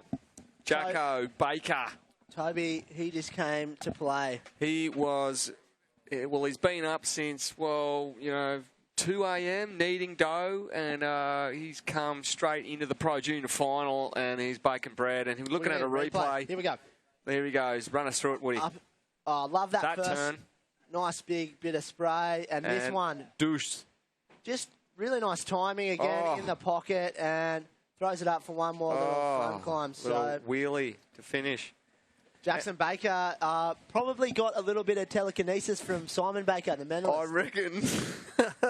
Yeah, a bit of telepathy with positioning into the lineup, and he's opened up with an 8.83. 8.83. Jackson Baker in the black. That's your first score. Pink, you have priority. So, Jackson feeling pretty. feeling pretty pumped up. So a bit of telekinesis, you reckon, from Dad, the mentalist. Hey, Woody, we're joined here by Stewie Kennedy as we see Reef Hazelwood in the pink just being chaired past our commentary booth. And I think he might have been pretty successful in that last one. Joined by Stewie Kennedy, fresh off a plane from South Africa. Yep. And brew, That was choice. Lacka brew. Lacka brew. Woody's just, he's having a bit of a choke session on the soup. But meanwhile, in the water, Jackson Baker in the black, open with an 8.83. Great way to start. Cody Robinson in the pink is out there. This is the Pro Junior Final, and it's a 30-minute affair. We've got a split screen action on our screen. Jackson Baker making his way out in the lineup. And I'll tell you what, Cody Robinson looks a little lonely out there all by himself in the pink. He's He's meditating and just feeling out the energy in the ocean, waiting to go. Give us a little bit of trivia information. Winding back, just the roads to the final. Cody Robertson won his quarterfinal against Mackenzie Bowden. He then ventured into semi-1, taking down the local albino dolphin. Here, Jacko up and riding. Oh, Jacko. Just trying to get the thing going and... Chipping. He's looking sharp. Last year's runner-up. He wants to go one better. And look at that. Doing his thing. He's just tapping it in, building a house. So Jackson Baker. Cody then progressed through the semi against Zachy Whiteman. He finds himself in the final. The man-on-man road for Jackson Baker was progressing in quarter 3 against Kais King, then beating Jared Hickle earlier on today in the semi-final. They are in the chance to win $4,500 and 1,000 Pro Junior points. Second place, $1,500, 750 points. That is a motivator. And Toby, how much did you say for first place? 4,500 for first, 15 for second. So there is a bit of a difference. So first place, critical. Well, I can tell you, Jackson, your last ride, a 5.33. Just duck dive that. A 5.33, last of black. Jackson Baker, you got a 5.33 backup. Cody Robinson in the pink out there waiting for his first ride. On top of all those points and money, they also win a tractor, I believe. Matthew Ferguson. That's for the 14 girls winner from... That's from Better Hire, the best gear fast. I was just going to read out a few prizes. Oh, hang on. Hold the phone, Woody. Let's get Cody Robinson, first ride here, snapping hard. Oh, powering across that section. Up. What's he got here? Big turnout. Oh, he's got another one here. Did he go again? Hey, Cody Robinson. And the hand drive. Cap gun. Cap gun claim. That's the old bang bang cap gun. That's the cap gun. Give us the scores. Okay, was that a signal to the judges? That was just a bang bang. I've got that covered. I made it. I made that turn. Cody Robinson. The old textbook. Was that a textbook? That was a textbook cap gun claim, and he's pumped up. Yeah, look, we're going to the replay. We're gonna go through it. Talk us through it, Woody. Whitewash chip in. Okay, he's gonna set it up with a nice slash. Bounces that section. Yeah, good little float, and this is where he gets it going. Cracks it off the top. Oh, he got excited there. You could see him. He did really well to get around that section and double pump. Get the timing. Oh, we missed the cap gun. They didn't get us the cap gun claim. The VPA will have to go through their footage there and get us the cap gun claim from Cody Robinson. priority now is with black. Surfer in the black, you are with priority. A couple other things, a bit of information I was getting from sponsors. Winner of the 16 boys actually gets his family's house, a mobile plumbing and maintenance gig. So that's good. I believe last heat's winner, Reef, is going to get some plumbing done at his house, wherever he is living at the moment. So thank you, MP Plumbing and Maintenance.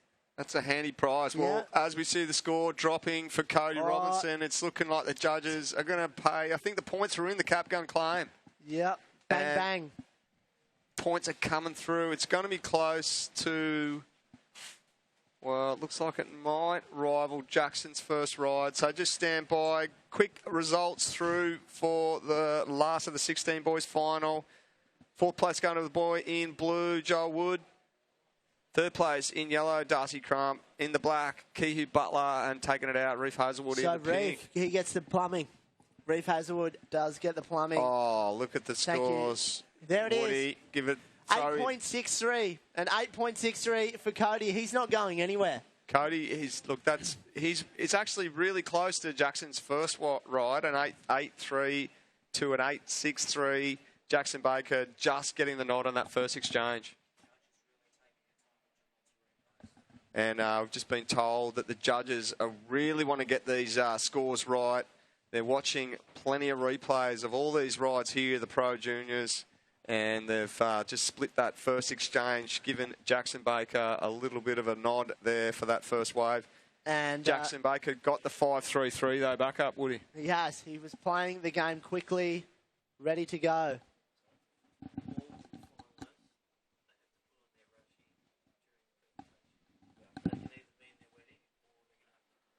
Okay, we've just got confirmation that Lennox Holiday Apartments, one of our great sponsors, has come on board. They're going to donate an apartment to the winner of the Pro Junior Division. You get an apartment. That's generous. What an incredible gift from Lennox Holiday Apartments. If you're looking for a place to rent, stay there. Stay there. Also, pardon me, Santa Fe Motel and Holiday Units, they're giving away their luxury penthouse suite for 2 years. And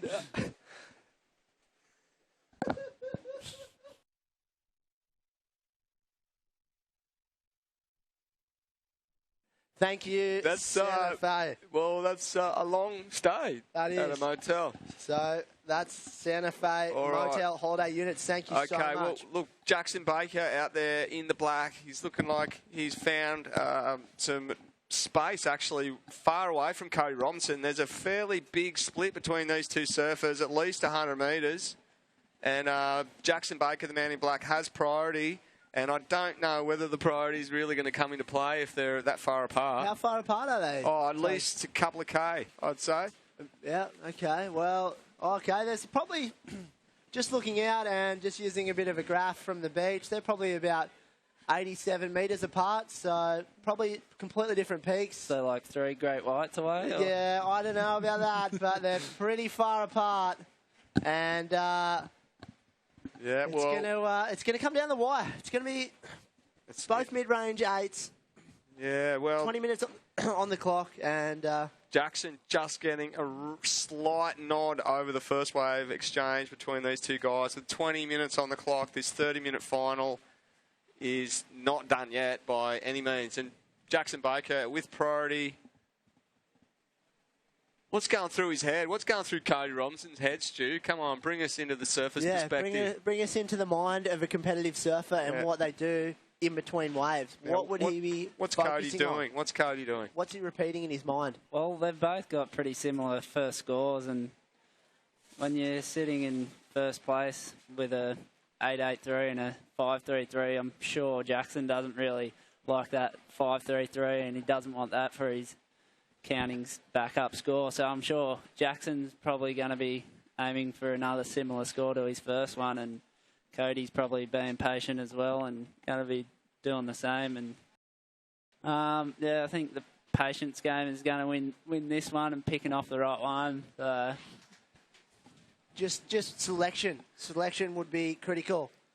I think they're... Well, we could see someone riding that. Or we just see Jackson Baker going over the back of that set. Quick look. And didn't want anything to do with it. No, Cody Robinson, he's somewhere down towards the northern end. I think... There's on our screen, we see Jackson Baker. He's kind of having a bit of a look in. Likewise, Cody Robinson, he hasn't been tempted to take any other waves too. Still just with that one ride under his belt with the 8.63. We're here. This is it. Last heat of the 2015 Skullcandy Grom Open, presented by 300 different sponsors. Thank you so much. And we are pumped. It's pumped. Good scores starting off for both pink and black, Jackson and Cody. Guys out there on the web, ladies and gentlemen. It's good to see that there's a bit more money coming back into the Pro Juniors too. Like back when Woody and myself were doing the Pro Juniors, there was a lot of money around, and then the last few years it backed off. But seeing the prize money in this one, it's pretty cool to see that $4,500 for first place. Yeah, sure. At that age is pretty huge. Good money. That's it. I mean, well, they'd be looking for like a house deposit straight into the bank account and a car. Yeah, a bit of freedom. Aeroplane. A small camel. Yeah, anything like that. Anything is possible at the moment because there's 17 minutes, 38 seconds on the clock. They've both got a good 8, a mid-range 8, and... It's interesting, these guys are staying real patient. We're looking at a split screen on the VPA visual, and both of them just staring out to sea. And like you said, maybe they're both meditating, trying to find their happy place, their peace, and conjuring up a score. So Jackson Baker's out in front. But Cody Robinson, I reckon, is just looking at that 5.33 and going, I'm going to get another. I'm guessing, and I'm not 100% right, but obviously Simon right now talking to Jackson, the mentalist. Right. He's probably just on top of the scaffolding and telekinesis connections. Very, very good stuff. We want to thank... Can he project that telekinesis connection to anyone that he chooses, or is no, it just family? Family, right, Yeah. right. And want to thank a whole bunch of sponsors: WSL, Ballinashire Council, Shapers, Elders, Rapid Media, Breakit Flavoured Milk, NBN, Summerland, Triple X Weddies, Somerville Building and Construction, Emery Surfboards. They are selling all their demo boards, so go on and check Al out down at the Emery tent. Ray at Rainbow TPs, Smith Optics, Lennox Gelato and Coffee Co., Surfing New South Wales, Better High, Beef and Beach, MP Plumbing and Maintenance, Lennox Holiday Apartments, Local Search, Your Local, We're Local, Lennox Point Bakery Cafe, Somerville Laundry and Lomax Solicitors. So if you get in a bunch of trouble with the law, approach these guys and they will get you out of trouble. Good advice. Yeah, that's good. Boo Wax, Morgan's, Lennox Pizza and Pasta. Thank you guys down there. News Sport, Your Internet, Contract Free, Radio Rentals, Lennox Point Dental. Great prize in the, really good prize in the 14 girls. Fourth place got a checkup, Lennox Point Dental. Right. Lennox Beach Resort, Shorties for a good time. Come on down to Shorties. Santa Fe Motel and Holiday Units. Craig Parry Photography. Surf, dive and fish. Travel Adventures. Get online there. You can win yourself a good VPA Productions. VPA have been amazing. Thank all you, the guys. officials. 15 minutes on the clock too. Meanwhile, boys. Stu, let's bring it back to the water, Woody. 15 minutes on the clock. We had to. And it's been a pretty quiet wave riding final, this one of the Pro Junior. Jackson Baker with 2 rides, an 8.83 and a 5.3.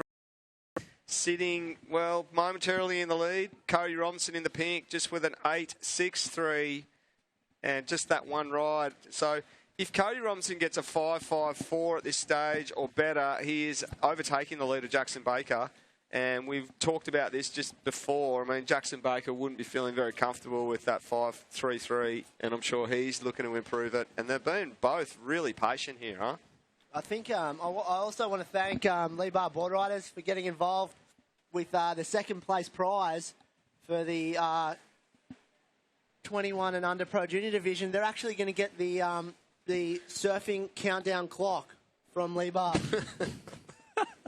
They're going to donate And this. what a prize. You can practice your own heat drills. Imagine waking up in the morning with that alarm. You can set your alarm, count it down from an hour, and then the buzzer will go off. So that is second place prize, along with the money and the points. Epic. Get the countdown clock, or what would you call it? The surf comp timer. Surfing comp timer. You can set it to an hour if you want. Yeah, if you want to have an hour heat. Which yeah. So whoever Handy. places second, it's going to be tough to split. Well, meanwhile, looking at footage of Jackson Baker in the black, he has priority. He's been really selective with his third ride, as is Cody Robinson in the pink, who is probably a good 100 metres away from him to the north. No waves ridden in the last, easy 10 minutes. All three rides so far on the sheets have been ridden in the first 5 minutes, so... There's waves approaching here for Cody Robinson. They're looking like they're really just sort of holding out, being very patient. The conditions are changing too with the tide pushing in, so there's probably not as many sucky sets. So I think good call. Being patient is smart, but also the sets are going to be the ones that win, but there's going to be little double ups as well connecting through, and you might get little bonus sections. But there's a little bit of an inside tip there from local legend Stewie Kennedy.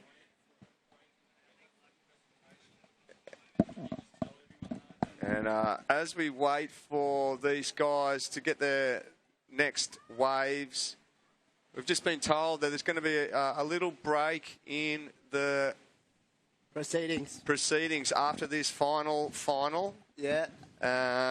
Bit of a break in the weather to make sure that everyone can stand in the outdoors without getting rained on. Yeah. So we're going to be waiting till there's a break in the weather before the presentation ceremony will go ahead. Black. Okay, Black, we'll give you the update in a sec. Here we go. Cody Robinson having a look. Oh. Just runs off. Cody Robinson. One quick hit. Black, Jacko, you're in the lead. Looking to improve on a 5.33, 11 minutes, 36 seconds on the clock. Looking to replace a 5.33, Jacko.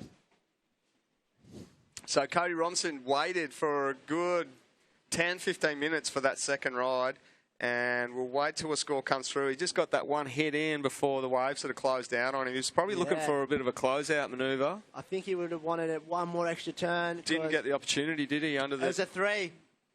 Last for Pink, a 3. Pink, you're still in second. 5.54, Pink will get you up into first for the title. 10 minutes, 55 seconds.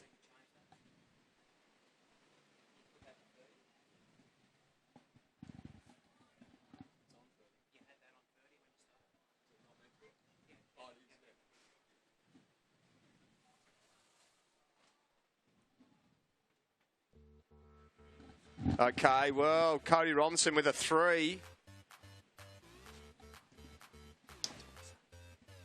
And that's his backup ride. So, Cody Robinson, you're looking for a 5.54 to move into the lead over Jackson Baker in the black. So, Jackson Baker, he's looking to replace that 5.33 backup score and make a good distance between him and Cody in the pink.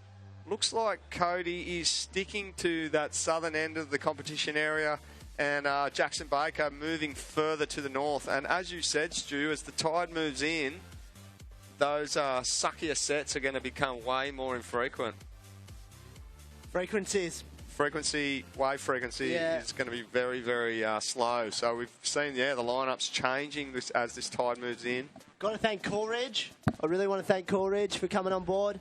Incredible water and keeping me hydrated all event. Thank you guys for your support. Flight Centre. Here we go, Jacko. Here goes Jacko. Up and down. That's pro. Jacko. A little frustration there. Yeah, just kind of thought maybe that one would open up for him. Priority is with Pink. Priority has changed. Priority is with Pink.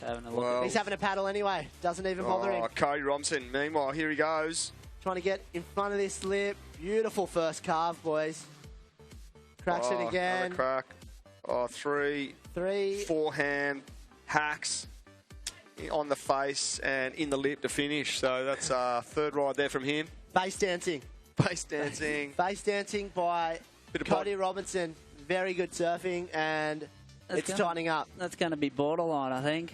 Yeah, what do you reckon, Stu? Priority is with Black. Sorry, guys, to interrupt. Black, priority.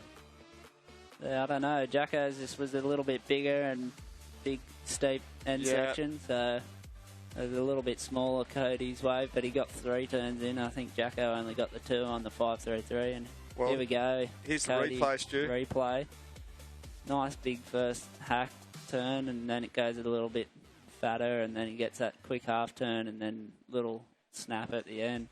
And you could see him after that final manoeuvre. He was sort of looking around for some other little bonus sort of section to present itself for him. But, yeah, that ride will be locked in. Judges want to really make sure they get the right numbers down here. It's going to be... It's going to come down to a similar score, but it might be enough to throw him... It has. Okay, throw it at his ears. 5.6, Pink, a 5.6. You're in the lead. Jacko, 5.41 is needed. Here he goes. Jacko. Big float. Float. Dancing around this section. Another great floater. Can he get out in the open face? He certainly can. Look and at him again, working this one all the way through. Throws the fins. Crack the whip.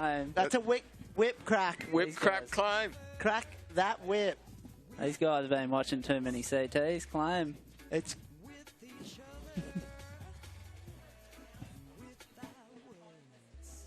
That was a beautiful wave. That was. For Jackson Baker with 17-15. Yeah, We're going to look at the replay. So the judges want to make sure they get these numbers right. Starts with that little float, belts the lip across that section and makes it nicely as he snaps that on the face. There. Bit of body torque. And this final manoeuvre. Nice flicking, and look at that climb. Yeah, he wants it bad. He was runner-up last year. It was a whip crack to finish. There it is. 7.33 Black, 7.33. You're in the lead. Jackson Baker back in the lead. Cody, 7.54. Tit for tat. So Cody Robinson with 6.5 minutes left. You need a 7.54. And Jackson Baker just answers back and moves to the front. Moves to the front. Okay, just got word from our contest director. He wants all the finalists who are about to receive a trophy from each division. Can you guys make your way down the marshalling area and chuck a rashi on? We want you guys in a rashi for the presentation as we see Cody Robinson. All right, well, Cody answering back, snapping hard on the face. And again. Wow. Squeezes 3 quick forehand manoeuvres in on that wave. Great surfing from Cody Robinson. 5 minutes 50 on the clock. So those finalists, make your way over the marshalling tent, grab a rashi, whatever colour you were in for the final, chuck it on. We are going to have those on for the presentation. So all finalists. Well, meanwhile, we're looking at a replay of Cody Robinson's last ride. Big slash on the face to start. Out of the top with that turn. More of a setup turn for that final manoeuvre. Yeah. So there was no cap gun claim on that occasion from Cody Robinson in the pink. No bang bang. Priority Black. Priority is with Black. So Jacko out there. Straight out front of us here in the commentary booth. It gets to, we're getting in the 5 minute mark. 5 minute mark. So Jacko in the lead. Jacko in the lead. Cody's last ride, a 6.5. Not enough, Cody, a 6.5. So decision-making time for Jacko with priority. 5 minutes to go. So anything better than a 7.54 for Cody Robinson. We'll see him in the lead over Jackson Baker. And Jackson Baker looking to improve on a lower score of a 7.33. So it's neck and neck, Woody and Stu. It's like it could really go anyway. And I don't know if with under 5 minutes. These guys, the priority's not really coming into play, is it? Can we get also get those surfers in the next heat to check in? Tony O'Brien, can you make your way down the marshalling area to check in? Dennis Spillato, if you're in the area. Spillato, can you make sure you get your rashi? Steve Condon, make sure you're there, mate. Checked in, ready to go. And also, we really need to see Cam Lindsay down there. So, guys, check on in. Your heat's going to paddle out with 4 minutes on the clock. 4 minutes on the clock. Now, gentlemen, you guys have both surfed millions of heats, and you've probably been in a situation like Cody Robinson's in right now. What's he going to do to make it happen for him here? Basically, to just clear it out, he's got to get a 7.54. Right. That is basically what he has to do. Right, okay. And that is just simple. And, well, he's looking like he's Black's got priority. Black's priority, is it? Yeah, Black has priority. And, well, at least Cody Robinson is out there hunting for a wave, so that'll help. Yeah, he needs to fight it out. 3 minutes 30 on the clock.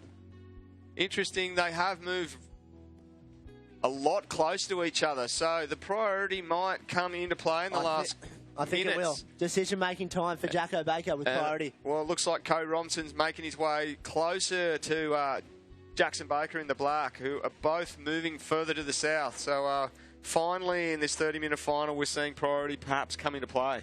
Definitely coming into play, and it's going to come down the wire because Cody surfing unbelievable this whole event. Yeah. He's got a 7.5 in him with his eyes closed. I think so. And Jacko, obviously runner-up last year, does not want that to happen. No. There's a bit of cat and mouse going on right now, guys. Well, Jackson Baker with priority. A little bit of tips. Tips out in the surf tips. Tip and chase. That's it. A little bit of bull rush, whatever they need to do. And it's tightening up. 2 minutes 30 now. And 2 minutes 30. Pressure is starting to mount. What a pleasure these last few days have been watching all these incredible young kids finals day. Display their skill. Got to thank everyone involved, from the volunteers to the parents to the competitors, the staff, judges, anyone that's helped out, media. Thank you, guys. Oh, look, Cody Robinson, he's broken away underneath the priority of Jackson Baker, and he's headed south. They're sort of zigzagging across the lineup. Here we go. He's paddling. He's scratching hard. Cody Robinson. What's he going to do? He's going to try and get down it. It just fizzles out. He's put a bit of room. It gives him some distance from Jacko there. A bit of room from Jacko. What's Jacko going to do? He can't get onto that. It doesn't do much for him. Minute 30. Wow.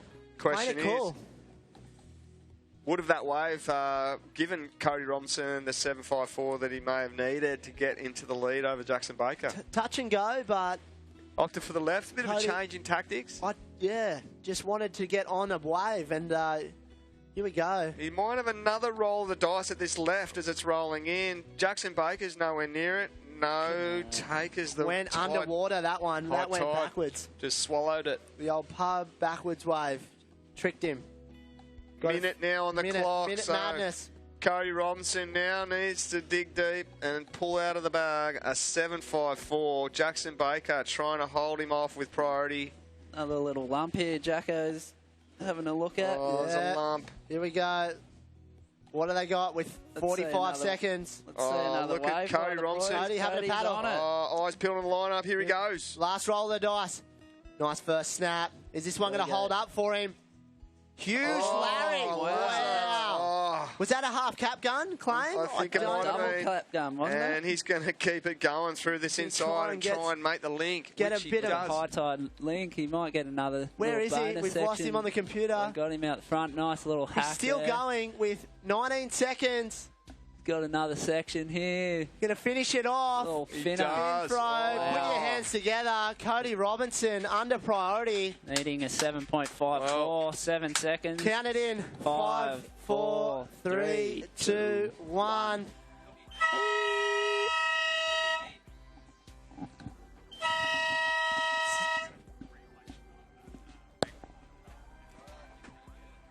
Well, Cody Robinson just held his nerve under priority from Jackson Baker and snavelled that one. Snavelled that thing. It didn't look like much, but it allowed him to do some turns, and he went all the way in. We're looking at a replay here from the VPA crew. Here Jacko just unfortunately couldn't get on there.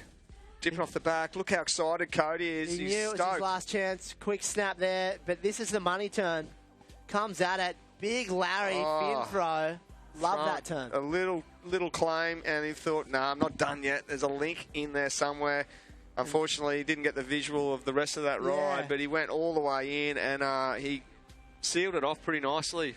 Stewie, don't you think? Yeah, it's going to be interesting. Yeah, this is going to be really close. It's everyone's gathered around. It's enough. It is enough. He got the score a 7.57. Cody Robinson. So 16.2 to 16.16. Oh. Wow, that's the difference of Jacko keeping on his tail. Splitting hairs. That's going to hurt for Jacko. You can't give him too much room. Cody Robinson, put your hands together. So close, but so far for Jackson Baker in the black. He never gave up. Didn't. Nah. And Cody Robinson. Just battled that one. He did that. He put it on the line too. You know, that turn could have gone pretty pear-shaped, that big Larry, and he made it work. I think he was pretty stoked when he finished that Larry and then did that little cap gun. It was a half cap gun. And then realised that, you know what, I've got to do more here to get to 754. Inside link. He hung on. Great surfing. Bounced his way in. I mean, look at that. Splitting hairs right there with that Pro Junior final. 16.2 to 16.16. Well, that's a wrap here for the 2015 Skullcandy Osgrom Open, presented by Coolridge. And I believe there is a presentation, if weather permits, straight up after that final right there. So stay around. Finalists all go into the marshalling area to get your rushies. Yep, and make your way to the north side of the scaffolding where the stage is. There's a media board set up and a turf stage. Yeah, turf outfield laid out. And thanks heaps to Stewie Kennedy. Yeah, Stu, thanks for joining us for the final, mate. What a pleasure. He's all jet lagged from his trip, just flew in from South Africa. Great insight, obviously, on the QS campaign, and he knows this stuff. Yes. Yeah, that's right. Stewie Kennedy signing out. Look, he can't wait to get out of here. We'll see you at the Prezzo. Thank you so much, everyone. See you later, guys.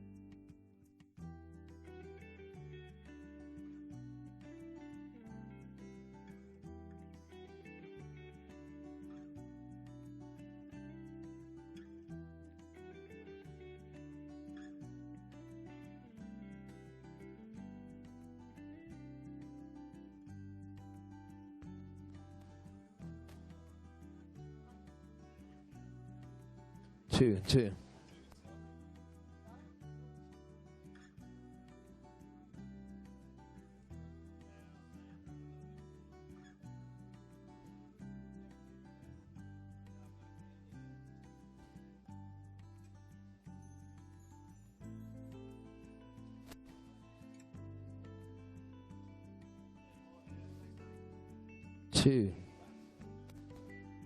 All right, so we're going to have a presentation around the back of the scaffold pretty soon, folks, so make sure you gather round. We'll wrap up what's been an awesome couple of days here at the Skullcandy Osgrom Open for 2015, proudly presented by Coolridge. Presentation just about 5 minutes away. Thank you.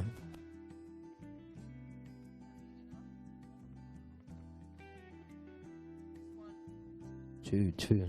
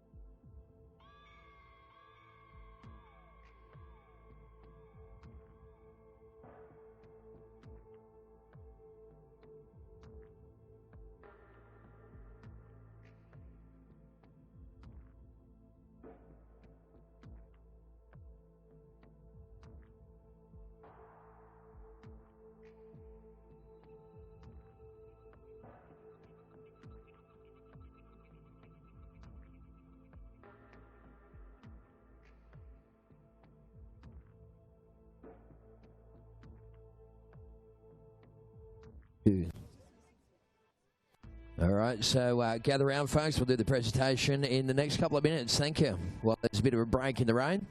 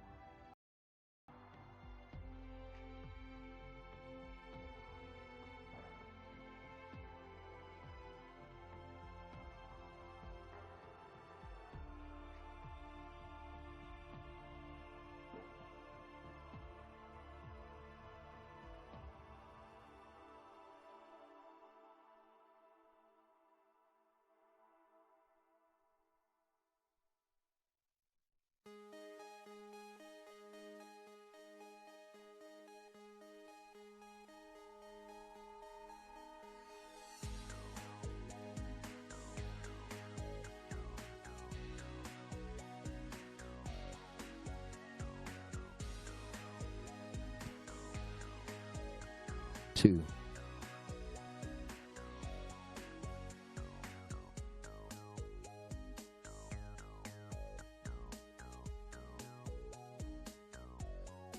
All right, well, I think we're pretty much ready to go here at the presentation. Are we right to go? Is that the webcast camera there? Is that all on? It's all ready to go. So big shout out to those people watching on the webcast that have been hanging out for the week with us online. Thank you very much, everyone, for coming along and supporting the contest this year. I'm sure you'll all agree, as we've said, you know, day after day, it really is the yardstick from which all other junior tournaments are judged. And once again, the boys have done a fantastic job. Before we get into the proceedings, can we have a big round of applause for Lennox Ballard and Board Riders for making this whole thing possible? We're actually going to get Steve Condon up to say a couple of thanks. But first up, we've had two raffles that we've had happening throughout the day. The first one was from Gareth from Summerland. We might just ask you up on stage here. Can we have a big round of applause for Summerland Credit Union? Have done a fantastic job. And Gareth, I do believe you've delved into the barrel and you've got yourself a winner, mate.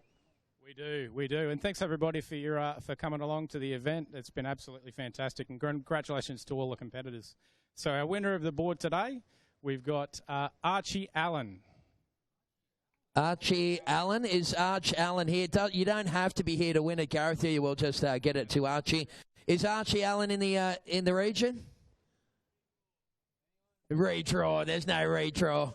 But can we have a round of applause for Archie Allen? He's won himself an awesome Emery board there. And thanks again to Emery, who, of course, been one of our supporting sponsors. We do want to, of course, acknowledge all of our sponsors. And thank you very much to Summerland. Appreciate it. Thanks, Gareth. We'll get into the sponsors plug in a moment. And also, we had another prize that we were giving away. It was from the guys at Surf, Dive and Fish Travel Company. Tony Vidler's been here. Tony, a good week, mate. It's been a fantastic week, Tez. Just a quick thank to everybody for being here, all the guys behind the scenes that have made it all happen, and for all the competitors. And Huey for making sure it didn't rain too much. Yeah, nice one. Tone, we're giving away a Gunteron Lunatic 510. Delve into the barrel. Once again, you don't have to be here. We've got everyone's details. But the lucky winner of the Gunteron, thanks to Surf Dive and Fish, is Roy Kellaway. Roy Kellaway, is he here? Do we know Roy Kellaway? We don't have to know him. He's won himself a Gunteron. Give him a round of applause for... I'll give him a ring. We got his phone number here, so I'll give him a ring. All right, he's wonderful. Good on you, Tone, and thanks again for being part of the whole show, mate. Take your little bag of tickets there, Tim. All right, so before we get into the competition proper, let's ask one of the guys who've been working tirelessly behind the scenes to make this contest happen, not just this year, but for many years. Can we please make some noise for Steve Condon?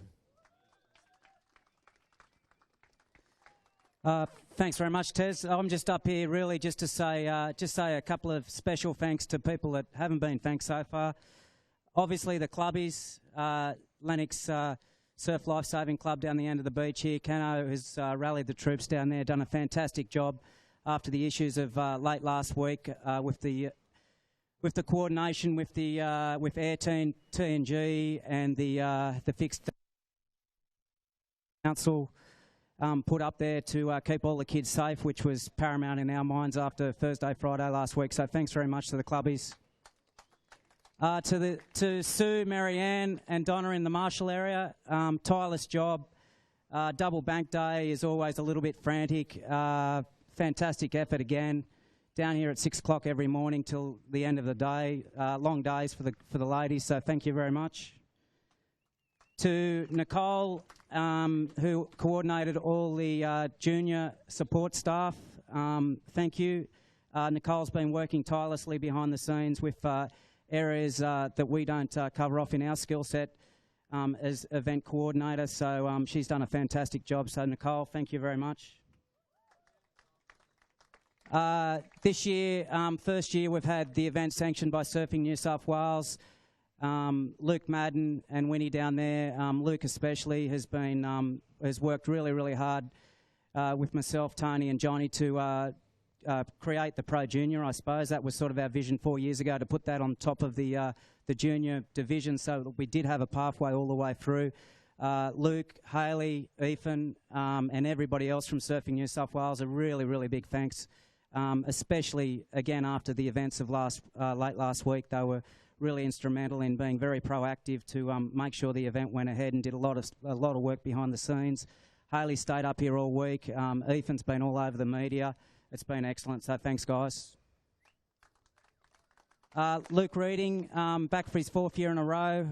Obviously, everyone knows Luke's a current CT judge, so he heads up our judging panel. I think it's been excellent this year. So again, thank you very much to Luke and his team. I think apart from, our last thank you, and it's obviously a very, very big thank you, because we wouldn't be standing here Wednesday afternoon, the end of the event, without the support that we've had from the Ballinshire Council, and especially Paul Hickey and David Wright, the Mayor. You guys aren't privy to it, but we had to sit in on some meetings that were definitely out of our skill set to see if the event could go ahead. I have absolutely no qualms in saying the event would not have gone ahead except for David Wright and the Ballina Shire Council. And hence, we've had fantastic waves. We put everything in place to keep the competitors safe. We've had some fantastic surfing. So on your way out, I mean, if you do know who David Wright is or anyone from the council, please pay a special thank you, because it wouldn't have gone ahead for the 5.5 days without David's support. So thank you very much. And just on that note, you know, David Wright and Cam Lindsay, who is a club member, coordinating everything that needed to be coordinated. You know, the first 24 hours, those two did near on 150 interviews to media. That's a lot of time, a lot of effort, and a lot of expertise to make sure that, you know, everybody was calm about the situation and the event could proceed. So, again, thank you very much. All right, so that was Steve Condon, and without any further ado, Steve was just mentioning the Mayor of Ballina. And I'll tell you what, Dave has been here day in, day out. He loves his surfing, he loves the contest, and we love him, so make sure you vote for him next time round. We're going to get him up to say a couple of words. Make some noise for David Wright, our Mayor of Ballina. Yeah, this is a good captive audience. Shame you can't all vote for me. It's next September, by the way, if you're coming through. Look, I just want to thank, the reason I've got behind it is because of the guys standing around here. We've got people that have given up their time to do something for not only the kids of Lennox Head, but from people around the world of this age. This is a world-class event. We're very proud of it. And the one thing that happened, Cam and I were putting the Skullcandy sign up along the fence on Thursday. We heard about, I won't go into the full details, and we said, oh, hell. So that was the fourth shark attack. The Friday one. That was the fourth in 5 months. We had to do something or the whole event would be canned. We organised straight away the helicopter. I actually emailed the Sydney, the Australian Aerial Patrol, sponsored by Bendigo Bank. It actually operates. That red and yellow plane was brought up from Sydney. The guys from Wollongong, there were 3 people in the plane.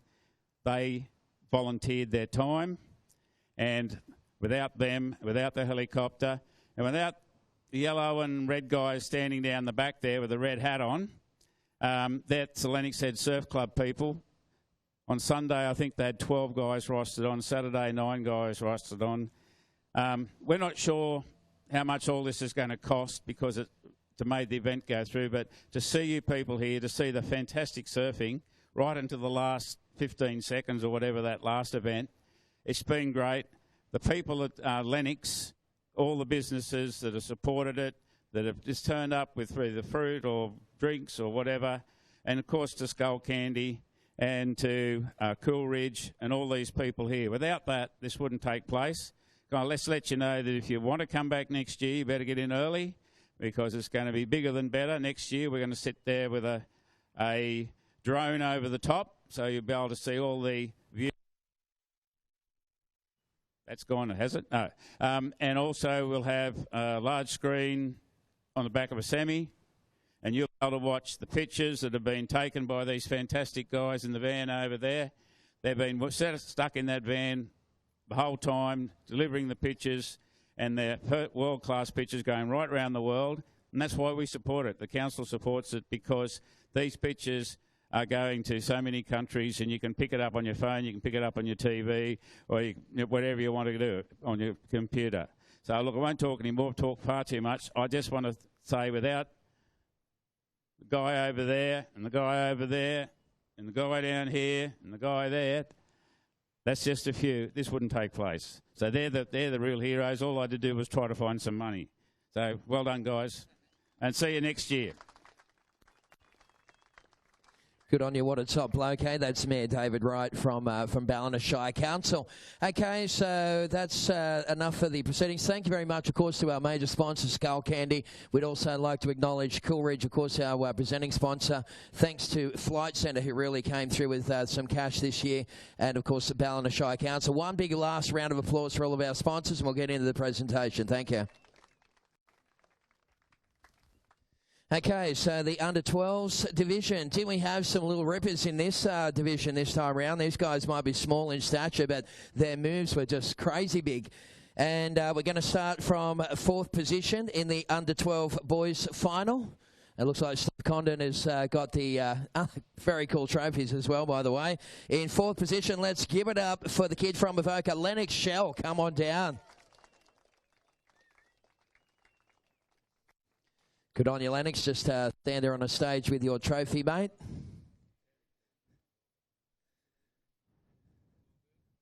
He had a bit of a hurt his leg a little bit there. Lennox, okay, third position. Let's give it up for Jai Glindeman. Come on down. What, this little guy just blazing through the early heats. So, Jai, you just stand on this side over here next to Lennox. Just move a little bit. Yeah, actually, we might get the winner on this side, Tone, I think, because we need the line of sight. Yeah, that's it. Fourth. Second will be here and first will be right here in front of me. Second position this time around, under 12 boys division. This kid rips, doesn't he? Josh Grange was the runner-up in 2015 here at this Skullcandy Oz Grom Open. Good on you. That's Josh Grange, a little goofy footer with a big future. And, hey, Mark, this is a pretty cool moment for you right there, isn't it, mate? Hey, you must be feeling pretty proud, Dad, Mark Ocalupo and the crowd there, because the winner of this division is none other than Jay Ocalupo. Come on down. Awesome result there for the little Oxter. Turn around, mate. And...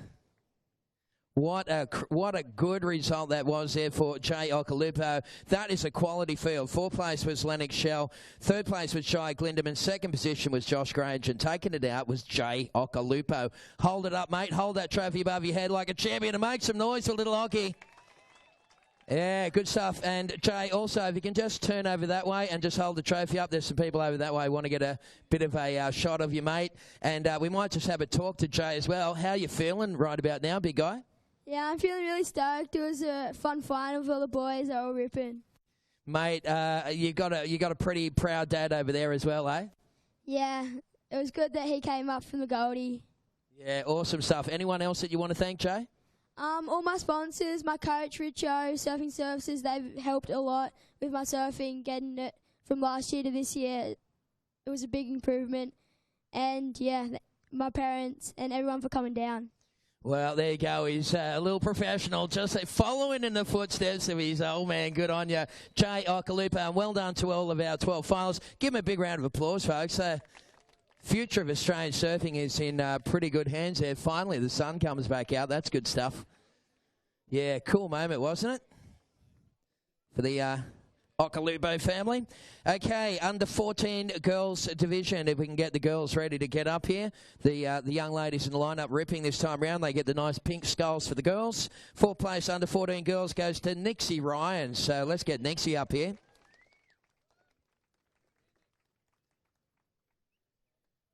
Okay, third position goes to Sasha Baker. Come on down, Sasha. She was wearing the pink singlet in the final. So fourth place went to Nixie Ryan. Third place went to Sasha Baker.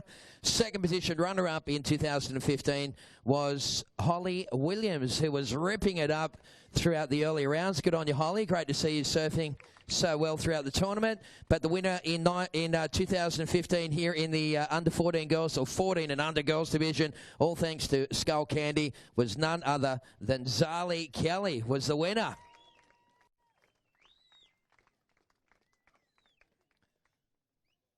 All right, so jump on the end here, Zali. And we might just get you to hold that. Can you hold that trophy up like a full-on champion? Hold it above your head. And let's make some noise for Zali Kelly. She was ripping. Awesome stuff. Zali, how are you feeling right about now? Oh, I'm so happy. This is such a good contest, isn't it? Yeah, it's probably best one in Australia. Definitely the best one. Hey, did you want to, anybody you'd like to thank or acknowledge?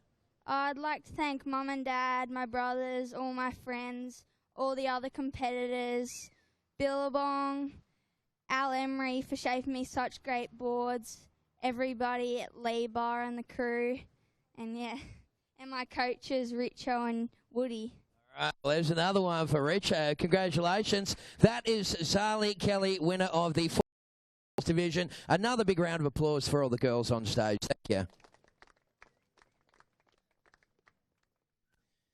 All right, so we'll go to the 14 boys division this time round, and once again, these guys were just blazing, weren't they, throughout the 6 days of the tournament here. We had incredible conditions right across the 6 days, and we would like to thank the local surfers for once again cooperating and surrendering their break. It's always pretty tough in school holidays, so thank you to the locals. Okay, under 14 boys, 4th place went to Dakota Walters. Come on down.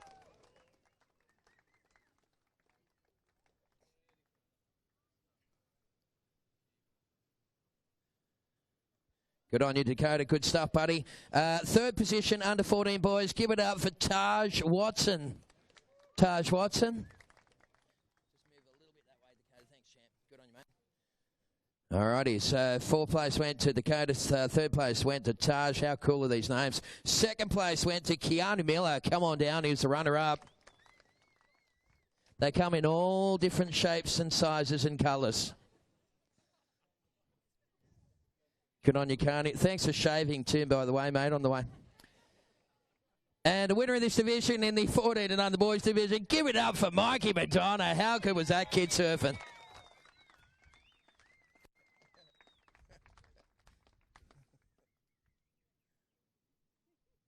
Jump on the end there, Mikey. And once again, mate, we want to get that shot with the, turn the head around, hold it above your head, and puff up, big guy. Makes a noise for Mikey Madonna, taking out the under 14 boys division. Mikey, it was a mission to get through that one, mate, wasn't it? Yeah, the waves were really tough, and everyone was surfing amazing, so I'm so stoked to take it out. And what about the quality of the waves throughout the week? Pretty good, eh? Yeah, it's been fun. This is like some of the best waves I've ever surfed out the front of the pub, so yeah. That worked out well. Mikey, have you got anyone that you'd like to thank?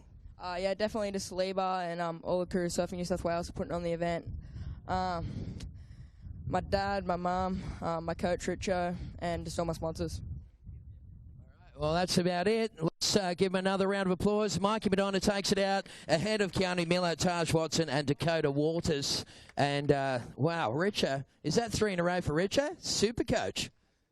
No, of course it was Stu Kennedy. That's what it was. Stewie's presence here was simply enough. Okay, under 16 girls division. It feels like rain. Oh, my goodness. You can see at the end of the street. Let's hurry up. 4th place went to Alyssa Locke. Let's get her up here. That is literally at the end of the street. 3rd position went to India Robinson. Give it up for India. Uh-oh. We might just have to move under the... Yeah. Uh-oh. We almost got away with it, didn't we, David? Yeah.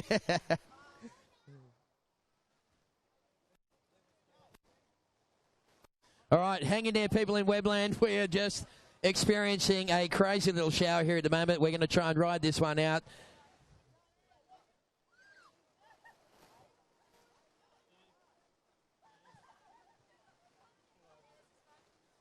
I think we're going to put this presentation momentarily on hold, folks, so hang in there. We're going to come back to you.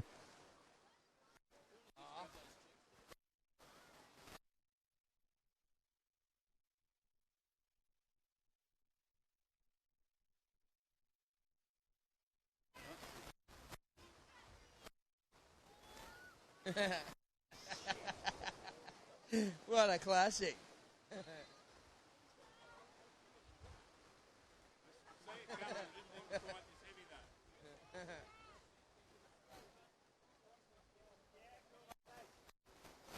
I could just see it coming down the street, eh? That was horrible.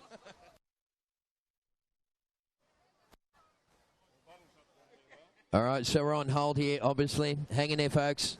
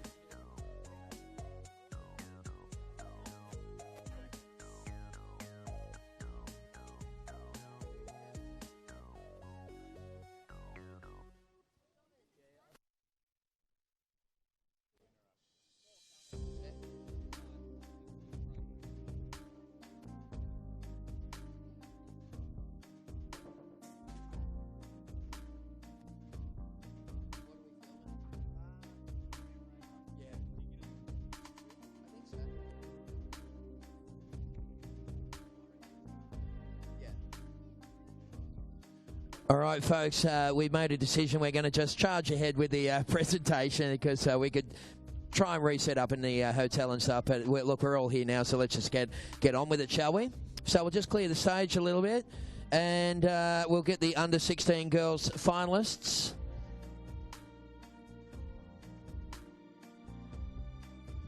Look at that, too good. You're just going to hang there, are you? Thanks, champion. All right, so the under 16 girls in fourth position was Alyssa Locke. Let's give her a big round of applause, folks. Good on you, Alyssa. Third place went to India Robinson. Give it up for India. She was ripping as well. Second place, of course, went to Kiani Dobbin. Let's get Kiani up here and give her a big round of applause, folks. Warm your hands up, would you? It's freezing. And winning this event, the under-16 girls division, let's give it up for Macy Callahan. Come on down. Macy's wearing a pink singlet and has once again won another trophy to put on the specially reinforced mantelpiece at the Callahan household. So we might just get a couple of photos of the girls, and then I'll just slip over and have a bit of a talk to Macy. All right, so get that one, Etho? All right, no worries. Macy, just quickly, anybody that you'd like to thank? Yeah, I'd like to thank my mum and dad and my sister for coming up here to watch me, and my sponsors, and yeah, everyone for making this event possible. All right, well done. Congratulations. Always surfing fantastic. Give it up for Macy Callahan, folks. She takes out the 16 and under division. Okay, 16 boys went like this. Let's get them up here in fourth position. Let's make some noise for Joel Wood in fourth place. Good on you, Woody. In fifth position, Darcy Crump. Good on you, Darcy. Good stuff, mate. Yourself a cool trophy, cool set of ferns. In second position was Kehu Parker. Come on down, Kehu. Kehu Parker in second. Let's give it up for this kid. He was almost going to take it out, wasn't he, mate? And but too good on the day was a bloke by the name of Reef Hazelwood, was the winner of the 16 and under division. Good on you, Reef. Well done, buddy.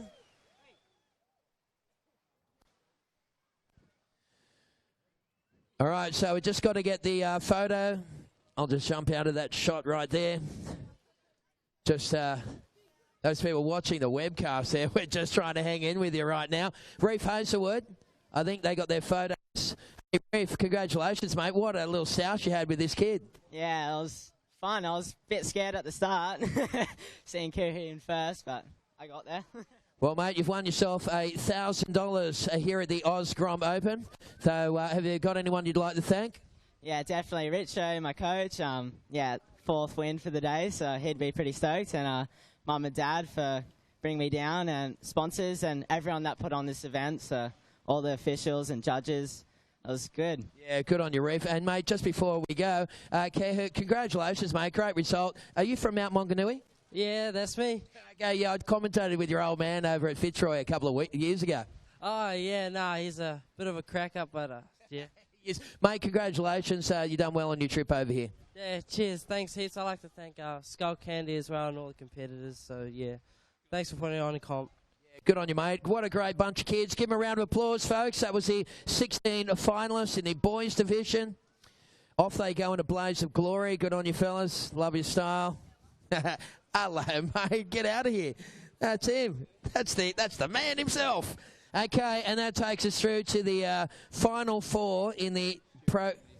Stewie Kennedy, can we get Stu Kennedy up here? Of course, one of Lennox Head's finest. And Gareth, if you want to come up as well, mate, to make the presentation. And the top four this year, ladies and gentlemen, went like this in fourth position. Let's give it up for Zach Whiteman, fourth in the World Surf League Pro Junior here at Lennox. Stu's coming through. Yeah, Zach, good on you, bro. Well, good stuff, mate. Awesome work. So Zach was officially fourth when we crunched the numbers. Third place went to the kid from Cronulla, Jared Hickle. Come on down, mate. Great surfing from Jared Hickle again here at Lennox over the last week. Good on you, Jared. Good stuff, bro.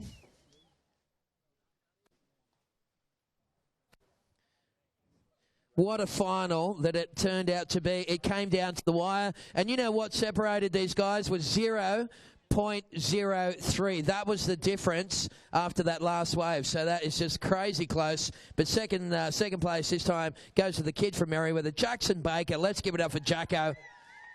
On you, Jacko. So close there for Jackson Baker. And he's won a cool trophy, some headphones and a bunch of other stuff. But getting on top of him and picking up the $4,000. Make some noise for Kobe Robinson. Come on down, Cody. Winning $4,500 richer. And in it was 0.03.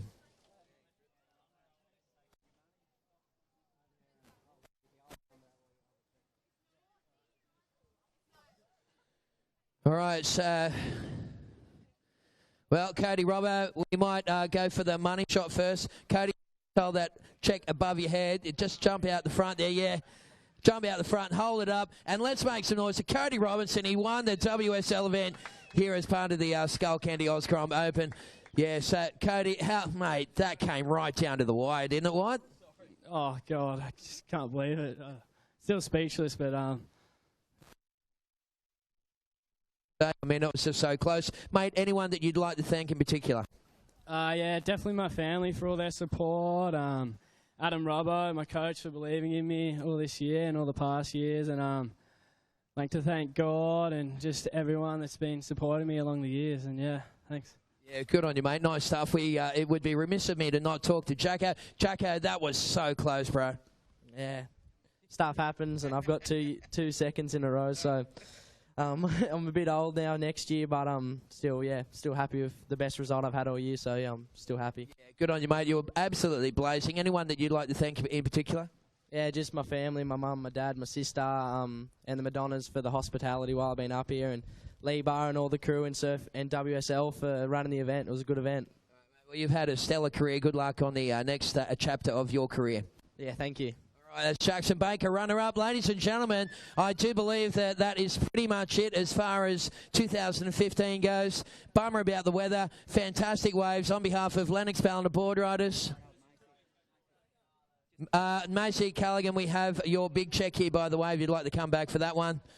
And on behalf of Lee Bar board riders, thanks everyone for hanging in there. And thanks to my co-commentators, to Woody, to Stu Kennedy, to Crispy, and to all the gang. Really appreciate it.